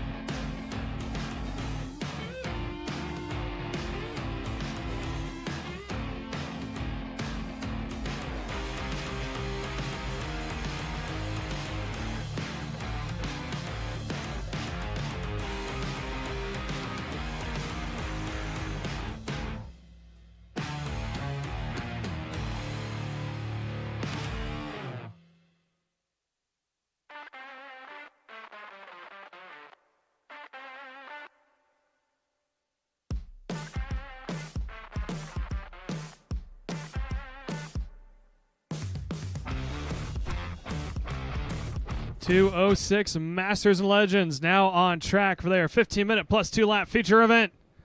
And it is all the heavy hitters we have seen all weekend long. Palmer Eicher, Jared Spincell, Alex Cooper, Troy Toney, Travis Wilbur, Derek Hastings, Gary McCone, Mike Burkhart, Jeremy McCone, Tom Stevens, Gary Lynn, Matt Geist, who you need to keep an eye on there in that 12th position after going all the way into the field and driving himself up into the 7th position in the pre-final, finds himself in 12th. Kyle Landon in 13th, another one to keep an eye on. Leather Shelby and Chad King round out the 15 carts set to take the green flag here for their 15-minute plus 2-lap feature event, and it is all Palmer Eicher on pole position, being joined on the outside pole by Jared Spincell. We have seen that outside line into turn 1 cause some interesting starts. Some are able to roll that outside line and take a position over into turn 1. Some have to yield into turn number 3, and let's see it now. Our lead flagman, Justin Laudick, on stand, both flags in hand, yellow flag out, green flag behind, and let's see if it's a good start. They reach the acceleration line now. Green is out as they go down into turn number 1. Palmer Eicher takes a quick jump there into turn number 1. Jared Spincell is actually going to lose almost 2 positions there going into turn number 2. And it's going to be Palmer Eicher out in front. Here comes Spincell. He has a quick peek to the inside line. Not going to work out. Troy Toney, he makes up one more position. He goes up into P4 after he started back a little bit farther back there in that 6th position. So he is now up into the 4th spot. P number 5, Derek Hastings is trying to see if he can't make a quick kart breakaway in the top 5 as they're going to go side by side. Elbows out further on back. Travis Wilbur and Gary McCone kind of stall out that second pack. McCone now trying it on the inside line, and they're going to get themselves sorted back out. But right now, all eyes on the leader. Palmer Eicher out in front. He's comfortable enough to take that wide line into turn number 1. He's got himself a decent amount of real estate as Alex Cooper now makes his way up in the 2nd spot. Jared Spincell falls back into P3, and Spincell now on the back bumper of Alex Cooper. And these two need to kind of settle into where they're at right now, because if they start going back and forth too hard, then that might allow Palmer Eicher to pull away from the rest of the field. And right now, being led by Palmer Eicher, that front back caboosed by P5, Derek Hastings. We got one out. Kyle Landon comes to a stop, and he's going to roll his kart around and off the track. And how about that? That's good sportsmanship right there. His race was over, but he was able to hop out of his car and get it quickly out of place so we don't have to throw a local yellow. And actually might be trying to fix his kart. If it's a pop chain, he might try to roll it back on and pull start that engine to get going again, Randy. Car number 19, Luther Selby, 8 spots advanced from the start. So Luther Selby on the move. He's up to 10th spot. Palmer Eicher right now with about a half a second advantage over that second group of 4 karts. Battle for 2nd through 5th. But they need to stay in line to try to close back into Eicher. If they start racing each other a little more, Eicher's just going to keep checking out. Yeah, so as you said, Palmer Eicher opened up a decent-sized lead, now up to about 0.8 of a second, almost cleared of the drafting range. Although it looks like Jared Spincell is comfortable now sticking to the back bumper of Alex Cooper, although the rest of the field doesn't think so. As Troy Toney, getting a little push there from Derek Hastings, had a quick thought about trying to make a move. Going into turn 7 there, it looked like Spincell had a good opportunity to overtake Cooper, but decided better of it. Kyle Landon able to get his kart fixed, his chain back on, rolls himself back onto track. So now that is going to allow Palmer Eicher to build up some more real estate as they're going to go side by side. And how about that? Alex Cooper is letting that entire pack go by, and he's going to dip to the end of it. And they close in a little bit further on Palmer Eicher. That gap gets a little smaller. We might have a 5-car battle here before long if Eicher doesn't get that gap a little bigger right now. It closes. Last lap, it was 1.1 seconds. It doesn't appear to be that much now, but we'll know as they cross the stripe one more time. This will be lap number 5 for Palmer Eicher. Your leader was 1.1 seconds. The gap now is less than a second. So that second group, led by Jared Spancel, is closing in on Palmer Eicher for that top spot. We're going to have a battle here before long for the lead. Yeah, so that gap, 1.7 now down to 0.9 of a second. Troy Toney working with Spancel to try to close back up to Palmer Eicher. And how about that? Eicher took a very wide line on the entry of turn 7, trying to experiment a little bit, and that's going to cost him. Gap now down to about 2 karts. And as long as Troy Toney doesn't make a move here on Spancel, I think they might catch him here by the end of this next lap. And guess who's closing in? Up to 6th position, advancing 5 spots already and just went purple with the fast lap of the race, Matt Geist. He is closing in on the leader. He's going to join the party here pretty quick, and we're going to have a 6-kart battle for that top spot. Yeah, so Palmer Eicher out in front, Spancel P2, Troy Toney P3, Alex Cooper in 4th. And as you said, Derek Hastings with Matt Geist running in that 6th position. He's getting a little bit of help now as he yellows out. More heartbreak for Kyle Landon. He had a problem with his chain. It looks like it's hanging off the kart again, so he was able to get the chain back on and get back underway, but I think he's going to call it there. So unfortunate for Kyle Landon.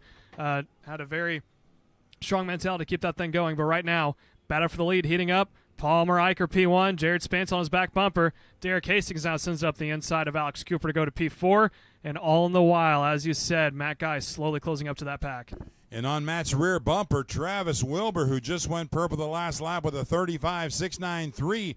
So that draft of Matt Geist in 6th and Travis Wilbur in 7th. That 2-kart tandem could be the quickest on the racetrack, and you may see them challenging for that top spot. Right now, Matt Geist closes in on 5th spot, Alex Cooper. Yeah, and Alex Cooper and Derek Hastings in that 4th spot have been going back and forth here the past couple laps, and that has allowed Geist to close back up. Geist and Hastings are kind of quiet teammates, I guess you can say. They're good time buddies. They share garages at Whiteland Raceway Park, as there goes Derek Hastings up on the inside of Alex Cooper. But they started an engine company together, building the LO206 engines and designing them. Both longtime buddies that worked at the same company for years on years. Now find each other nose to tail, and they might be able to close up to that second pack and take it to the leaders. And don't look now, but Matt Geist just cracked the top 5. He's 6 spots up from his starting position. And as we talked earlier, yesterday and earlier today, 15 minutes and 2 laps is a long time, and the complexion of the race can change back and forth throughout. And right now, you've got a 3-car breakaway, but Matt Geist in 5th could be one of the quickest karts in the racetrack, and I have a feeling he's going to be challenging for that top spot pretty soon.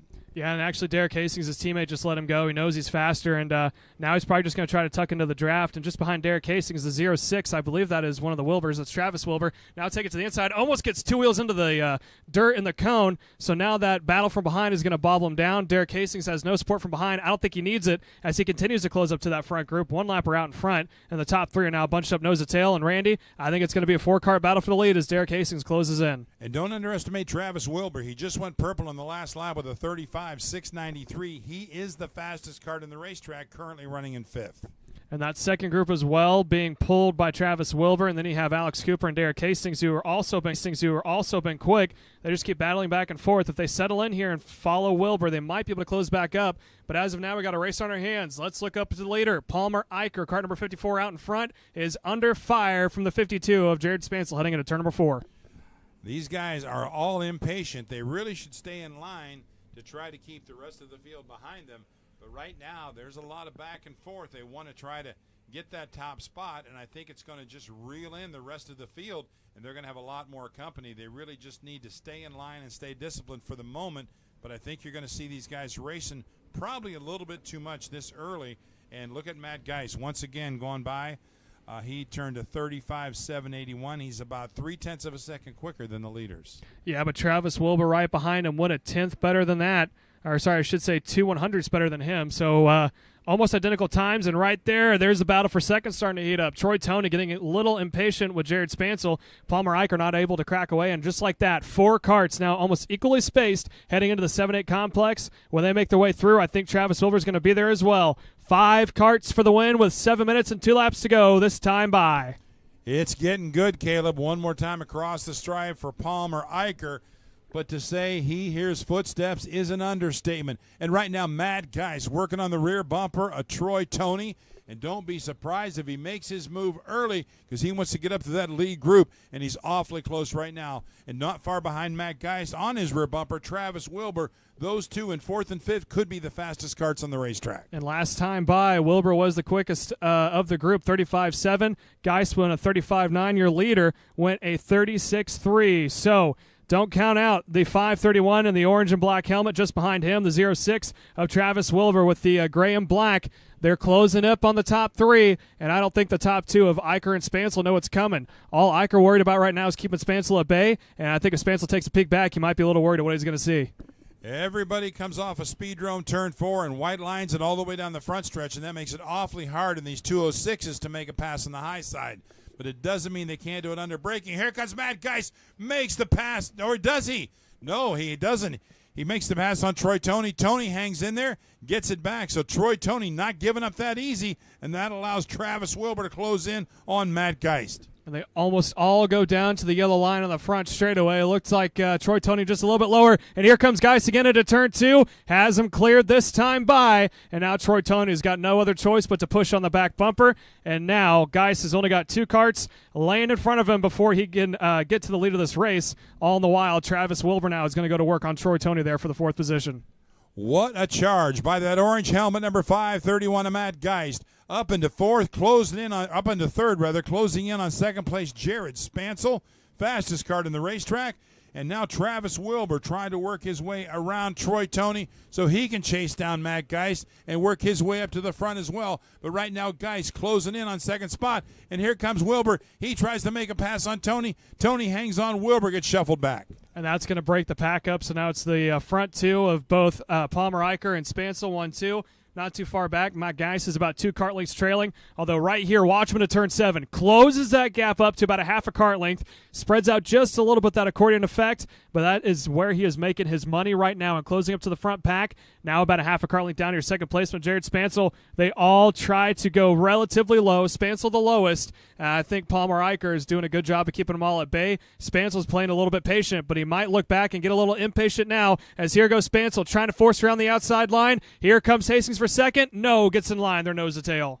Can't believe Spansel left the door open. Guy stuck it in there, but out of courtesy decided, let's not do this. This could get ugly. Backed it out of there, or it could have been possibly a case of taking them both out. So Geist backs out, and Troy Toney still hanging on to that 4th spot, but Travis Wilbur knocking on his door lap after lap. Those two got to reel in this lead pack here pretty soon as we're in almost to the 12th minute of this 15-minute final.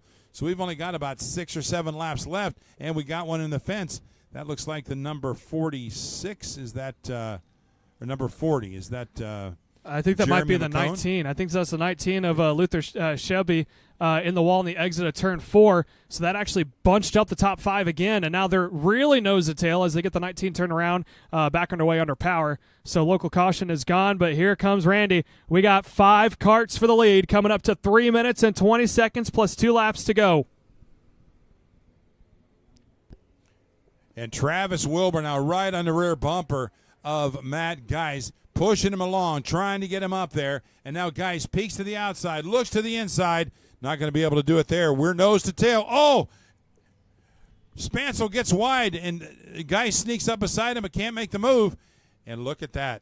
Well, all that's going on. They start racing each other. Here comes Geist to the inside. He does make the pass around Spansel, takes over the 2nd spot, and now Spansel loses another one to Travis Wilbur, or does he? No. Wilbur gets to the high side, can't make the move, and now Matt Geist has clear sailing all the way up to Palmer Eichler, but he's got a 2.5 seconds to make up. There may not be enough time, as we near the end of this one. Matt Geist has got to close in pretty quick. Yeah, and I think Matt Geist may have gotten a warning there from the officials. It looked like he was trying to make an attempt and then saw the yellow flags. They were out, but you know when you get into that racing groove and the adrenaline kicks in, you don't really see what's around you. He saw the yellow flag, slammed on the brakes the last second to let him go by, and then got around him over in turn 7. So that might be under review when this is over, but now Matt Geist has got his work cut out for him as well. So does Spansel. He is holding off the charge here from Troy Toney and Travis Wilbur. Now look at Troy Toney almost down onto the yellow curbing and gets pinched off by Spansel heading over to turn 2. Oh, and he gets turned around, and that is going to bring Wilbur with him. Wilbur gets back underway, and how about that from McCone? He does a 2-for-1 special, gets around 1, and now he goes straight to the back bumper there of the 93. Well, that got ugly quick, Caleb, and in the meantime, the leaders have just checked out something awful here. We've got Matt Geist, who has closed in on Palmer Eichler, and they've pretty much got the race to themselves, although Jared Spansel isn't that far back, but I don't think he's going to be quick enough. And then 4th, 5th, and 6th is all jumbled now. We've got Jeremy McCone all the way up to 4th, and Alex Cooper and Travis Wilbur. The gap now 0.6 seconds, and now the gap is nothing as Matt Geist has caught up to Palmer Eicher. Yeah, so now Geist on the back bumper, Palmer Eicher. There are 2 lap carts out in front. Battle for third hitting up, but let's keep watching this battle for the lead right now. I think Matt Geist might get a little antsy here. And so let's keep an eye right now on the third place with Jared Spansel as well, because if these two start going back and forth, we still got about a minute left when they cross the stripe plus 2 laps. If they start going back and forth tooth and nail, they think they got enough room as here comes Geist up on the inside, and this is good news for Spansel in third. He's going to try to close back up. Eicher challenges for a moment. Does he try to sneak it up on the inside? No, but they do have lap traffic out in front. Spansel closes down there in that third position. We might see a 3-cart battle for the lead, and Matt Geist catching a lap cart in the right time. Eicher's going to follow glued to his back bumper. This is going to bottle him up, though. Another lapper coming out of the exit of turn 8, up onto the oval. They might be able to sneak by on the inside. There goes Matt Geist. Following is going to go Palmer Eicher, and Spansel closes that gap down. Probably not going to be enough, but let's see if Palmer Eicher decides to try to battle back for the lead. 2 to go. Probably next time by. We'll keep an eye on our flagman. Yep, he pulls the flags up. It'll be 2 to go next time by for Matt Geist. That has not pulled away from Palmer Eicher. Palmer is still right there. Close enough almost to pounce. Not quite, but close. If he can reel him back in with 2 to go next time by, time is running out. Side by side for third. Looks like Jerry McCone has slipped around Jared Spansel and takes over that third spot. Oh, I'm sorry. That was the lap traffic. So Spansel still in third, McCone back in fourth, and Travis Wilbur in fifth. So now the top 2 continue to go by, Matt Geist and Palmer Eicher. Gap now about 0.3 of a second, and I think Eicher was holding on to it in the draft, but maybe just missing a little bit on the top end.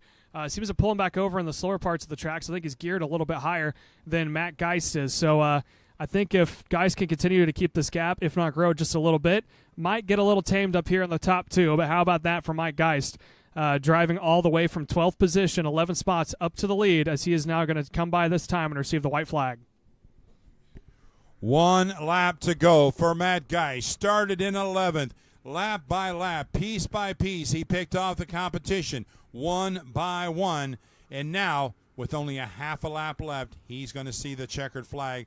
Unless he loses it himself by missing a corner or catching a barrier, he's got this one won. Matt Geist in a tremendous drive this Sunday afternoon. Beautiful Midwest Sunday here in the Speedrome. Matt Geist about to bring home a checkered flag and a victory in the 206 Masters class. Checkered flag comes out for your winner, Matt Geist. So Matt Geist going to take the win here. Palmer Eicher comes across P2. Jared Spansel in the third position. P4, how about this? Jerry McCone kept it clean the entire race, and he was able to sneak his way up to get up into the top 4. Travis Wilbur covers the P5. Alex Cooper in P6. Troy Toney 7th. Tom Stevens 8th. Gary McCone 9th. Gary Lee rounding out the top 10. So that is going to do it for your 206 Masters and Legends. Up next, we go back to two-cycle racing. KA Junior and Senior set to go live here on Kart Chaser Grassroots. We're going to go to another quick commercial break, and when we come back, more feature racing coming your way. USA, a top-level performance team with unmatched hospitality, offering a full-service driver development program with year-round testing available in Miami, Florida, and the official North America racing team of Parolin Racing Chassis. Chassis and parts available at ParolinUSA.com.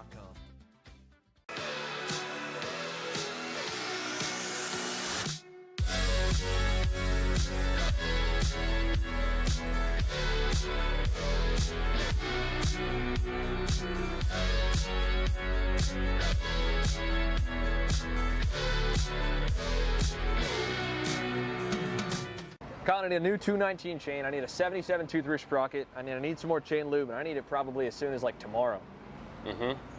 Dude, are you even listening? Like, we need this to run this weekend. Want anything else? What do you mean? I already got it in the Kart on Acceleration Kart Racing's online store, bro. All orders over $200 get free shipping. Oh, throw in a set of tires. Done. Everything you need, all in one place, and shipped to your door for free on orders of $200 or more. Exclusions apply. Shop AKR.com. Looking for a team with a diverse calendar? How about a team that offers both full support and teaches you and your kid how to do all the work yourself? For us at Drive Your Line Kart Sport, fostering growth on and off the track in a family environment is what we do. Well, that and bringing home some hardware. Contact us today online at dylkartsport.com.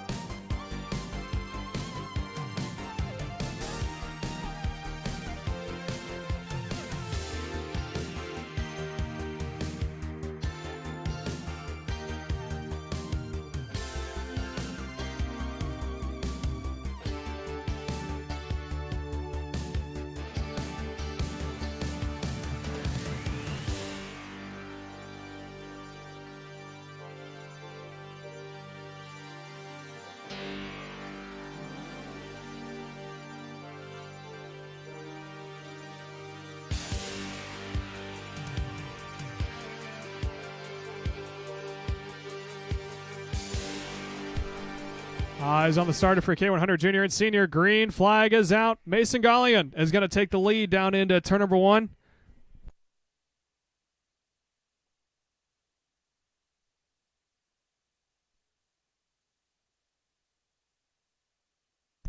So Mason Gallion leading the way over Mason Gallion in the second position. Daniel Piercy actually now up into P2, and that cart number 64. Now he's under attack here from Mason Gallion in P3 as they make their way onto the Speedrome Oval, heading down towards the start-finish straight. Mason Gallion, cart number 64, top Kart USA chassis entry, makes his way down into turn number 1. He's already got himself a significant lead, roughly 1.2 seconds already after the first lap. Daniel Piercy in the second position, leading overall for your KA100 seniors. Mason Gallion leading the way for your KA100 juniors. And Macy Gallion in the third position overall finds herself in the second spot for the K100 seniors. She actually picked up an overall win and a heat win in heat race number 2 yesterday. Is now trailing in that third spot as Mason Gallion wastes no time to try to pull away from the rest of the pack, going for that overall win. 1.4 second advantage now over Daniel Piercy in cart number 62. That Jim Howell entry there making his way into turn number 4. And Mason Gallion still staying pretty close on his back bumper in that cart 148 Top Kart USA chassis entry. Making the way through that left-hander turn 5 up on the back straightaway. And now it looks like Macy might be in an opportunity to take the fight, so to speak, to Daniel Piercy coming onto that front straightaway now across the start-finish straight. Still plenty of time left in the books. 13 minutes and 14 seconds plus 2 laps to go. And if you recall back, these two, or three, I should say, have been known for spreading out and then closing back up. Right now they're on the spread out, but it looks like Macy's slowly starting to close up. Last time by, she did a 33.375. Daniel Piercy did a 33.65 as his best. But in the previous lap, she was a 33.375 her fastest lap and about 2/100ths faster than Daniel Piercy that last time by. Let's check the times here for your second and third for overall, and also first and second for the KA100 senior. 33.080 for Daniel Piercy. Mason Gallion also close, 33.090, and right now she is on the back bumper, trying to take the fight to Daniel Piercy. Making the way up into turn 6. Good passing opportunity there in 7. Macy not close enough. Daniel Piercy trying to keep that cart beneath him as he's going to take a little bit of a wider line through turns 9 and get a good run down the front straightaway. Macy staying in the draft across the stripe. Heading now into turn number 1. She's still got a toe, but it looks like the best place where she makes up time is in the inner parts of the track. Right there, starting it in turn number 2. Heading now down into turn 4. Macy on the brakes and about closes it down to about a half a car length to 2 cart lengths. Left-hander turn 5. Daniel takes a way wider line through that left-hander turn 5 and is able to just carry a little bit more speed. However, Macy closes back up in that chicane of turn 7 and 8. And right now, she is about 2 car lengths behind. Counted a cart length this time across the stripe. Macy taking a peek on the inside of Daniel. Daniel's going to take a lower line and get a little loose heading into turn number 2. Macy still staying right on that back bumper. It's a cat and mouse game now into turn number 4. Daniel Piercy hard on the brakes. Macy going to close up again, losing a little bit of time. Daniel able to roll this outside line into turn 5, and he just gets such a good run out of that corner through the dog leg. And right here in the chicane is where Macy closes it up, takes a lower line heading into turn number 8, and goes back down to about a half a car length. Out of the final corner and heading on to the main straightaway. Macy now going to the inside. Side by side for the lead here into turn number 1 for the seniors. Macy takes the lead. Daniel Piercy goes for a switchback. They get door to door, side by side into turn 3. Macy holds the line, goes a little wide. Daniel Piercy for an opportunity up on the inside, decides better of it, and he is going to stick back into that second position. Out of the left-hander turn 5. Daniel gets a good run, but right here is where Macy makes up the time. Over into turn 7 and 8, on to a little bit of wider line. Daniel Piercy goes. He's on the back bumper. He goes wide, loses a little bit of time, and now Macy Gallion's going to start to pull away ever so slightly. Down into turn 1. Daniel Piercy trying to make up the time here into the left-hander. Not able to do it. Goes to the back bumper. Gives a little bit of a push to Macy going into turn 4. Does he try it here? No, he's going to stay right behind. He makes up his time here in this left-hander turn 5. Gets one wheel up on the curb. Slides a little wide and loses just a little bit of time. Macy still holding on to point through that left-right complex and she pulls so much faster than Daniel Piercy does out of that final corner. He has to go all the way out to the outside line. Macy just able to hold it down on the inside. Through turn 1, Macy goes a little wide here. Daniel able to close it back up, gets a wheel up on the curb and loses some time, makes it up here into turn 3, and he's going to swing it wide yet again down into turn number 4. Now down onto the back straightaway. They make their way over into left-hander turn 5. Daniel runs wide again and loses more time. So Macy Gallian just trying to hold on position. Daniel Piercy trying to make it up. Gets a wheel caught on the turtle hump, and he is not going to lose 2 more kart lengths. So Daniel Piercy swings wide again and continues to lose time to Mason Gallian. She's sitting roughly, last lap was a 33.228, about 1/10 faster of Daniel Piercy's 33.394. So she is setting sail and trying to pull away from Daniel Piercy as we are looking at about 9 minutes to go now, plus 2 laps. When Mason Gallian, your leader, makes his way across the stripe, it's probably going to be somewhere close to about 8 minutes and 45 seconds. So we are going to sit here and crank it up. If there's any more action on track as it's starting to stagnate out, we'll keep you guys updated as we sit back and watch. Mason Gallian leading the way on that Top Kart USA chassis for your overall leader and the K100 Junior. Mason Gallian leading the way for your K100 Junior second overall, and Daniel Piercy still holding on to third overall and second for KA100 Senior.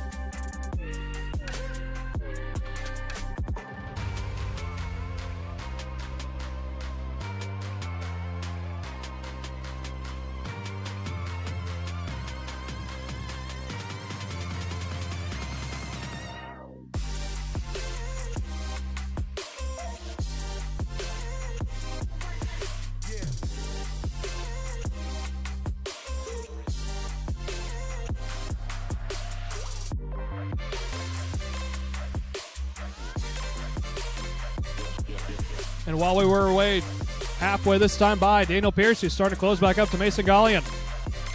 Now into turn 1, she starts to open that gap up just a little bit over Daniel Piercy in the second spot, third overall. In that final corner, she had a little bit of a bobble, and Daniel was able to close the gap back up. Last time by, Daniel Piercy was about 1/10 faster than Mason Gallian for the lead here for K100 Senior. Through turns 7 and 8 they go, onto that back straightaway. Macy just able to get such a better lunge out of that corner. Daniel Piercy tries to hold it down low, then swings up wide. I think he might be actually improving his line there. Out of the final corner, he feeds it up the track, not as much as he used to, and his times are starting to come down, although that last time by, Mason Gallian 33.2 to Daniel Piercy's 33.1. They're still staying within about 2 or 3 kart lengths as Macy locks up that back end, gets it to slide probably a little bit more than she wanted, and Daniel Piercy's right there. He sees an opportunity. He goes to the back straightaway. Not enough to get it done there into turn 7. Let's see if he has anything in this back corner. He used to slide it all the way up to the barrier. Now he keeps a tighter line and keeps it a little bit lower. Daniel Piercy, does he have an opportunity here? He's to the back bumper. Can he try it into turn 1? Not quite. He's trying to hold that line. Gives up just a little bit, but Macy is able to pinch that line down just a little bit more. And Daniel Piercy has to take a wider line heading into turn number 3. Out of turn 4, it looked like Daniel bobbled the momentum just a little bit. Macy's still able to hold on to it. Onto the back straightaway they go. Daniel closes up again, and it looks like the turntables have turned. Daniel Piercy now gains up more time in that chicane than Macy Gallian does. Onto the back straightaway. Feeds it out just a little bit higher. Now they're going to stay about true and about even this time across the line. You know, Caleb, if you like popcorn, what you should do right now, unless, of course, you're on the grid, is go down to the concession stand under the front stretch grandstands and get yourself a box of popcorn. I may have just done that, and oh my gosh, is it good. Popcorn, sandwiches, you name it. They got it all down there. It's a really, really great setup. And I'll tell you what, the hospitality this weekend from the folks at the Speedrome has been spectacular. Absolutely. And I had a donut this morning. I took your advice. I got a donut and a large coffee. Probably one of the best ones I've had in a while. I had a Long's donut yesterday. It was very good. And it was a Panna something or other today. Panda donuts today. Panda donuts, also good. Yeah, they did not disappoint. They got it figured out down there. They absolutely do. And concessions are still open here now. So if you haven't already, if you haven't had lunch, if you got worked up on working on karts, make sure you stop on by and get yourself something to snack on. We're going to sit back and turn it up one more time, crank it up, so to speak, as Mason Gullion able to pull out away from Daniel Piercy. As all drivers are spaced out, we got 4 minutes and 20 seconds plus 2 laps to go.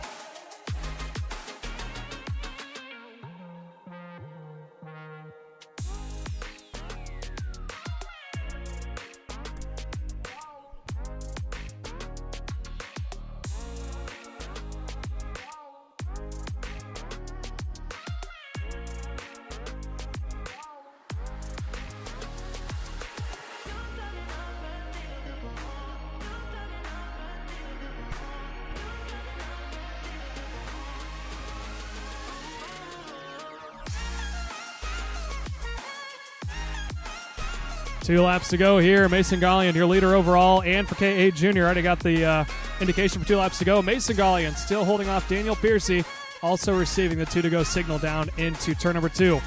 Daniel Piercy not too far back there in that 3rd position overall, 2nd for the K100 seniors.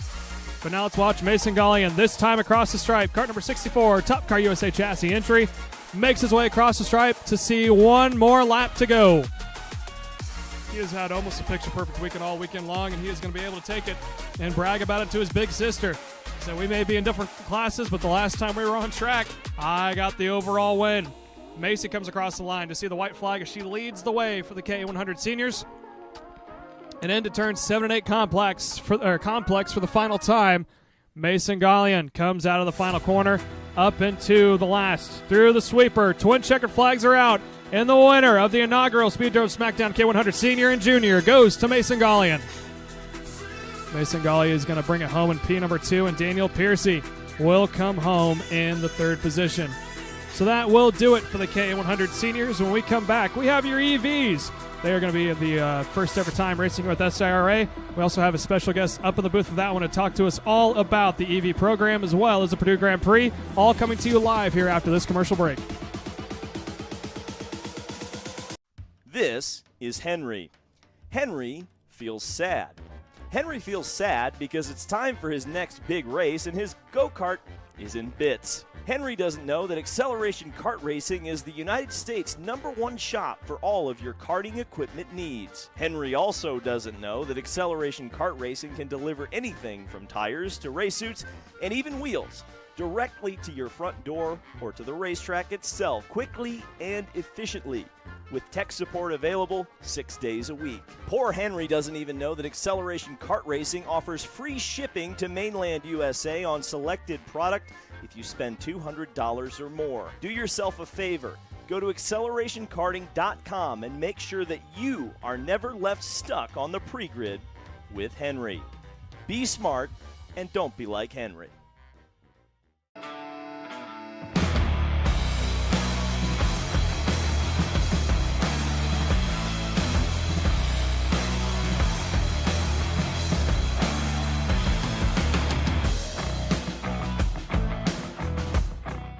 You ready to get behind the wheel? From Formula One to NASCAR and IndyCar, all the pros start here.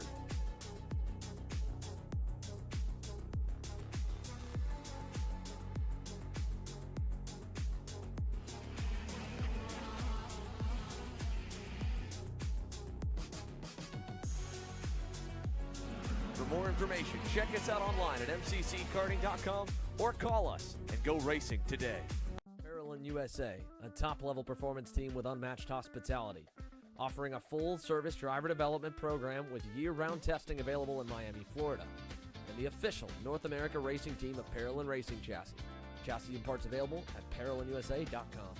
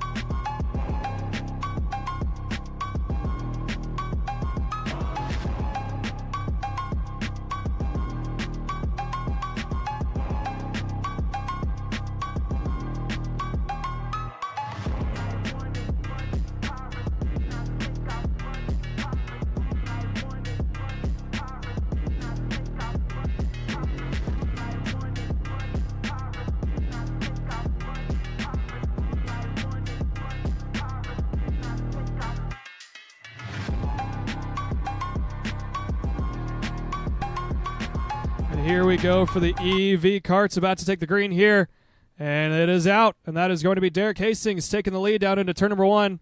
Drew Zutch is going to follow in that second position. Actually, Derek Hastings falls back into 3rd and around the outside. Car number 56, Bryson Duff, now goes on to point, and here comes car number 69, Drew Zutch, trying it up on the inside. It gets 2 wheels up in the air, and Derek Hastings is going to settle in to P number 3.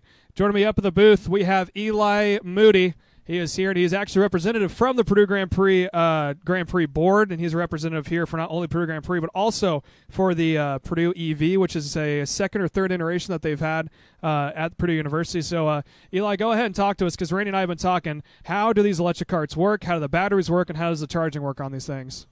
Yeah, thanks for having me, Caleb. So this year is going to be our 14th EV Grand Prix and then our 68th Gas Grand Prix. And so we're really happy for it because as a part of the senior board and foundation, we have now taken over the EV Grand Prix from previous ownership. So now Purdue Grand Prix is going to be all under one roof with gas and EV. And so this year we're also going to be starting off. Both races will be on the same day. So we're really excited for that. We're going to be having Gas Grand Prix in the morning and the afternoon. And then to finish off the day in the evening, we're going to have EV Grand Prix go over. And so we're really happy. 14th race, as I said, for EV this year. And I'd say the main difference between EV and gas is EV is a lot more open and ready for design and changes that the teams want to make. So we really encourage teams to test and innovate with the EV platform and the battery platform. You know, you're able to make your own batteries, set your own control parameters for the power controller.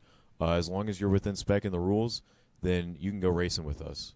So for us who come from the gas side of it, I guess you can say, how do you specs or what's the regulation? Is it motor size? Is it battery size? Is it both? How?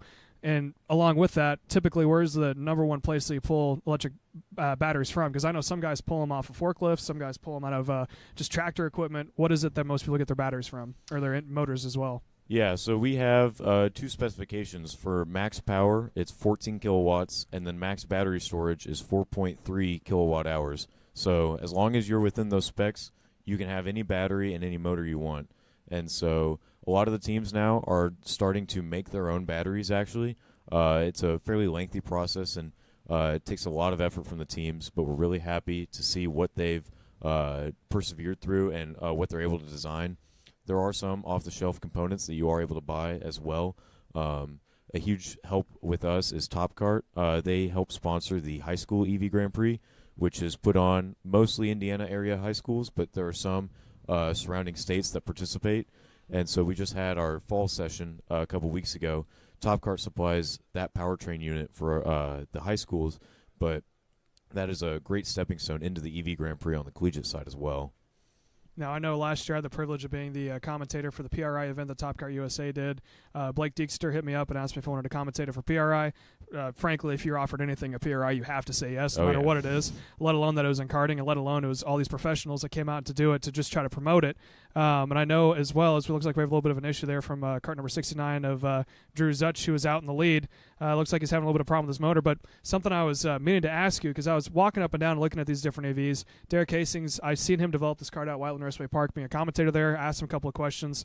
Seeing as I'm a business major at Purdue in aviation, don't know a thing about electrical engineering, I've seen some water cooling components. Is that something that's normal on the Purdue side of things? And does it cool the battery, or does it cool the motor? So to my knowledge, I don't think we have any teams running any water cooling right now. But what that should be for is to cool the batteries, because the battery cells that they're using on the karts can get very hot, especially when they're out in the sun. Even with the air rushing over them while they're moving, keeping that battery temperature at optimal temperature allows you to run the most efficiently, and then also put the most power down, and then have the best range you can while putting down that power. And so don't have any water cooling right now, but I'd be interested to see in the future how the EV Grand Prix evolves and what the teams can come up with for that. Absolutely. And another question I have about the EV before we switch over solely to the Purdue Grand Prix. Purdue Grand Prix, 160 laps, 50 miles around the Purdue circuit. For the EVs, one, are there pit stops and battery exchanges? And two, how long is the race? So there's no pit stops or battery exchanges for the EV race. It's just one continuous race. We do have sprint races. That'll be the week of the race. And then we have the final race, which will be on that Saturday with the Gas Grand Prix. So we have, let me pull up the exact lap count. Yeah, and while you're doing that, just a quick update of what's happening on track. Bryson Duff still out in front, roughly 7.5 seconds ahead of Derek Hastings in P2. And it looks like cart number 69 of Drew Zutch has come in. And just for you, Eli, you might want to go down and check that one out because it looks like it has a couple water cooling features on it. But, yes, you have the information there? Yeah, I'll definitely have to stop by and check that cart out. So the EV Grand Prix is 50 laps. So with Purdue's Grand Prix track, that's about 13.5 miles of track length in total for the whole race. And so that is – I'd say right about the sweet spot for the EV Grand Prix. You know, the Gas Grand Prix is 160 laps, quite a bit longer than a normal go-kart race. And so extending the EV Grand Prix to 50 laps really makes the teams kind of decide, do you want to go for all-out power and then the risk of range, or do you want to try and relax a bit as you go through the race and make sure you have enough range to finish the entire race? Absolutely. Now moving away from the EV and on to the actual Purdue Grand Prix, the gas side of it, as you called it. I know yourself, 4-time year being a part of a team. Me personally, I was a part of a team 3 years, raced for 2. I had the privilege of being on Honors College Racing Crew with Carter Bowles and Bruno Navarrete as my teammates. You and I are kind of on a competitive team. So one, we were in it together, but now that we're both out of it, we can maybe go to the bar and share a beer and talk about things outside of it. So now that you're on the directing side of it, what are some changes that you want to go through? I know you and Alfonso have a really good working relationship. You're kind of wanting to I don't want to say change, but kind of modernize how the Purdue Grand Prix is, because it runs on the KT100 power plant. It's been around. It's the longest running kart race in the country, actually, consecutive all the way through. It's the greatest spectacle in collegiate racing of all time, and it's just a unique event, especially being up there in West Lafayette. I mean, seeing 8,000 spectators crammed in such a small area. As a competitor, it was amazing. But what are some works that you guys have had to go through? Tell us about the growing pains that you've had, because my first year there were 64 entries. By the time I left, there was close to 70. When you think about that and only 33 make the show, it's kind of a headache to manage for an entire month. Yeah, exactly what you said, Caleb. We're really trying to modernize and evolve the race. The Collegiate Grand Prix with the gas karts has been around since 1958, and so, as you said, longest running karting race, and it's changed a lot over the years. And so, looking in the future, we want to make sure that we make changes for the race to help it evolve, modernize it, but make sure it still holds true to its roots. And so, as you said, whenever we first came to Purdue, we were running about 60 entries. This past year, I believe we had 73 entries for the race, and we're projecting even more for this coming year. And so the first step is really making it viable so that all teams get as much track time and as much participation as we can allow. And so, as you said, 33 karts make the race. The last 6 positions are determined by a sprint race format. So every kart will go through qualifying, and then for those last 6 positions, we run 3 sprint races the morning of the race. And so top 2 for each sprint race will go through and then start accordingly based on their position from their sprint race. And so we're looking to keep that same format, but just making sure that we can handle as many karts as we can, kind of getting close to the limits of our track and how much capacity we can hold. But we're always looking for more teams and more karts to come in. Overall, for the future of the race, as you said, we're running the KT100. Right now, we're looking and experimenting with different engine options to either run a blended format, run with the KT100 to help keep it viable for the teams that invest a lot of money in that engine, and then also looking into the future of maybe just doing a hard switch to a completely different engine. But our main focus is really working with the teams. As a foundation member, we don't have any karts in the race. We put on the race, but we don't compete in the race. And so we want to make sure that we're making the decisions that are best for the teams and not just for us as a foundation. So looking out for every team that participates, whether high or low budget, whatever they run, we want to make sure that they can keep coming back year after year. Now, I know you and Alfonso both came from being on a team to then being a part of the Grand Prix Foundation. What are some things that you have brought with you from coming from the competitor side to running it? Because I remember my first year there was always this, I don't want to say stigma, but stipulation where none of these people who were actually running it had any, outside from us telling them, had any experience of what was actually going on within the teams. And sometimes things where they would ask for us, we're like, we're not quite sure, not because they didn't understand, but just because they hadn't had that experience yet. So what's something that you and Alfonso have kind of changed to change that stipulation a little bit? Yeah, that's something I'm really happy with how Alfonso and I have put ourselves into the foundation. We are really happy with the representation that we now have from with both Alfonso and I being former competitors on teams, we think it's really good for the foundation to have that representation from a team's perspective.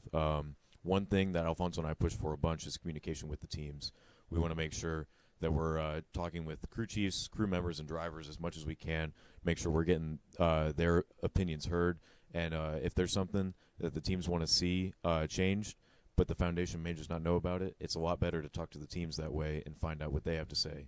Because, as you said, in previous years, we may have had a little less representation of the foundation on a team side. And so we're really happy with how the foundation has kind of evolved over the years to really open up, allow more input from the teams, because although, as I said, the foundation puts on the race, they're not the ones in the race. And so we want to make sure that the teams can keep coming back year after year and participate in a great race. Now walk us through as well, because a lot of people who are here in karting and probably watching this back at home, karting events, you show up a long weekend as maybe you run practice Thursday, practice Friday, qualifying race Saturday, race Sunday. Purdue Grand Prix runs from the beginning of April, and it's done the second to last weekend or the last weekend of April, depending on scheduling. But walk us through all the events that happen, because it caught me off guard seeing that I was in a seat 5 days a week, 3 weeks straight. Yeah, so our season for teams will start in February now. So we'll have 2 tech inspections in February. They'll be held at Purdue. That allows the teams to bring their karts, get them inspected by our safety officials, make sure they're ready for the track. That just gives teams, instead of showing up for a practice and then finding out something's wrong with your kart and you're not going to be able to make it in, this allows you to bring your kart, get it inspected, get it signed off, and that way you're ready for the track right whenever you show up on day one. And then after tech inspection, we'll take a break in March, give the teams time to prepare. I know a lot of teams will take that time to maybe come down to Whiteland, do some open track time, get drivers prepared, because, as we've said, these Purdue Grand Prix karts are a lot different than any other go-kart. And so get that seat time for those drivers. And then our first on-track session is rookie practice. It's a mandatory introductory practice for all drivers, no matter what skill level you have. If you haven't driven a lap on the Purdue Grand Prix track in a gas kart, then you have to participate. And so that's the first Saturday of the month of events for the Grand Prix in April. And so that's a full day. We'll have rookies only that day, and it's unlimited track time for them. We try and get them used to both the track and the karts and the pit situation, because with how different these karts are, even if they are a veteran karting driver, coming out day one is a lot different in a Purdue Grand Prix kart. Then after rookie practice, we open up the gates to every team. The next 2 weeks, we'll have practice Monday through Friday after in the evening, so it gives teams a chance to come out after classes, typically about a 3-hour-long practice, try and give the teams as much track time to prepare for the race and qualifications. All of these practices are open to any team after that point. And then we'll have a big Saturday practice, just try and spend the whole day out on the track. No, you're not hearing any complaints from me if I get karts on track. So, but then after that, then we'll have qualifying. And qualifying happens on the Saturday before the race. And so that is a full day's worth of events as well. We'll do heat qualifying sessions. So we'll have 6 karts out on track at one time. They'll have 5 minutes, put down their best lap. And then once you put down that lap, you're locked in for the race if you're in the top. And so then after that, we take a break for a week. Give teams a chance to fix their karts if they have any damages, prepare their karts, prepare the teams and the drivers. And then Saturday is race day for us. Start with a practice in the morning. Then we'll do our 3 sprint races. And then we'll have the Grand Prix race during the afternoon. Yeah, and it's a very long month, and I remember talking to my family back home during Christmas break, like, excited for second semester. I'm like, yeah, but April kind of just disappears because, I mean, you got classes on top of that. I mean, as a student, especially as a driver, you show up to the shop before you go out to the track. I mean, you have classes all day leading up to it. I remember I had to peel out of my last class and go straight to where the honors college where my kart was kept, and then you do all that all the way through. You go out to practice, you get back, and then you got classes on top of that, so you can do good old differential equations or calculus when you get back from it. But it's an exciting event, and I definitely think anyone in the area junior drivers, if you're interested in going to a college, what better place to go than the Purdue Grand Prix? And Carter Bowles and I were talking the last year I raced in it. There was viably about 20 people who were eligible, and qualifying times last year, I think it was 1st through 25th or 26th, was less than a second apart. Yeah, last year was definitely our best race and our best month that we've been able to put on. It was our closest field that we've had in history of the Purdue Grand Prix, and that was really nice to see just how close all the competitors were. It was a really great field of great drivers and teams that put on a great race for us. Yeah, and I remember my last year in it, the bubble spot because I think it's 27 that actually are locked to make the show in qualifying. Yep. Between 20th and 28th was less than 0.3 apart. Yeah. And I unfortunately was in that along with my teammate, but that adds the excitement to it. And, I mean, as a student, how better way to get introduced into karting? And I definitely think that there's a possibility to kind of branch Purdue Grand Prix with the grassroots karting here in Indiana to make it a viable option to come in from one, basically to go to the other. So give the information of how they can find you before we send you off here in the booth. And if anyone has any questions, how to get in contact. Yeah, I'll be walking around the pits. Feel free to say hi to me. I'll be wearing my foundation polo. If not, you can go to our website, PurdueGrandPrixFoundation.org. You can find us online. That's got all the information for the teams. We will beginning registration in December for this coming year. You can also find a lot of info on the teams themselves from the website. And then what I always say to students looking to find a team, a lot of residence halls and a lot of Greek Life has their own team, but there's also a lot of independent teams that we have participate. And with that, just reach out to them. That's what I always tell students. It doesn't hurt to ask. Because I know teams are always looking for good crew members and good drivers especially. Absolutely. And Eli Moody, thank you again for joining us here this afternoon in the booth. And like I said, make sure to look him up online. He'll be walking around the track and probably looking over at those electric cards to see if there's anything interesting over there. Oh, yeah. So if you have any questions, make sure to find Eli Moody in the Black Purdue Grand Prix Foundation. 206A now making the way on track. And Randy Kluge's about to come back in the booth. And we're about to get going here shortly.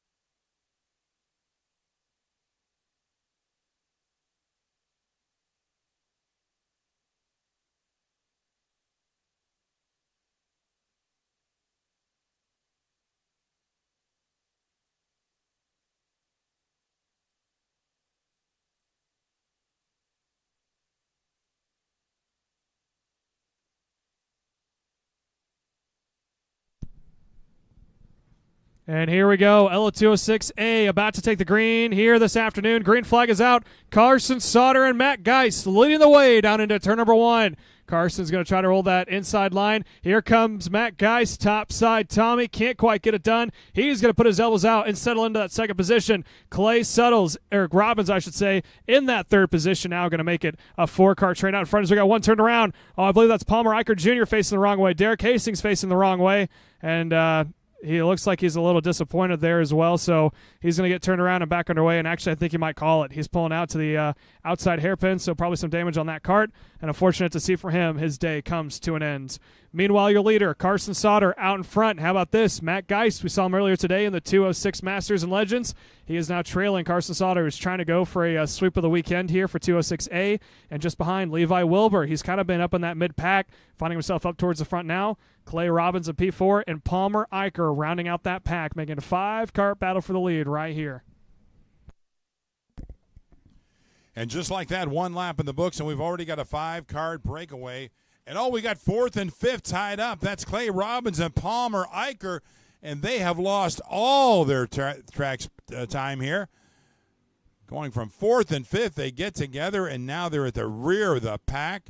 A tough break for Eicher and Robbins.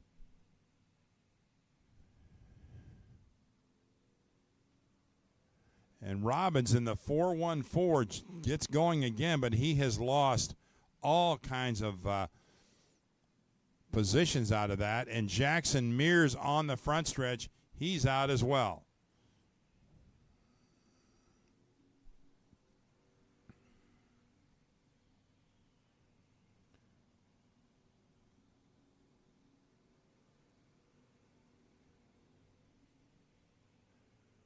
So now that lead group goes from 5 to 3. Led by Carson Sauter, Matt Geist, Levi Wilbur. First, second, and third. Heck of a battle for that fourth and fifth spot. We got 6 karts battling over that. Kyle Landon, Seth McCone, Alex Cooper, Peter Drummond, Jared Spancel, and Nathaniel Labert. That is third through 7th. Actually, third through 8th. All nose to tail out there for that final podium spot. But they are 6 seconds behind the leaders. And right now, Carson Sauter leads the way. Levi Wilbur has gotten around Matt Geist, taking over the second spot. And Matt Geist off the pace a little bit. He's fallen back to third.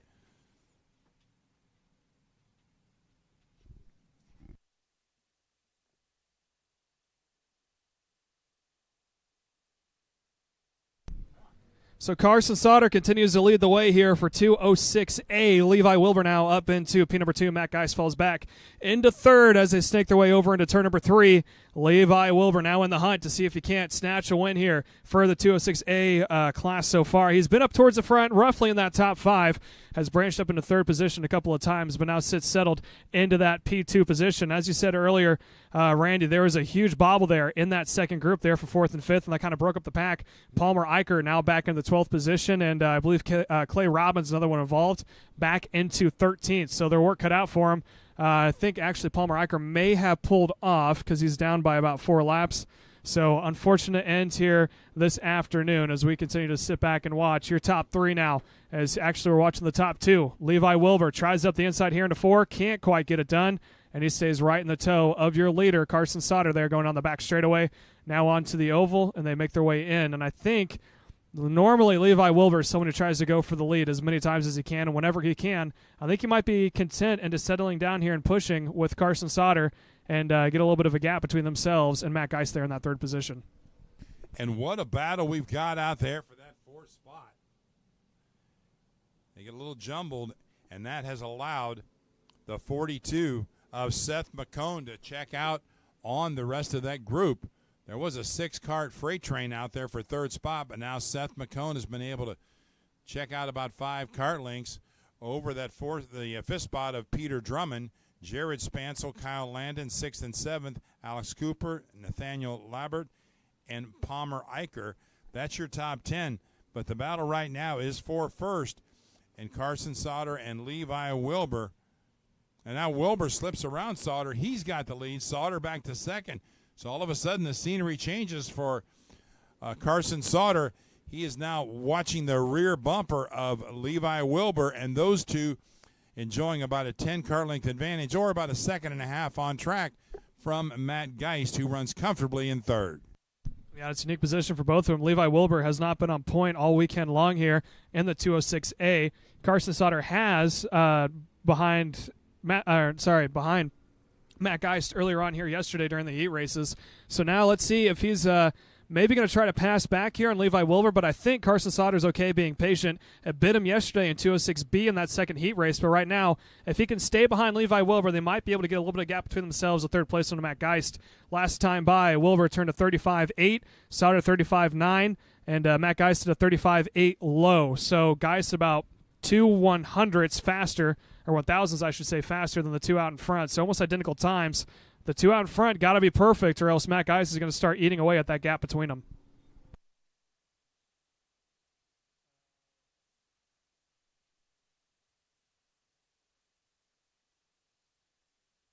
So Kyle Landon losing power coming off of turn 5 out of the race. He had been running up in that second pack, so tough break for Kyle Landon.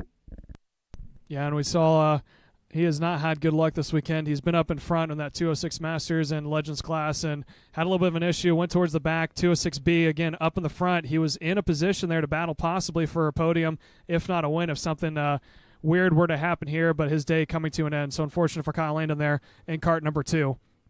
Back up towards the front, Levi Wilbur is got company. It is Carson Sauter in that Factor Fury GP Kart USA pushing the CW Burrell Art of Levi Wilbur out in front. Not too far back, the privateer of Matt Geist on the EOS is watching the two not really battle back and forth. I'm sure he would love them to go back and forth for position. Although overall, how about these times for you? Levi Wilbur, 35.971 his last lap. Carson Sauter, 35.916. Matt Geist, 35.912. So he's turning faster laps just barely, almost identical, just a little bit faster to Matt Geist. Here's the thing, though. You got 7 minutes and 43 seconds plus 2 laps to go. They're turning 35-second laps, and they're about 12 laps in. So just over halfway, and still plenty of time here for Matt Geist to try to close back up. And if Levi Wilbur were to make one big bobble, that would slow both him and Carson Sauter down, or if Carson Sauter were to pass and allow Matt Geist to come into the field of view. Last lap, the separation was 1.3 seconds between Carson Sauter and Matt Geist from that second to third position. Levi Wilbur really strong out there, gapping Sauter by about 2 kart lengths. Let's see what that 1.3 second gap is this lap. 1.5. So Geist not only is not gaining, he lost 0.2 of a second that lap on that lead group. Yeah, so now Carson Sauter is the only one to keep this interesting, except there is a lapper out in front. That's Chad King, kart number 81 on the new Gen Haas chassis. It shouldn't be too much of a factor here. He's getting indication early on that the 2 lappers are coming up from behind. So once they are able to get around him, and they have got that good sportsmanship, he comes out to the outside of the line, points by the leaders. He understands that he doesn't really have a dog in the fight here for the lead, and he's going to point both of them by. He takes a peek back. I think you saw Matt Geist is there as well, and I'm not sure if Matt Geist is going to get there quick enough to get around him here on the inside, and he's not. So this is going to be bad news for Matt Geist. He's got to make the pass on the inside parts of the track, which is significantly tighter and more technical, as we got a yellow out. Looks like a kart stopped on the outside of the barriers. Can't get a number on it coming out of turn number 8, and I think that might be Alex Cooper maybe, and I think it is. Alex Cooper out in turn 8, and he is actually trying to find the dead parts of the track as he now goes into the middle parts of it, and they're going to have to get that chassis out of there. That's not in a good position, and that might bunch up the leaders as it's still Carson Sauter pushing Levi Wilbur, and there's kart number 93, Alex Cooper, out of the future event. And that gap from second to third remains the same at 1.7, actually 1.9 seconds. So it gets a little bit bigger each lap. But Matt Geist running out of time here pretty soon. We're almost 10 laps into this 15-minute final. And it could boil down to Levi Wilbur and Carson Sauter for the win. All by himself in third, Matt Geist. Then it's Seth McCone running comfortably in fourth. No competition there. And in fifth, it's Peter Drummond. So your top 5 running order. You got a good battle out there for 6th, 7th, and 8th. And that's between Jared Spansel, Palmer Eicher, and Nathaniel Labert. Chad King and Alex Cooper, your top 10. And Alex Cooper is out of the race. So we got 9 cars left on track.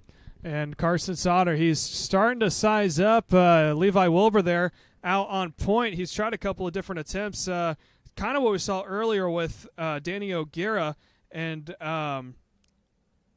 Dominic Gaddis, where he's trying different attempts to see where am I a little bit faster, where can I make a move, and coming out of that final corner of the Speedrome turns 3 and 4, he's hugging that white line all the way through, sucks up right to the back bumper of Levi Wilbur coming out onto the main straightaway, gets in the toe and stays glued to that back bumper like he is now. And I think Carson is playing the long game here. He's had several attempts to try to make a pass, but I think he's going to try to wait until the last 2 laps here when he sees the double sticks up in the air to try to make a move. 11 minutes into this 15-minute plus 2 lap final event. So about 4 minutes to go. Roughly about 7 or 8 laps is what we have left. And it's still Levi Wilbur and Carson Sauter dictating the tempo of this race. Gap right now 1.8 seconds. So Matt Geist did close the gap 1/10 of a second that last lap, but certainly not enough time at that rate to make a difference. He lost that draft early, and when he did, he just never was able to gather it back up. So those top 2 kind of handling this race all by themselves. Now, as Caleb said, if these 2 start racing each other, which it looks like Carson Sauter may be getting a little bit impatient. He kind of peaked down low on that last lap, but then he backed it out of there. If they start racing each other, that's the opportunity that Matt Geist needs to close in on the leaders.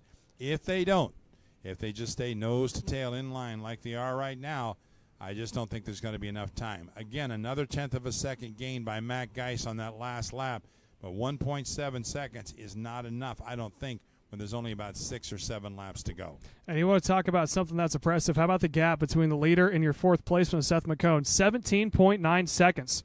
So even if the top two do start battling back and forth, and Matt Geis does end up joining the party, they're quickly approaching the point where it's not quite going to matter.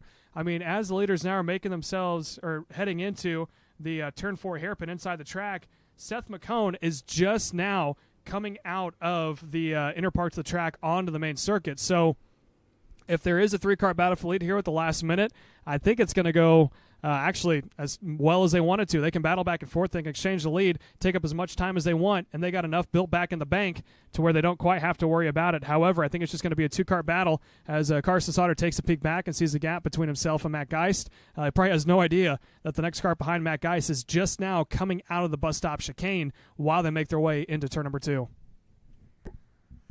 Yeah, really big gap on the field by these two right now. They are in total domination. Matt Geis wasn't able to hang on, and he's been hot all weekend, but he could not hang on to these leaders. He now lost about 0.2 of a second on that last lap. Leaders staying in line, behaving themselves. We're about 1.5 minutes from the 15-minute mark, so we're a few laps away from the 2-to-go sign in this one. And right now it boils down to Levi Wilbur and Carson Sauter for the win. Yeah, and as you're talking about earlier, Carson Sauter is getting a little impatient. He was taking a couple of peeks there. He had one coming out of that final corner. Almost looked like he was going to make an attempt there going into turn 4. And I think he's trying to feel out how the gearing difference is between himself and Levi Wilbur. Obviously, you can tell in the kart when the person in front of you gets on what's so-called the chip or the rev limiter, which is, I think, about 5,800 RPM or 8,500 RPM. And you can kind of hear in the kart in front. It sounds like almost like Morse code if it's a constant I all the way through. So the drivers can hear it, and they can kind of get a feel of whether they're geared lower, gear higher. And I think right now Carson's just trying to experiment, figure out what's a good opportunity for it. If he wants to wait until the last lap, which has its own set of risks in and of itself, you're going to have to hope that you do it at the right point of the track. You can build up a gap and try to hope that Levi Wilbur's not going to be able to catch back up. If he does on the last lap, he's making the risk of only being able to do it once. Well, you're exactly right. And it's almost a case where you want to do it a lap or two before then, because if you fail, you lose time. And it may take you another lap or two just to get back to where you were. So when you make that commitment to make that move, you better know the time's right and you've got the space you need to make the move successfully. Because if you miss it, you're going to hit the corner out of line. The guy you're trying to pass is going to keep on going, and you're going to be 2 to 3 kart lengths back trying to reel him back in. And we've got lap traffic up ahead. That could play a part as these two wind this one down. We're going to see 2 to go next time by. Yeah, so 2 to go next time by, and like you're talking about, lap traffic could be a factor. The term is called setting a pick. When you're the driver in second and you know the leader is going to get stuck behind, you kind of put yourself in a position to where the leader is going to have to back off, or else they're going to run to the back of the cart, or you when you get next to him. There goes one lapper. I believe that was cart number 81, Chad King, being a great sportsman and letting him go by. And now, how about that? Carson Sauter opens up there into turn 2, gets a good run now coming out of turn 3, and already on the defensive goes Levi Wilbur. He's holding that defensive line there through turn 4, and that's going to bunch him back up. Here comes Matt Geis. He's stuck behind this lapper here of cart number 81, but if they start blocking back and forth, as there goes Geis last time by. He was at 1.8 seconds. It was up to about 1.7. Started to stretch back out, but Wilbur going on the defensive, that's going to bobble him down. There's double sticks in the air now. Here's the white flag, and all the way down to the yellow line goes Levi Wilbur. Carson Sauter seeing about going high. Lap traffic looms ahead for Levi Wilbur. Can Carson Sauter make this opportunity side by side around turn 4, down into the horseshoe? Can't do it there. Takes a high side, goes the over and under. Not going to be able to do it there. So now Carson Sauter's on the back of Levi Wilbur coming up on the bus stop chicane, and Wilbur defends here. Carson's going to have one more opportunity. This lapper might play a little bit of a factor. He goes straight to the outside line. Carson's going to be stuck down low behind Wilbur. Unless it's going to be a photo finish, I don't think it's going to be enough. Levi Wilbur brings home the win here this afternoon for 206A. What a great finish and what a great run by Levi Wilbur, holding off one of the hottest drivers we've had this weekend, Carson Sauter. But Levi Wilbur in a great run. What a great race. And these are marathons. But these guys held on, ran nose to tail the entire race. And possibly Carson Sauter waited a little too long. It's hard to say. But that last lap, Levi Wilbur found the way to play defense and comes across the stripe in first. So that will do it for 206A. Levi Wilbur takes the win, Carson Sauter P2, Matt Geiston third, Seth McCone fourth, and Jared Spansel rounding out your top 5. It was a checkered and black flag, which means it is under review. But until then, we're going to send it to a quick commercial break. When we come back, we go Sportsman Racing. 206 Sportsman up on deck next.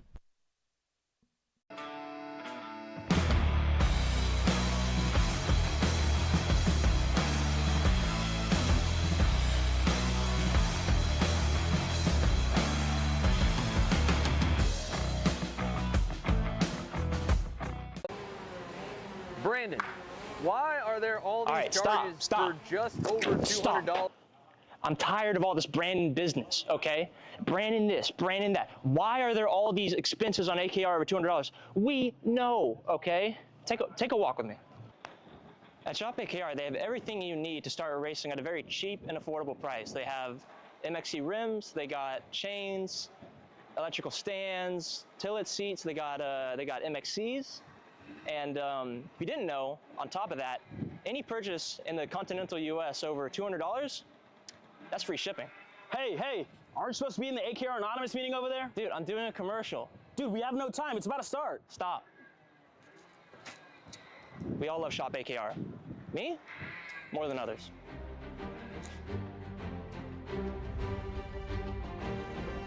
What do I get at Shop AKR?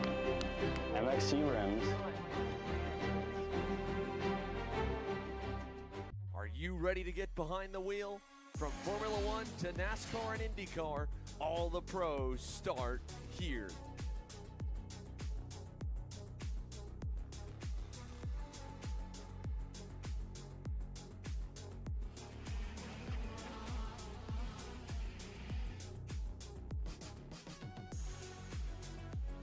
For more information, check us out online at mcckarting.com or call us and go racing today. Looking for a team with a diverse calendar? How about a team that offers both full support and teaches you and your kid how to do all the work yourself? For us at Drive Your Line Kart Sport, fostering growth on and off the track in a family environment is what we do. Well, that and bringing home some hardware. Contact us today online at dylkartsport.com.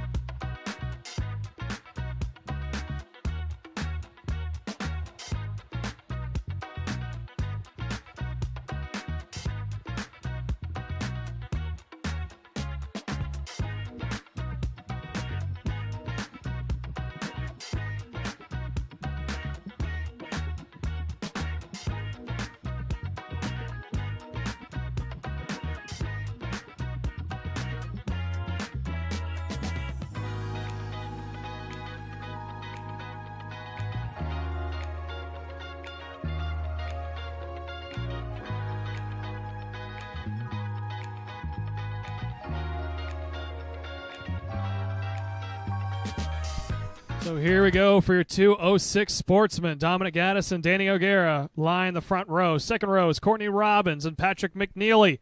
If you recall back to the pre-final both heat races, both Gaddis and O'Gara went nose to tail for the entire feature. Let's look at Justin Laddock, the head flagman. Green flag is out, and it's going to be a copy-paste from what we've seen earlier today. Dominic Gaddis on point. Courtney Robbins goes from third up to P2. Danny O'Gara falls back, and around goes Courtney Robbins, and it looks like O'Gara and Patrick McNeely both make it out okay, and it looks like Courtney Robbins able to spin that thing back around under her own power and get going. So we still have all four running strong here. Gaddis now with a significant margin over Danny O'Gara. What a huge break for Dominic Gaddis, and now Danny O'Gara's got to just kind of focus on what lies ahead. He's got plenty of time, 15 minutes plus 2 laps, to get this thing done and catch back up to the leader. But right now he's got a gap of over a second, about 1.9 seconds, almost 2 seconds. And we'll watch that closely to see if it closes in. I have a feeling it will. Sometimes if you just keep focused and can see that leader in front of you and you're chasing him down, you have the ability just to kind of hit your marks. As long as he hits his marks, he's got plenty of time. He can't lose time. He's got to gain a little bit every lap to make this a race, but I think he will. Looks like already he could have closed it a little bit. Catching him's one thing, passing him's another. Crossing the stripe for lap 2, we were 1.9 seconds the last lap. And this lap we are 1.7. So 0.2 of a second gained on that last lap by Danny O'Gara. I think he might have something for Dominic Gaddis. He just got to be patient and catch a little bit each lap. Yeah, and like you said perfectly, if he makes up 1/10 a lap here in about 17 laps, he'll be right to the back door of Dominic Gaddis.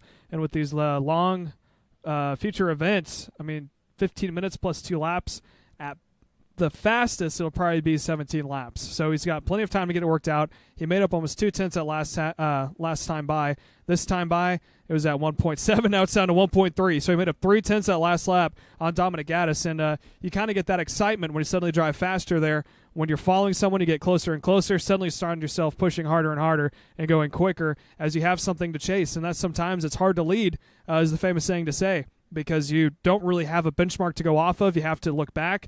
Shouldn't be looking back a whole lot because you need to focus on what's in front of you. So all you can do as a leader is Dominic Gaddis. Keep your head down and keep pushing. But right now, Danny O'Gara is starting to eat away at that gap between himself and Gaddis. It was down 0.3 this last time by. Let's see it. I think it might be down another 2.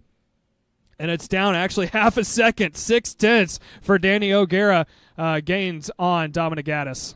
Yeah, clearly by the naked eye, you can see the difference on the racetrack. That gap is getting really small. I think another lap or 2, they're going to be bumper to bumper, nose to tail, with a lot of this race left. So kudos to Danny O'Gara that he didn't let that bother him. He has, plenty of racing left, and he's out there now almost to the rear bumper of Dominic Gaddis. As they cross the stripe for lap number 5, we've got a battle now as Danny O'Gara has caught up to Dominic Gaddis, and it's a battle for the lead, 1 and 2. Yeah, and it's kind of what we've seen the past 2 heat races and along with the pre-final, and I think Danny might push him here. They don't really need to build up a whole lot of a gap between themselves and Courtney Robbins in P3. Robbins was able to make up one more position, but she's still 10 seconds back from your leader, Dominic Gaddis, and O'Gara already going straight to the back bumper of Dominic Gaddis. I think Dominic may have been taking a little bit easy as O'Gara sends it around the outside, tries for the crossover move. Here they go, door-to-door down to the line. Danny O'Gara, new leader into turn number 1. Danny O'Gara came to play in this one, let me tell you something, and I think he might have the speed. We'll see if Dominic Gaddis can hang on, but O'Gara looked really strong. Catching up to Gaddis. Gaddis misses the corner coming off of turn 3, and that cost him a little bit. O'Gara already started gap him a little bit, and very possibly could be the fastest kart in the racetrack now. Now, granted, they still have probably 75% of this race left to run, so a lot can happen between now and then.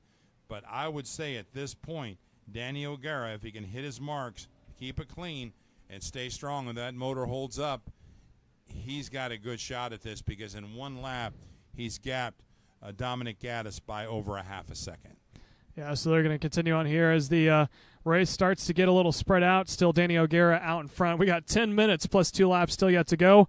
So we're going to go a little bit silent on the airways right here and crank it up as we sit back and watch these 4 drivers out on track making the way through. O'Gara continues to lead on the Top Kart USA Privateer entry. Dominic Gaddis in P2 on that MPG Kart Republic out of Whiteland Raceway Park in the second position. Courtney Robbins on a Privateer, I believe, on an OTK. And then you have Patrick McNeely also on a KR running there in the 4th position.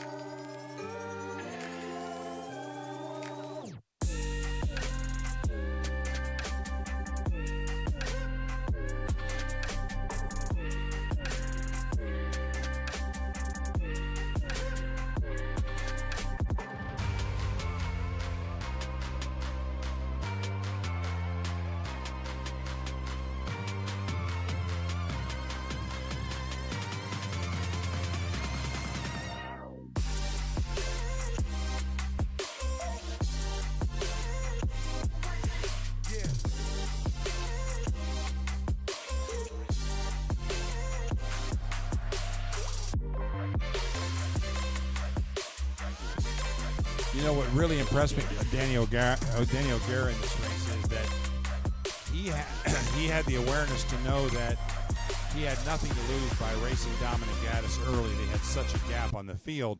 He didn't have to just stay in line and check out. And I think he felt like he had something for him. So he made the move early, Caleb. And sure enough, that's exactly the case. Now he's gapped him now by, gosh, a second and a half. Again, a lot left in this race. But if he can maintain at least that gap, if not more, he's clear sailing to the end. These two have ran a lot closer. This is the strongest I've seen Danny O'Gara all weekend.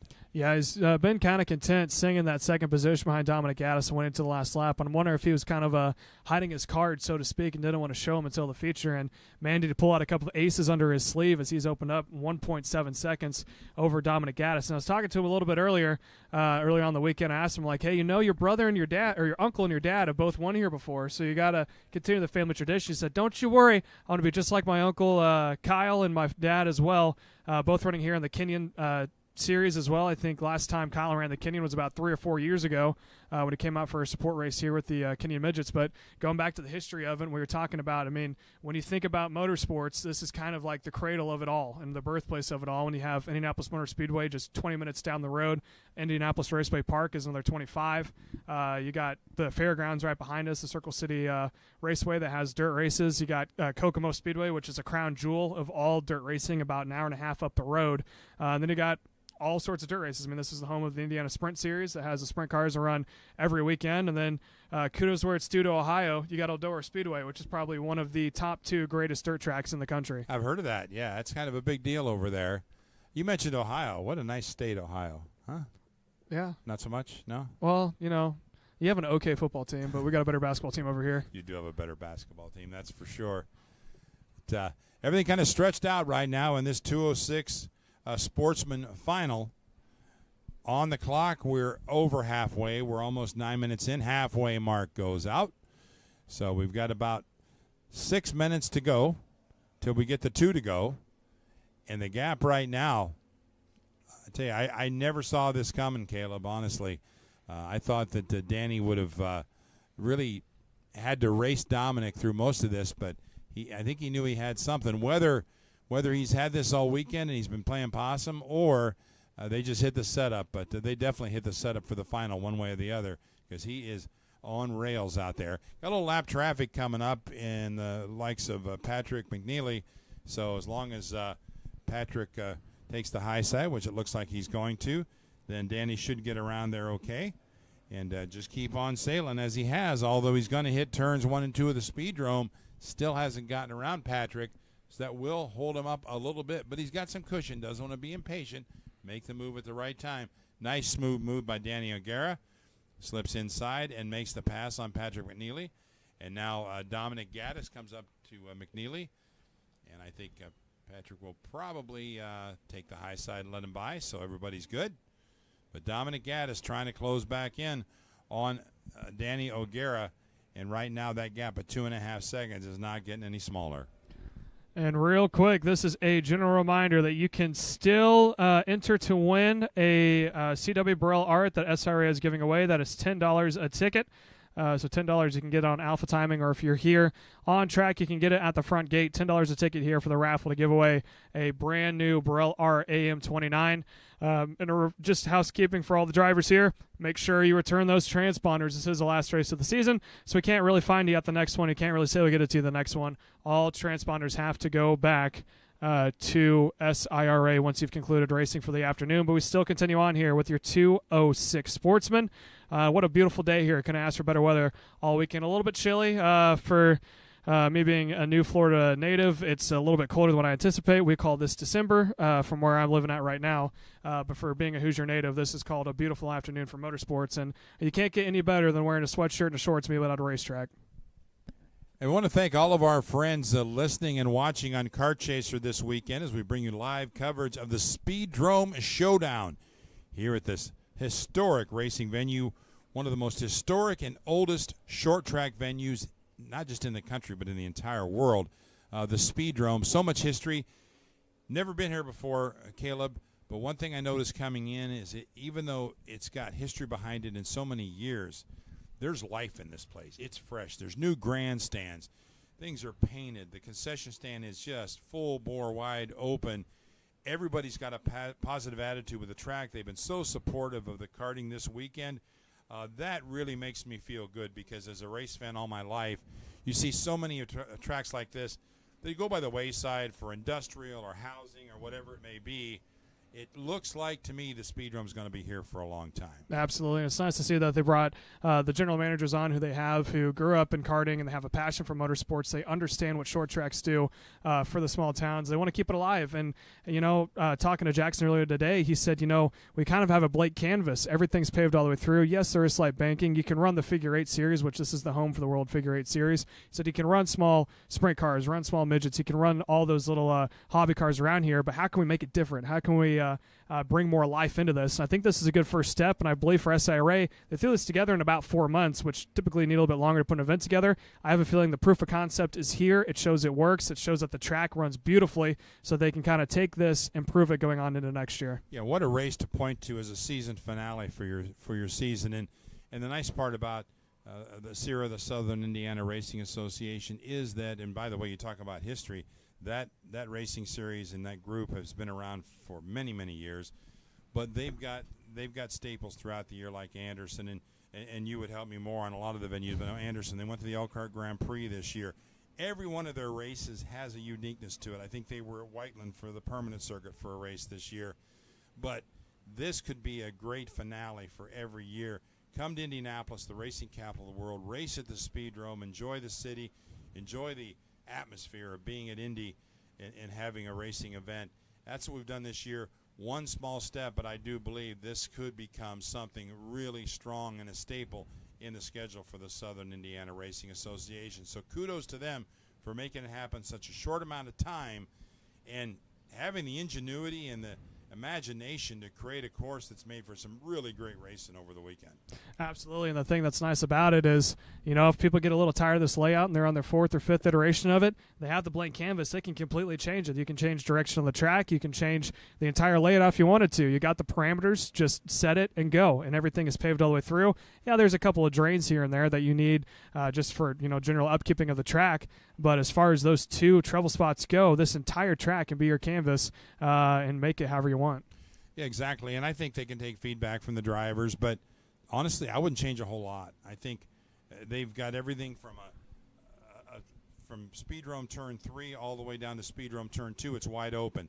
Then you get into the inner workings where you've got probably another, I don't know, 1,000 feet maybe of racetrack that has short spurts of straightaway with tight corners, and you've got to swing wide to take one and then bring it back out to set up for the next corner, allowing for the passing under braking if you're close enough, and we've seen a lot of that. We've seen some contact. We've seen some passes. We've seen some passes that didn't make it because they were able to hold the line on the outside, so when somebody goes underneath under braking, but the next corner is the opposite direction, you're in the wrong side. If you haven't made a complete pass, you're going to be the one on the outside looking in. and that's what's happened a lot. So it's really made for some good racing. I've enjoyed it. We still got a few more races to go, but I think they hit a home run this weekend, the way they set this out and the way the event's gone. Absolutely, and something that's cool to see here, and something I always loved about doing these temporary circuits, and I think the best place you can see it is kind of in the parking lot of the Rio Las Vegas Casino. When these barriers come our way, you can still see the track layout as we see 2 laps to go here for Danny O'Gara. But once these barriers get pulled back, you can still see the tire layouts, you can see the sprocket marks, and it's kind of, you can take a top-down picture and be like, oh, look, you can still see the layout of the track. You can see some skid marks here and there. But as the weekend went on, like we said, completely green track. Talking to a couple of these drivers, they said, hey, you can actually see rubber being laid down on the surface all the way through, not even on the concrete patches, which are a little bit lighter and easier to tell, but even the inner parts of the track and going over from the bus stop chicane back on the inner circuit, you can see where the racing line is. Yeah, I would agree with that. And I think if we look at yesterday, we had a lot of spins in almost every class. Guys were having trouble gaining traction. We haven't seen as much of that today. Weather's about the same. It's warmed up pretty nice for an October day in the Midwest, that's for sure. But I do believe you're right. I think there's some rubber being laid down now, and it's allowed for more grip and better racing, and I think it shows. Danny O'Gara about to see the checker flag. What a run he had. Overcame adversity, got a bad start, was about 3 or 4 seconds back of the leader, Dominic Gaddis, but just focused, knew what he had to do, and about 7 or 8 laps in, made the pass, and then just kept on trucking. And coming across the stripe for the win, Danny O'Gara. So Danny O'Gara comes home with the win here this afternoon for 206 Sportsman. P2 going to go to Dominic Gaddis. Third place is going to go to Courtney Robbins. And rounding out the field in fourth, that is going to go to Patrick McNeely. And that will do it for our 206 Junior Sportsman. Up next, it is the second biggest class, 206 Junior, set to take the green here this afternoon. We're going to go to another commercial break, and when we come back, more live racing coming your way. Brandon, why are there all these charges for just over $200 from Acceleration Kart Racing's website? That's because AKR gives you free shipping on orders of $200 or more within the continental U.S. Okay. But I thought you were just getting a pair of gloves. That's what, 70 bucks? But if I'm getting a new pair of gloves, I might as well get a new pair of shoes to match. And then on top of that, I'll get a neck brace because with the shipping, it's basically free. Yeah, I do not think the math checks out on that. Everything you need, all in one place and shipped to your door for free for orders of $200 or more. Exclusions apply. Spend responsibly. Shop AKR.com.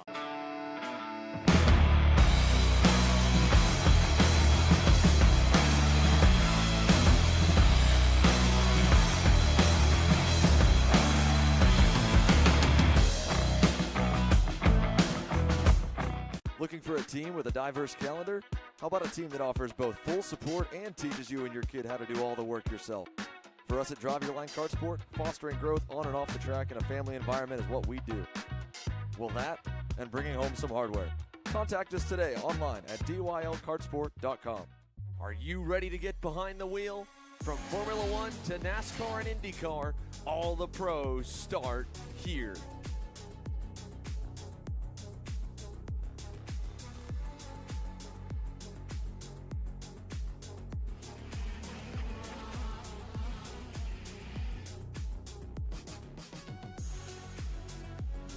For more information, check us out online at mcckarting.com or call us and go racing today. Are you looking for an advantage in your competition? Well, Kart Class has done the hard work for you. We've traveled to your racetracks to give you the inside knowledge. So what does Kart Class offer? We've got drone footage that captures the racing lines, visual markers for your braking points, acceleration zones, and the best overtake opportunities on your racetrack. Pedal cam to show you where to brake and when to accelerate, and 360-degree footage to make sure you don't miss any parts on the racetrack. We've covered 13 racetracks in the United States, and Australia, you're up next. So visit kartclass.com to get your track information.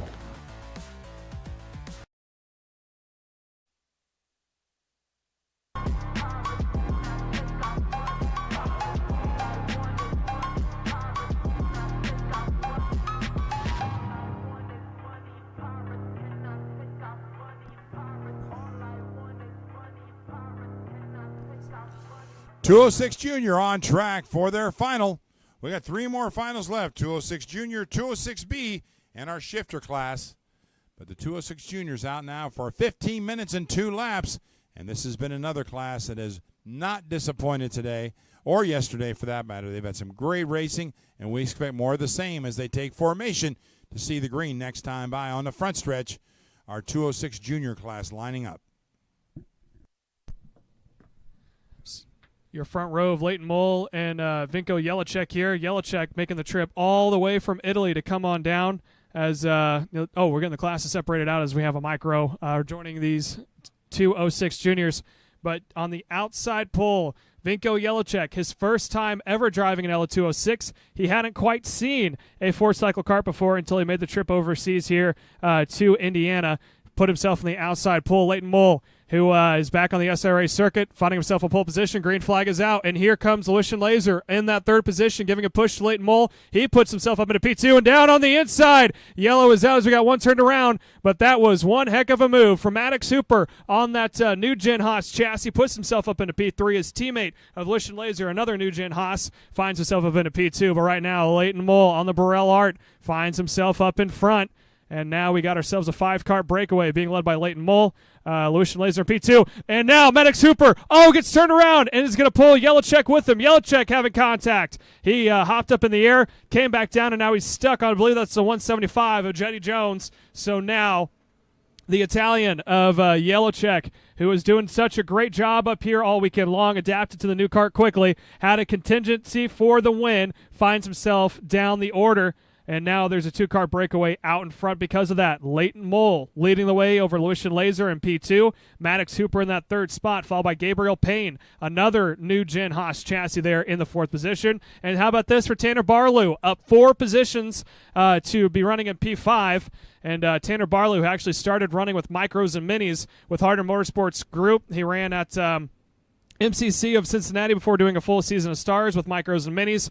Made the transition over to junior, I believe, about 2 years ago, and been running here and there races. He actually got inspiration to get into karting from being a native from the Elkhart area and coming out and watching the Elkhart Grand Prix.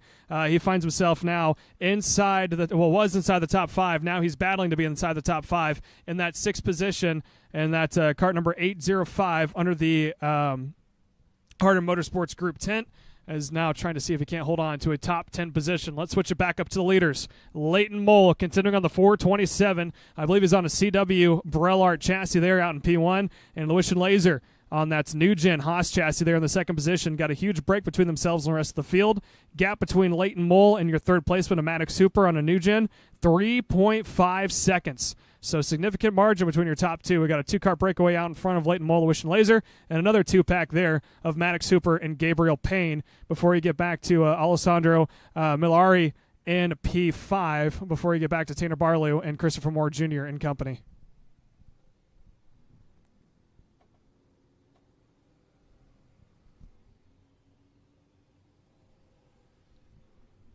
So Leighton Mole continues on here. 12 minutes and 27 seconds to go. Last time by, Leighton Mole was about 2/10 better than Lucian Laser in that 2nd position. Maddox Hooper actually doing about a 10th slower than his teammate Gabriel Payne in P4. So if those two are able to connect together, they might be able to work their way back up towards the front. But right now, Leighton Mole trying to see if he can't do a clean sweep. Qualifying both heats, the pre-final and the feature. And Randy, that's quite a bit of racing you got to do to stay perfect and stay on top for all 5 events. Oh, no doubt. That's obvious. And he has been strong. Leighton Mole now with a 0.6 of a second, which on the racetrack is about 6 kart lengths. As we look at the leaders here going by, Leighton Mole and Lucas Laser, 1 and 2, Lucian Laser, and then Maddox Hooper runs in 3rd. Gabriel Payne and Alessandro Minarelli. That's your top 5 running order. We're actually at this point, we're 4 minutes in, 11 minutes plus 2 laps to go. Through the top 10, we've got Tanner Burlew running 6, followed by Christopher Moore, Patrick McNeely, Cooper Mall, and Vinko Jelicek with Jetty Jones running in 11th.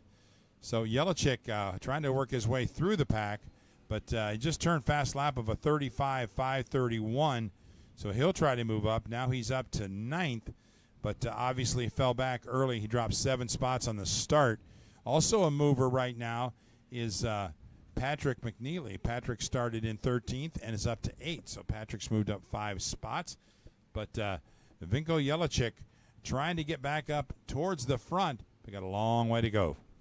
And how about this? Battle for the lead. Here comes Lucian Laser on the inside, and he will take the position away from Leighton Mole before they get to P2. So now Lucian Laser on that new Gen Haas chassis puts it up on front. Leighton Mole in unfamiliar territory settles into P2 on that CW Burrell Art chassis as they snake their way over into left-hander turn 5, making their way up towards the bus stop chicane before making their way back in the inner parts of the track. Lucian Laser, who started off running actually kid karts at Whiteland Raceway Park. His father, Jimmy Laser, is all but familiar of running here at the Indianapolis Speedrome. He raced sprint cars and midgets for the longest time, running mostly dirt in the early 2000s. I think he did a couple races here as well, as we got a pack starting to form up there in the mid, and it looks like Tanner Barlew incumbent along with Christopher Moore Jr. might be going side by side. Christopher Moore Jr. trying to see if he can't make a look on the inside there, and he's not going to take it. It is going to be Tanner Barlew actually losing a position to Vinko Jeličić. And let me just tell you, Vinko Jeličić is on the charge.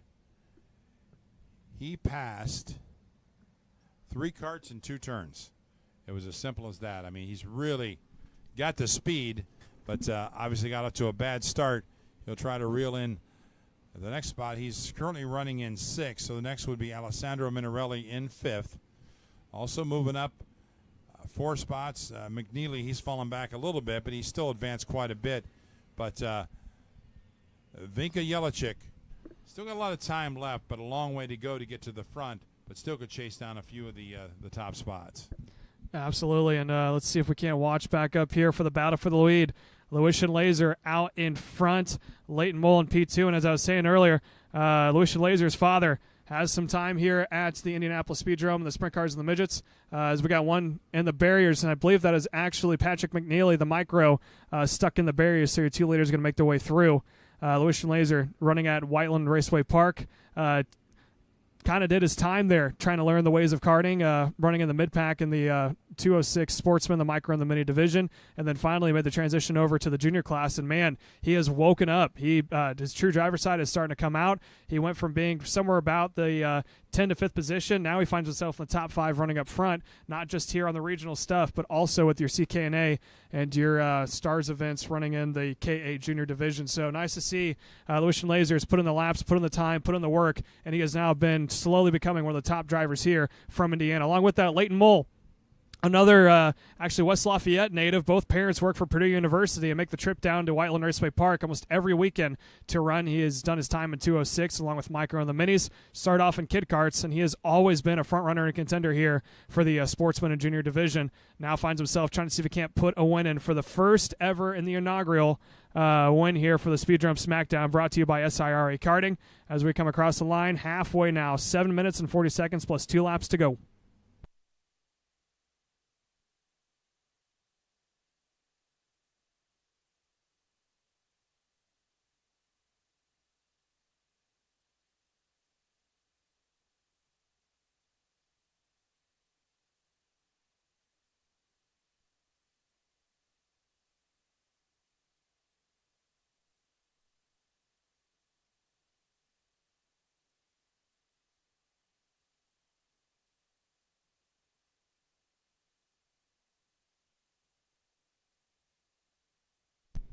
Leighton Mole having a look there on the inside of Lucian Laser going into turn number 2. And now he's trying to size him up for pass here to turn 4. He has a peek to the inside. He's going to tuck back into line. So Leighton Mole trying to see if he can't put the iron to the press right now and find a way around Lucian Laser as he made their way into turn 2. And he had a fantastic run there out of turn 8 and was able to tuck into that toe. Had a peek to the inside. And Randy, like you were talking about earlier, it seems to be you got to defend that inside line and almost yellow line it all the way through turn 1. And pop out last second into turn 2 if you want to hold off that position.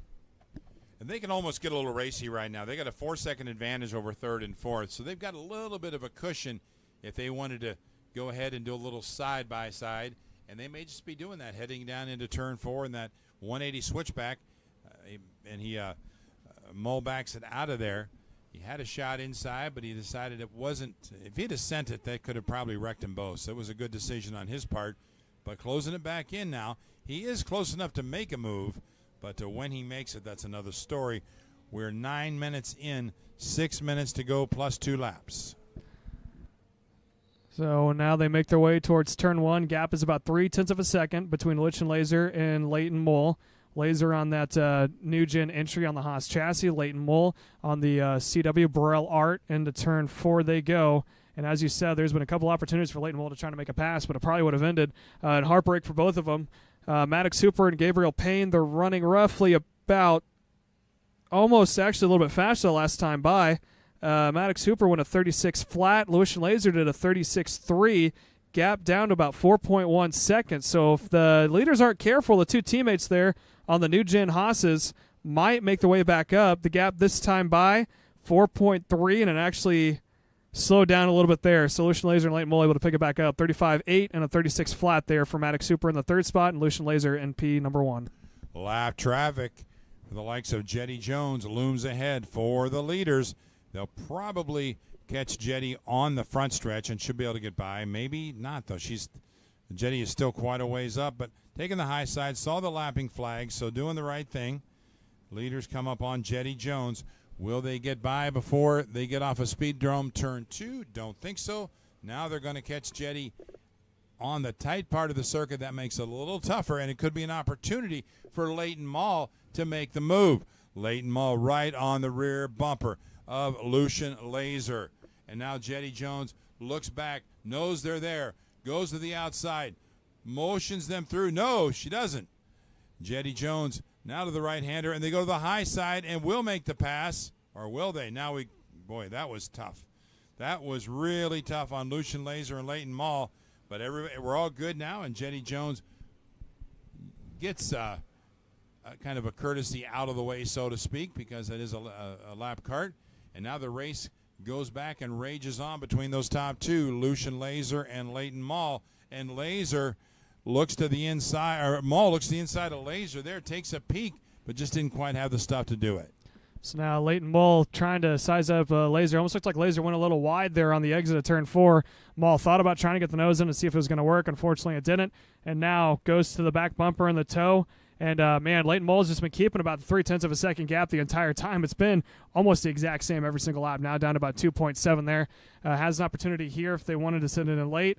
Looks like Leighton Mall decided better of it. And, man, I think every time they come out of turn 3, Mole might try to send it up on the inside. And Laser looks to be getting a little tight there through turn 4. The kart kind of rotates and then sticks. That's kind of where he bobbles his momentum, and that allows Leighton Mole to close back up to him. As they go through turn 7 and 8, Leighton Mole, great rotation on that kart, able to just hug those curbs, and has actually taken more curbs I think most people in the 206 have through that 7 and 8 complex. So this time across the line, looking just under 3 minutes plus 2 laps to go. Lap times about 0.3 faster there for Lucian Laser. A little bit of a gap right now for Lucian Laser over Leighton Mall. Mall closes in, but you can't have that kind of a gap going into the inner part of the circuit because it takes the entire inside to catch back up, and then Lucian Laser seems to have some top-end speed to stretch it out again. As they hit Speedrome 3, let's see if Leighton Mall can hang on, or is Lucian Laser going to gap him a little further. Last lap it was a 0.466 gap. This lap it was a 0.468. So nothing gained on that lap by Leighton Mall as he tries to close in on Lucian Laser for the win. And we're nearing the end here. We got about 2 minutes to go plus 2 laps. So about 4 or 5 more laps is what we're going to have. And time slowly but surely running out on Leighton Mall. And right now the gap inside is about 5 car lengths.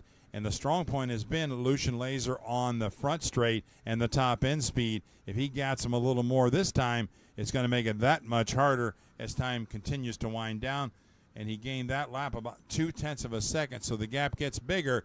And that's not what Leighton Mall needed to see. Back in third is Maddox Hooper, Gabriel Payne, and Vinko Jeličić. That is your top 5 running order with just a few laps left in our 206 Junior Final.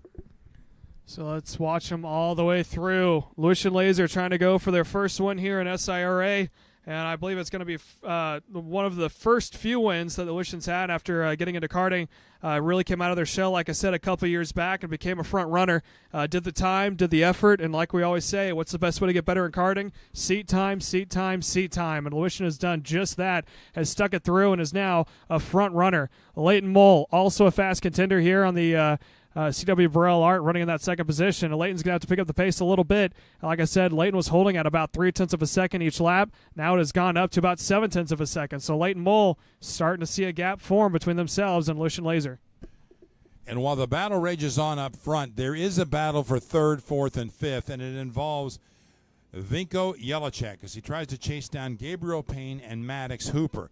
He is 2 to 0.3 of a second quicker each lap on third and fourth positions.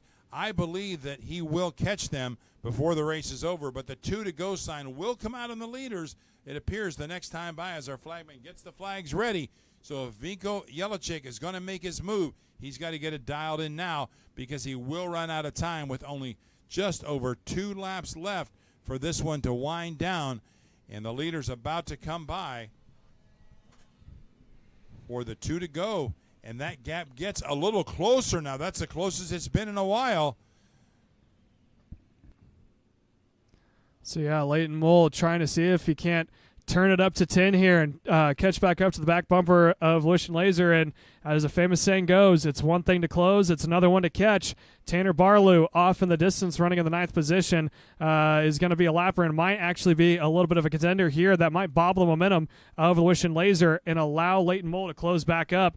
2 laps to go. It looks like Barlew has been showing the flag, so he is going to the outside line, way up against the barriers, and that's good sportsmanship on his part. Let the leaders go by. He knows he's not a contender here for the lead, so let the racers continue on. But now, how about this? Leighton Mole, a little bit of a fake out. Now he goes down to the inside. Laser trying to roll the outside, and now Leighton Mole's going to go on the defensive. Down there into turn 4. Tanner Barlew still in front there on that 805, and he's going to come to a stop. How about that? That was probably a smart move on his part. He said, hey, I don't want any part of that, and I don't want to change the outcome. And watching the leaders that last lap, they came off of the turn 8 and then up onto the Speedrome turn 3. Lucian Laser came off of there really wide, and he actually glanced off the barriers. And when he did that, checkered flag is out now for Leighton Mole. Lucian Laser finishing second, but it lost a lot of momentum, and he never gained it back, and that allowed Leighton Mole to catch up and seize the opportunity. So really close finish in that one, last lap pass. Absolutely. So congratulations to Leighton Mole. Again, the win here this afternoon for 206 Junior. Lucian Laser, that was one good run for Lucian, finishing at P2. Maddox Hooper comes across in P3. Vinko Jeliček in 4th. Gabriel Payne running out your top 5. And the checkered and black flag are out at the same time, which means that the race is under review. So it might have a little bit of effect to the outcome, but that'll come later on this afternoon. That will do it for your 206 Junior. Up next, it is your 206B. And that will be the second to last event we have here this afternoon before we get going with your Pro and Sportsman Shifters. This is all coming to you live here on Kart Chaser Grassroots, so stay tuned and don't go anywhere. 2 more races coming your way. Maryland USA, a top-level performance team with unmatched hospitality, offering a full-service driver development program with year-round testing available in Miami, Florida, and the official North America racing team of Parolin Racing Chassis. Chassis and parts available at ParolinUSA.com.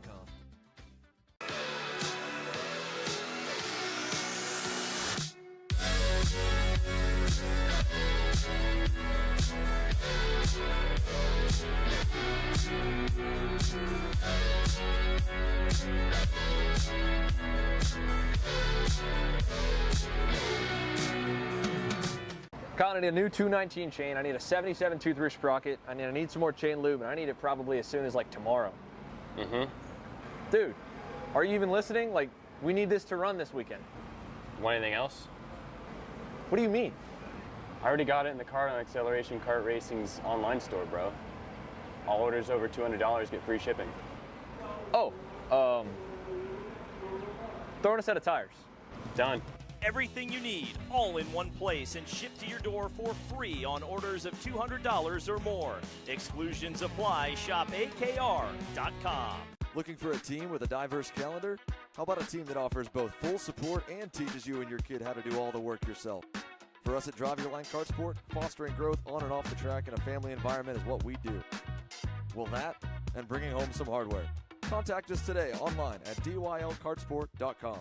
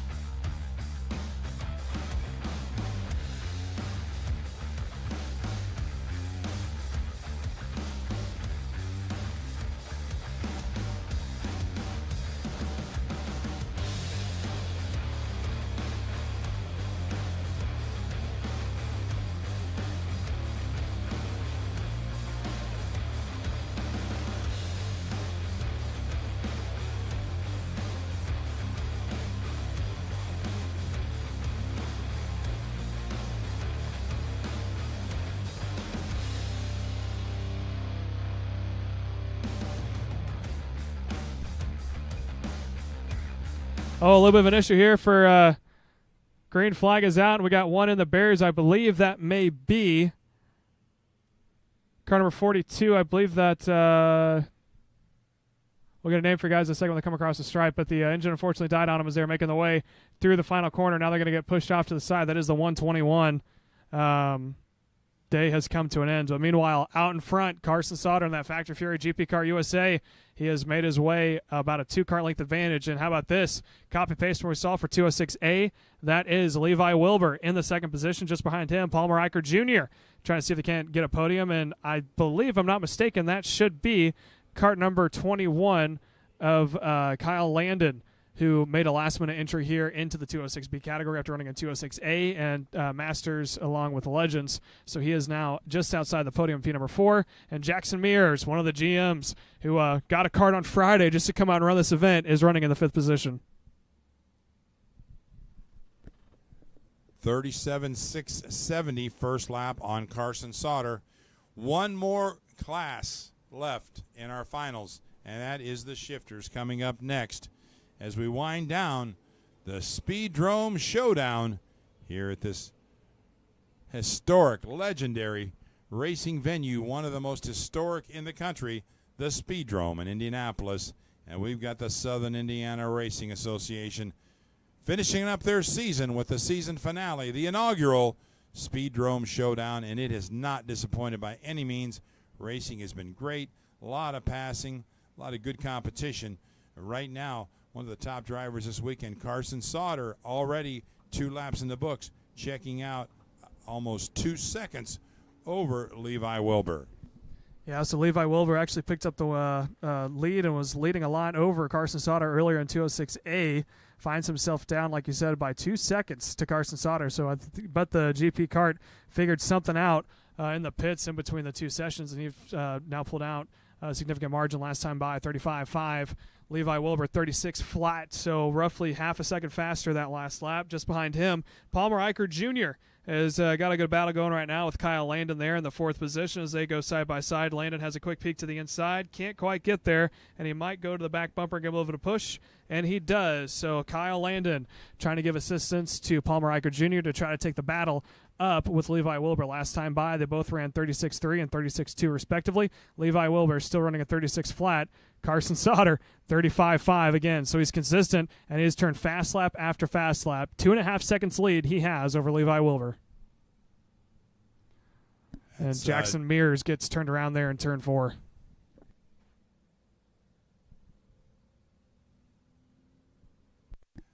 The best battle on the racetrack, 3rd and 4th, between Palmer Eicher and Kyle Landon. And that's for the 3rd and 4th position.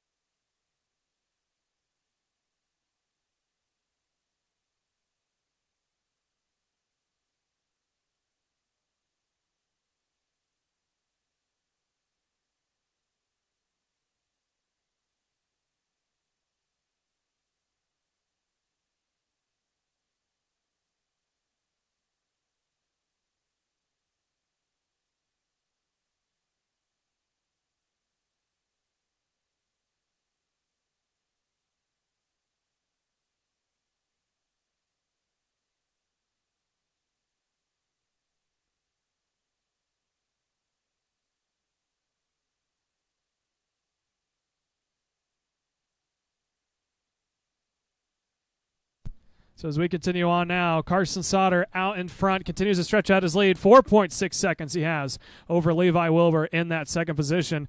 Like I said, Wilbur, who was up right on the back bumper of Carson Sauter almost all weekend long in all 206 classes, now struggling to just match pace. Carson Sauter last time by did a 35.5, about 1/10 off his best of a 35.4. So he's kind of slowing down just a little bit. Speaking of slowing down, looks like Jackson Mears coming to a stop here on the inside parts of the track. He was pumping the throttle, so he might have some issue, and he is hopping out of the cart. So this 5-cart battle has now gone down to 4. And unfortunate to see here for Jackson Mears, again, one of the GMs of the track who was excited to just pull a cart out on Friday and just wanted to run because it was in his own track. So Jackson Mears' weekend coming to an end here for 206B. About 9 minutes and 10 seconds to go plus 2 laps. And attrition once again playing a big part in this one. The battle right now continues to be 3rd and 4th, Kyle Landon and Palmer Eicher. Carson Sauter leads the way with a 5-second advantage over Levi Wilbur, and then Wilbur with about a 5-second advantage over 3rd and 4th, Landon and Eicher. Jackson Mears off track. So we have 4 carts remaining, but the battle is strong for that 3rd and 4th position.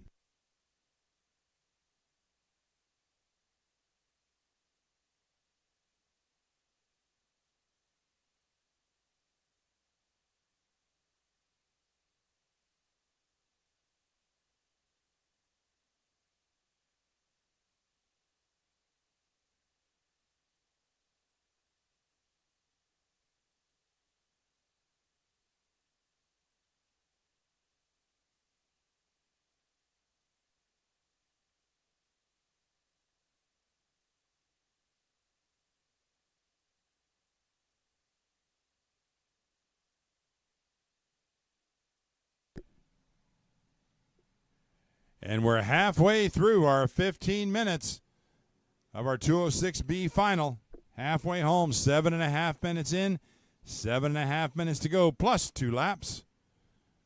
Second place going by Levi Wilbur, and then Kyle Landon and Palmer Eicher side by side for 3rd. They're having a really good time of their crossover move. And Eicher makes the pass, and they're back and forth again. These two are equally matched.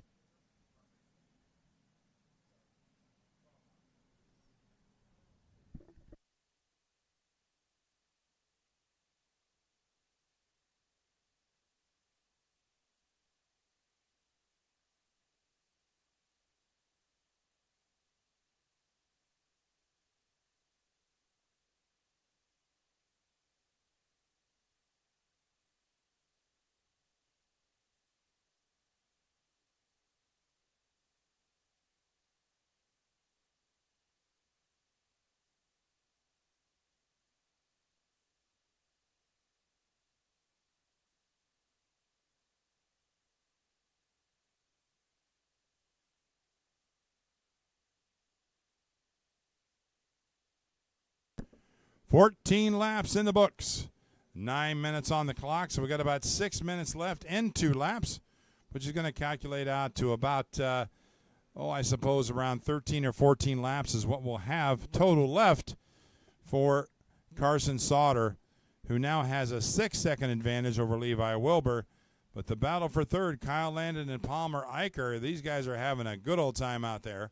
Eicher in the number 7, right on the rear bumper of Kyle Landon as they work their way through the tight part of the circuit in the infield here at the Speedrome.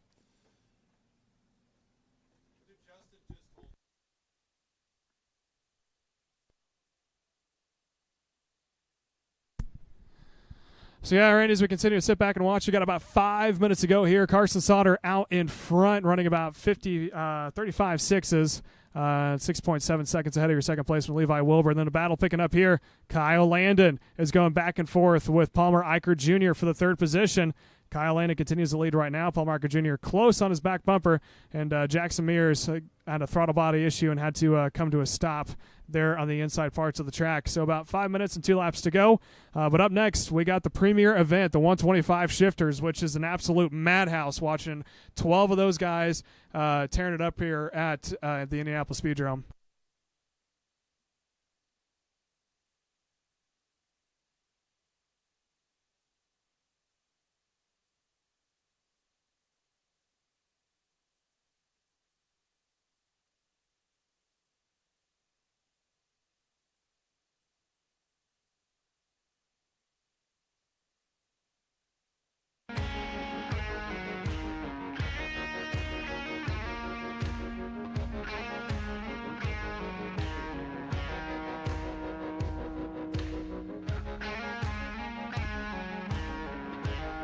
Once again, swapping back and forth. Kyle Landon slips around Palmer Eicher, takes over the third spot. Eicher does a high and low move, trying to get back around Landon. These guys are evenly matched and have had a really good time out there as they've battled that third spot back and forth every single lap. Carson Sauter continues to be clearly the fastest driver on the racetrack. Last lap of 35.448. That's the fast lap of the race.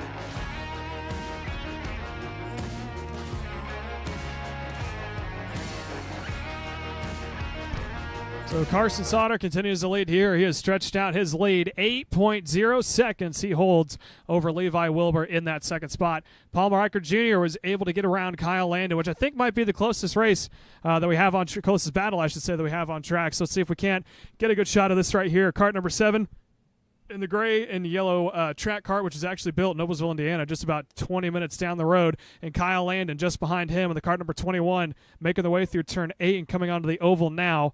These two have been kind of going cat and mouse all event long, switching position back and forth. Kyle Landon was actually a late entry and hopped in just before the feature started at the back of the field and is trying to work his way up. And right now he's trying to battle for that last podium spot. So as they make their way now over into turn 2, heading towards turn 3, we got 2 minutes and 30 seconds plus 2 laps to go. Coming down now towards the inner parts of the track. And, I mean, how about this for a master class for Carson Sauter? I mean, he went from coming in second in 206A, went back, figured out what was maybe some change he want to make on the kart. Now holds a 9-second lead over your second placeman, Levi Wilbur.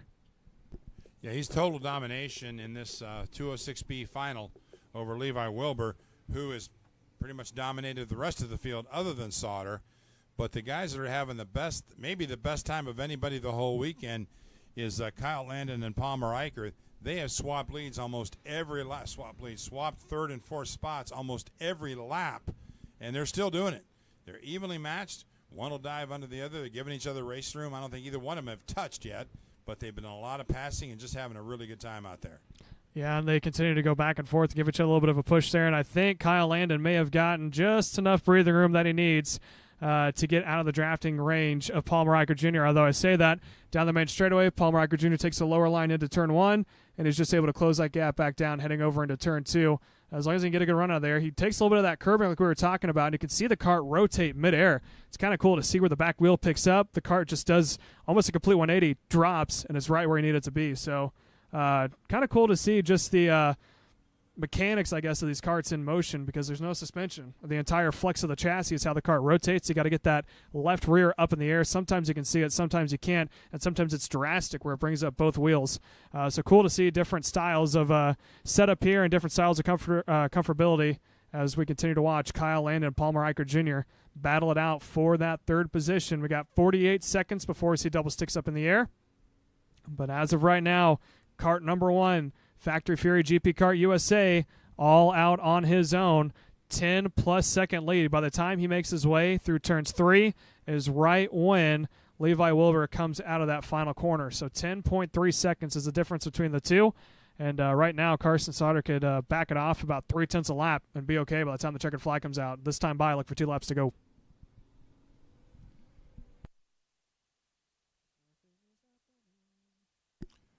Two laps to go for Carson Sauter, and he has literally got a half a lap on the field. So Carson Sauter, a strong run out there. Levi Wilbur running in second with a huge gap over third. Third is Kyle Landon. He's got a little bit of breathing room now. Over fourth spot, Palmer Eicher. They'll see the white flag next time by. As we wind down our afternoon here at the Speedrome, one more final left, our shifter class. So Carson Sauter making his way out of the final couple of turns here before he makes his way onto the Speedrome Oval, coming down towards the start-finish straight. White flag is out. Justin Laddick waving across the start-finish line. Carson Sauter's got one more circuit around, over into turn 1 for the final time. Makes a nice little transition down to the bottom parts of the track, through the sweeper of turn 3, and into the horseshoe hairpin that has been a trouble spot and a good passing opportunity for most drivers. Over the quick 90-degree corner of the left-hander, up towards the bus stop chicane, onto the backstretch of the Speedrome track, over into the quick left-right chicane, and back on the throttle and the climb up the hill onto the banking. Carson Sauter for Factory Fury GP Kart USA takes the win here this afternoon for 206B. Levi Wilbur on the CW Burrell Art comes out of the final corner for the last time, down towards the start-finish straight. Twin checkers in the air, and he comes home on the second step here this afternoon. And then Kyle Landon was able to hold off Palmer Eicher Jr. from starting in the back of the field, and the drive up to third. He will finish on the last step of the podium. Palmer Eicher Jr. brings it home in fourth. So that will do it for 206B, and we got one more event to go. Your 125 shifters, both pro and sportsman, set to take the green here shortly. Got a little bit of track cleanup to do. And once we come back after this last commercial break, we will see 11 120. This is Henry. Henry feels sad.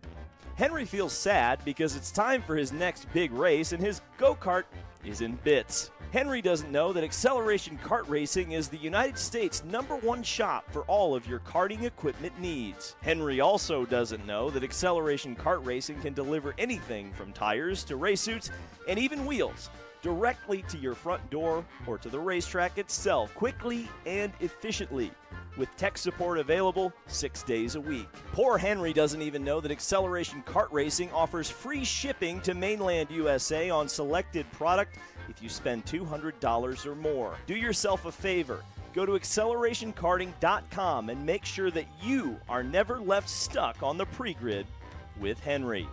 Be smart and don't be like Henry.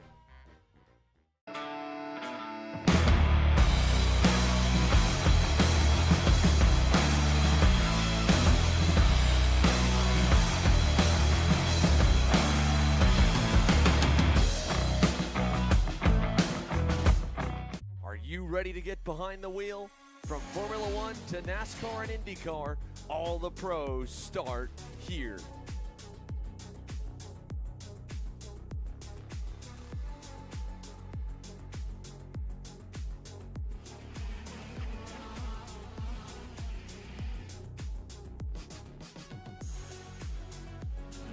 more information, check us out online at mcckarting.com or call us and go racing today. Parallel USA, a top-level performance team with unmatched hospitality, offering a full-service driver development program with year-round testing available in Miami, Florida, and the official North America racing team of Parallel Racing Chassis. Chassis and parts available at parallelusa.com.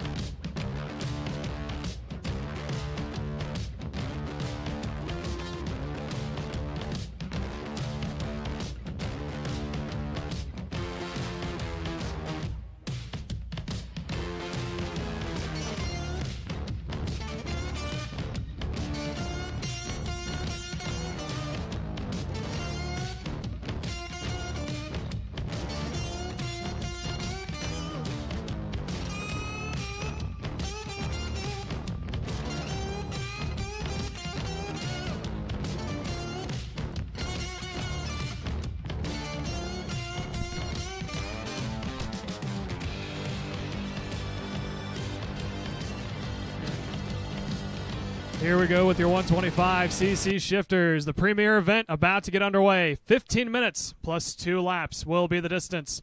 Starting on pole position on the inside of row number 1 in the 222 GP Kart Factor Fury USA is Eli Fox. Corey Osborne, the privateer on a TB kart, joins him on the outside of row number 1, starting in the 2nd position.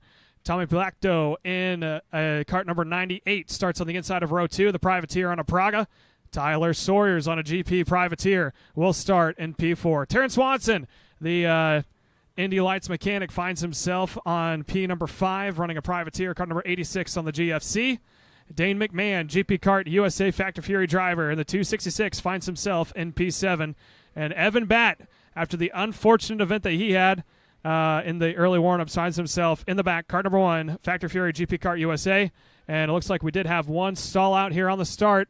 And I believe they're going to get underway. No, I think they might send them around one more time, and they will. They're going to have to send these carts around. And how about that? Tyler Sawyers giving a little push there to Tommy to give him a little bit of a bump start, and that's some good sportsmanship right there. All carts are on KZs except for one. Tyler Sawyers is the sole stock moto. Back in the late 2010s, he was a front runner in the Midwest, both in the 80cc and the 125 stock moto division before the switch came out and Honda stopped supporting the stock moto engines and everyone went over to the KZs and ICCs. So we're going to send them around one more time. They're going to line up this time by, and the reason why we do that is Tommy Plakto actually stalled it on grid, something that's quite normal. I usually get 1 or 2 attempts to get it push started, but since the KZ engines are actually cooled by a belt off the axle, you got to keep the engine moving. You got to keep the kart moving to keep the engines cool. So if it takes a little bit too long, they'll send them around. You don't want the engines to overheat. And so now they all got themselves lined up on grid. And here we go, 7 deep. We look to the starter. We got the yellow flag up in air. There it is to the 15 seconds to the 30. Green flag is out and a whole shot there and a little bit of a bobble for your leader. Eli Fox goes up into P number 1. And how about that for Evan Batt from the back row all the way up to now 3rd as he's trying to get around Tommy. And he does so. Evan Batt in kart number 1, GP kart, goes up into P3. And he's got his eyes set on Corey Osborne in that 2nd position. He's got to be careful, though. Eli Fox has been known to run away with it. But, Randy, as we were talking about, 15 minutes is going to be quite a while. Almost 32 laps they're going to do here this afternoon. But I think he's got to get around Corey Osborne pretty quick to try to chase down Eli Fox. And Osborne gets a good run off of Speedrome turn 4 and really wasn't able to Batt wasn't able to close in on Osborne quite like he wanted to, but does it under braking in turn 5, makes the pass. And now Evan Batt has nothing but racetrack and about 2 seconds to catch up to Eli Fox, already up to 2nd spot. Evan Batt on the charge. And everyone's staying pretty close. Not a whole lot of separation all the way through. And how about this for Tyler Sawyers? He's keeping up with the KZs on a stock moto as he makes his way through that final corner. Looks like Dane McMahon may have gotten the back of him. Terry Swanson finds an opportunity to work his way through. But they're all pretty much equal spaced out except for Eli Fox already pulling away from the field, although Evan Batt has been the only driver to turn a faster lap than Eli Fox, now up on that 2nd position now, and he's got his work cut out for him. You're talking about 1.9 seconds here, especially in the shifter. That is going to feel like an eternity that he's going to have to make back up as Corey Osborne gets a little loose, is going to bunch up the field, and Tommy Plakto kind of struggling to make his way through. And now here comes Tyler Sawyers looking on the inside there. He's got the acceleration being in a stock moto, but he doesn't have the top end like these ICCs do. And here's the biggest challenge Evan Batt has right now. The last lap, he was 0.2 slower than Eli Fox. He's got to be quicker. He can't be losing ground. He's got to chip away at that lead. It's going to be tough. Eli Fox with a good start. Had he been able to start next to Eli, they could probably be racing each other right now. But, boy, that gap is going to be hard to make up when they're turning equal laps. If anything, Batt is a little bit slower. Yeah, so Batt being a little bit slower. And how about this? Tyler Sawyers up to the 3rd position on a stock moto. He's got bottom end. Those motos are known for taking off quickly, but topping out, not having the high RPM like the KZs do. And he's starting to pull away from Corey Osborne in that 2nd position to company Tommy Plakto in that mix as well. Dane McMahon there in P6 and Terry Swanson in that 7th position. So credit where it's due. Tyler Sawyers putting in pretty respectable laps. I mean, a 30.43 fastest lap for Evan Batt. Tyler Sawyers 31.8 there for that green and black GP Kart Honda SIRA 125. And I mean, sounds like a blast from the past here in the early 2010s. And just checking up on those top 2, Evan Batt has been a 0.5 to a tenth quicker the last 2 laps, but not making out much of a difference on that gap. Still 1.9 seconds between Eli Fox and Evan Batt. If he gains a tenth of a second a lap, it would take him 20 laps. They have 20 laps still left, but I'm just not sure he can make that difference. And now the gap still the same. They're within hundredths of a second of each other. They're basically turning equal laps, so not a lot being gained right now by Evan Batt. But Tyler Sawyer's running in third. Good battle out there for fourth with Corey Osborne, Tommy Plahitko, and Dane McMahon. Let's see if we can't look at this battle for fourth right now being led by Corey Osborne. We got 4 shifters, all nose to tail. There goes Dane McMahon. He was trying to find a gap to get around Corey Osborne. Osborne's got his hands full. He's holding off all sorts of drivers right now. I think Dane McMahon might actually be faster than Tyler Sawyer, as he just struggled to get around Corey Osborne. I mean, Tyler had his elbows out and had to kind of make his own gap to get around Corey Osborne. And just in about a half a lap, or I should say 2 straightaways, McMahon has already pulled out about 20 kart lengths. Is a little bit of trouble there for Corey Osborne up against the barrier. And just like that, they're all spread out, and he may actually have an issue as he's slowing it back down. I think he may have tagged a barrier somehow, or maybe he's having a little bit of engine trouble because he's putzing around there what looks like second gear and is just now starting to take back off. But Dane McMahon is starting to set sail. Let's see one full lap at pace. Tyler Sawyer's last lap was a 31.0. Dane McMahon did a 31.1, so even McMahon is going to have his work cut out for him to catch back up to Tyler Sawyer's. Evan Batt turning about 1/10 of a lap faster, and as you were talking about, Randy, it's going to take about 19 laps to make up that time, and we're about 10 minutes to go here and about 5 minutes in, plus 2 laps. I don't think he's going to have the time for it. I don't think he is, and the gap right now really isn't changing that much, and you got to believe that Eli Fox has found his groove, and he's not charging that hard. He's just doing enough. And right now we look at that gap again, and it's 2.0 seconds. I don't think that's much of a change at all for the betterment of Evan Batt. They're about to come around again one more time, and we'll check and see what the gap is now. Looks like it's about the same. Eli Fox crossing the stripe. His lap, a 30.938. Evan Batt, a 31.028. So a tenth of a second slower that lap for Evan Batt. Again, the gap not changing much, good or bad in Evan Batt's case, just kind of maintaining that 2-second gap between first and second, and every lap the chances get a little slimmer and slimmer for Evan Batt to close in and challenge for that lead. Let's take a look here at third placeman. That's the black and yellow kart there with the black and yellow helmet of Tyler Sawyer's in that Honda CR125 in the third position. Last time by, he did a 31.6. Dane McMahon did a 31.1. So McMahon slowly started to close up to your third placeman there of Tyler Sawyer. So it looks like the 2 battles to keep an eye out for is watching to see if Evan Batt can slowly make his way back up there, which right now he's starting to plateau and fall off a little bit.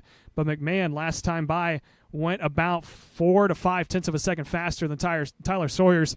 And, I mean, I know I talk about it a lot, but credit where it's due. Having a CR125 up against a KZ is kind of like having a Honda Civic go up against a Lamborghini. It's kind of a little bit of a different ballgame altogether. The KZs have more power. They're a little bit slower on that bottom end, so you can control it more. 125, as soon as you put your foot down, that bottom end's kicked in, you're gone.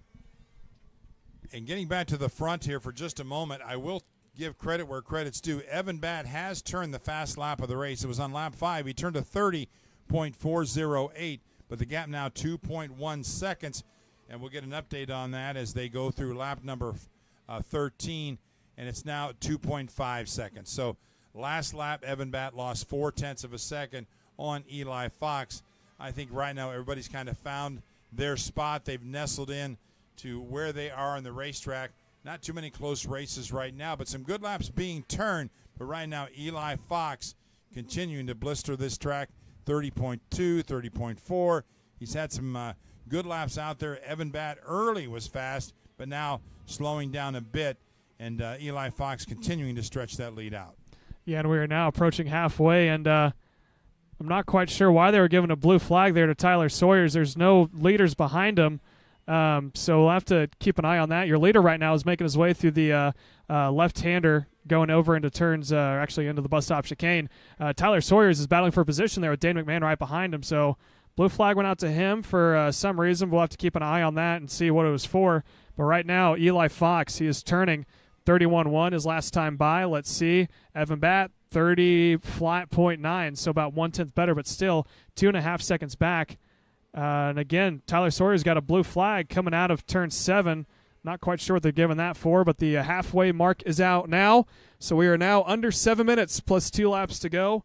And as the field continues to get stretched out here, as we continue to watch, and it looks like Evan Batt struggling to hold on to that cart, starting to slide all over the back end on him, making his way across the stripe. Last time by, Eli Fox went a 31 flat. Evan Batt went a 31 flat 3, so Eli Fox went a little bit better that last time by.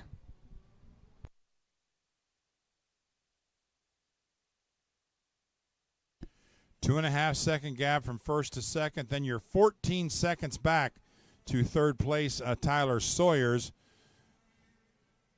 So the gaps across the racetrack right now are pretty steady.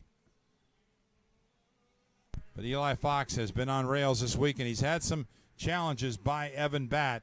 But Evan Batt having to start further back in this one because of some bad luck in the pre-final caused him to not get the greatest of starts. And sadly, by doing that, by the time he could get through into second place, Eli Fox had already had that gap of about 1.5 seconds to 2 seconds. And that's where it's kind of stayed throughout this final for the shifters.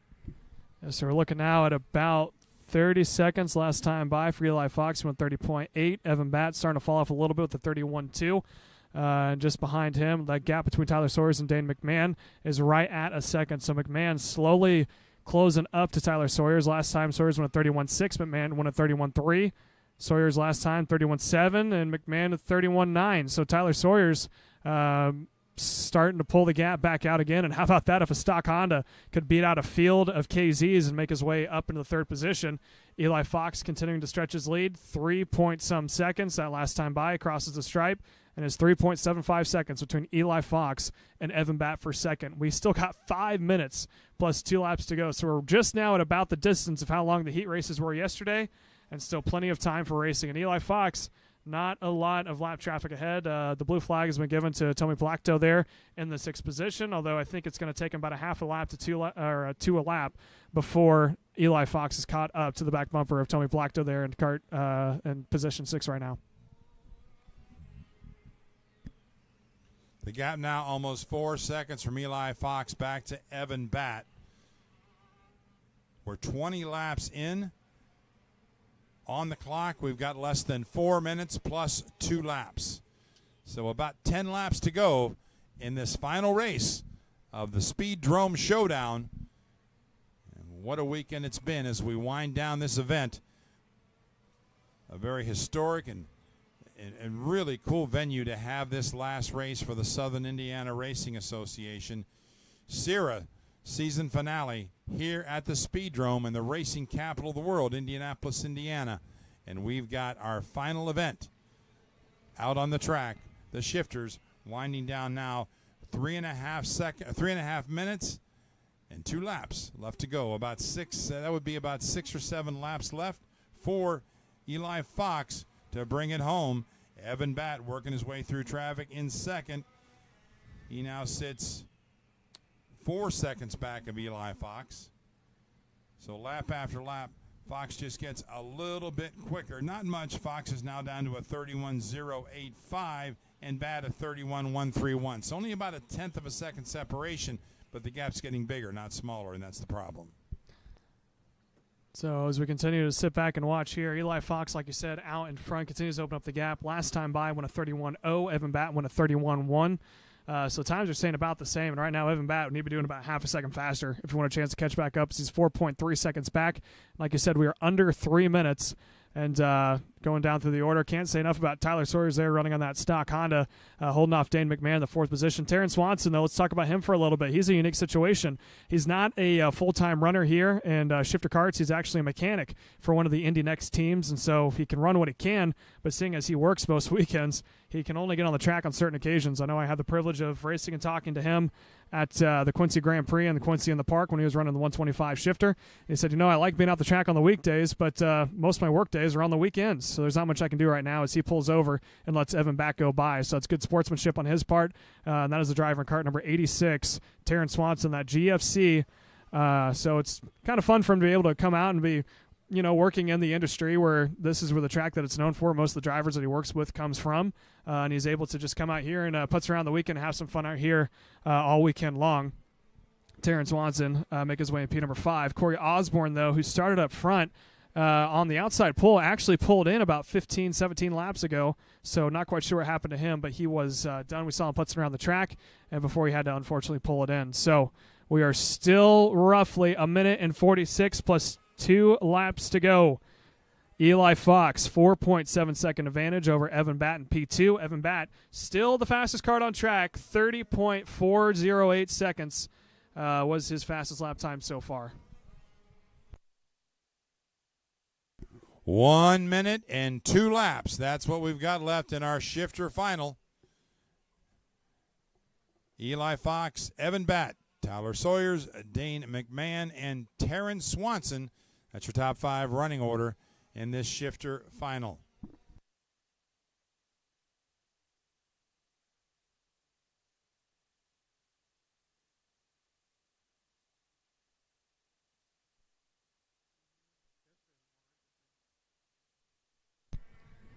So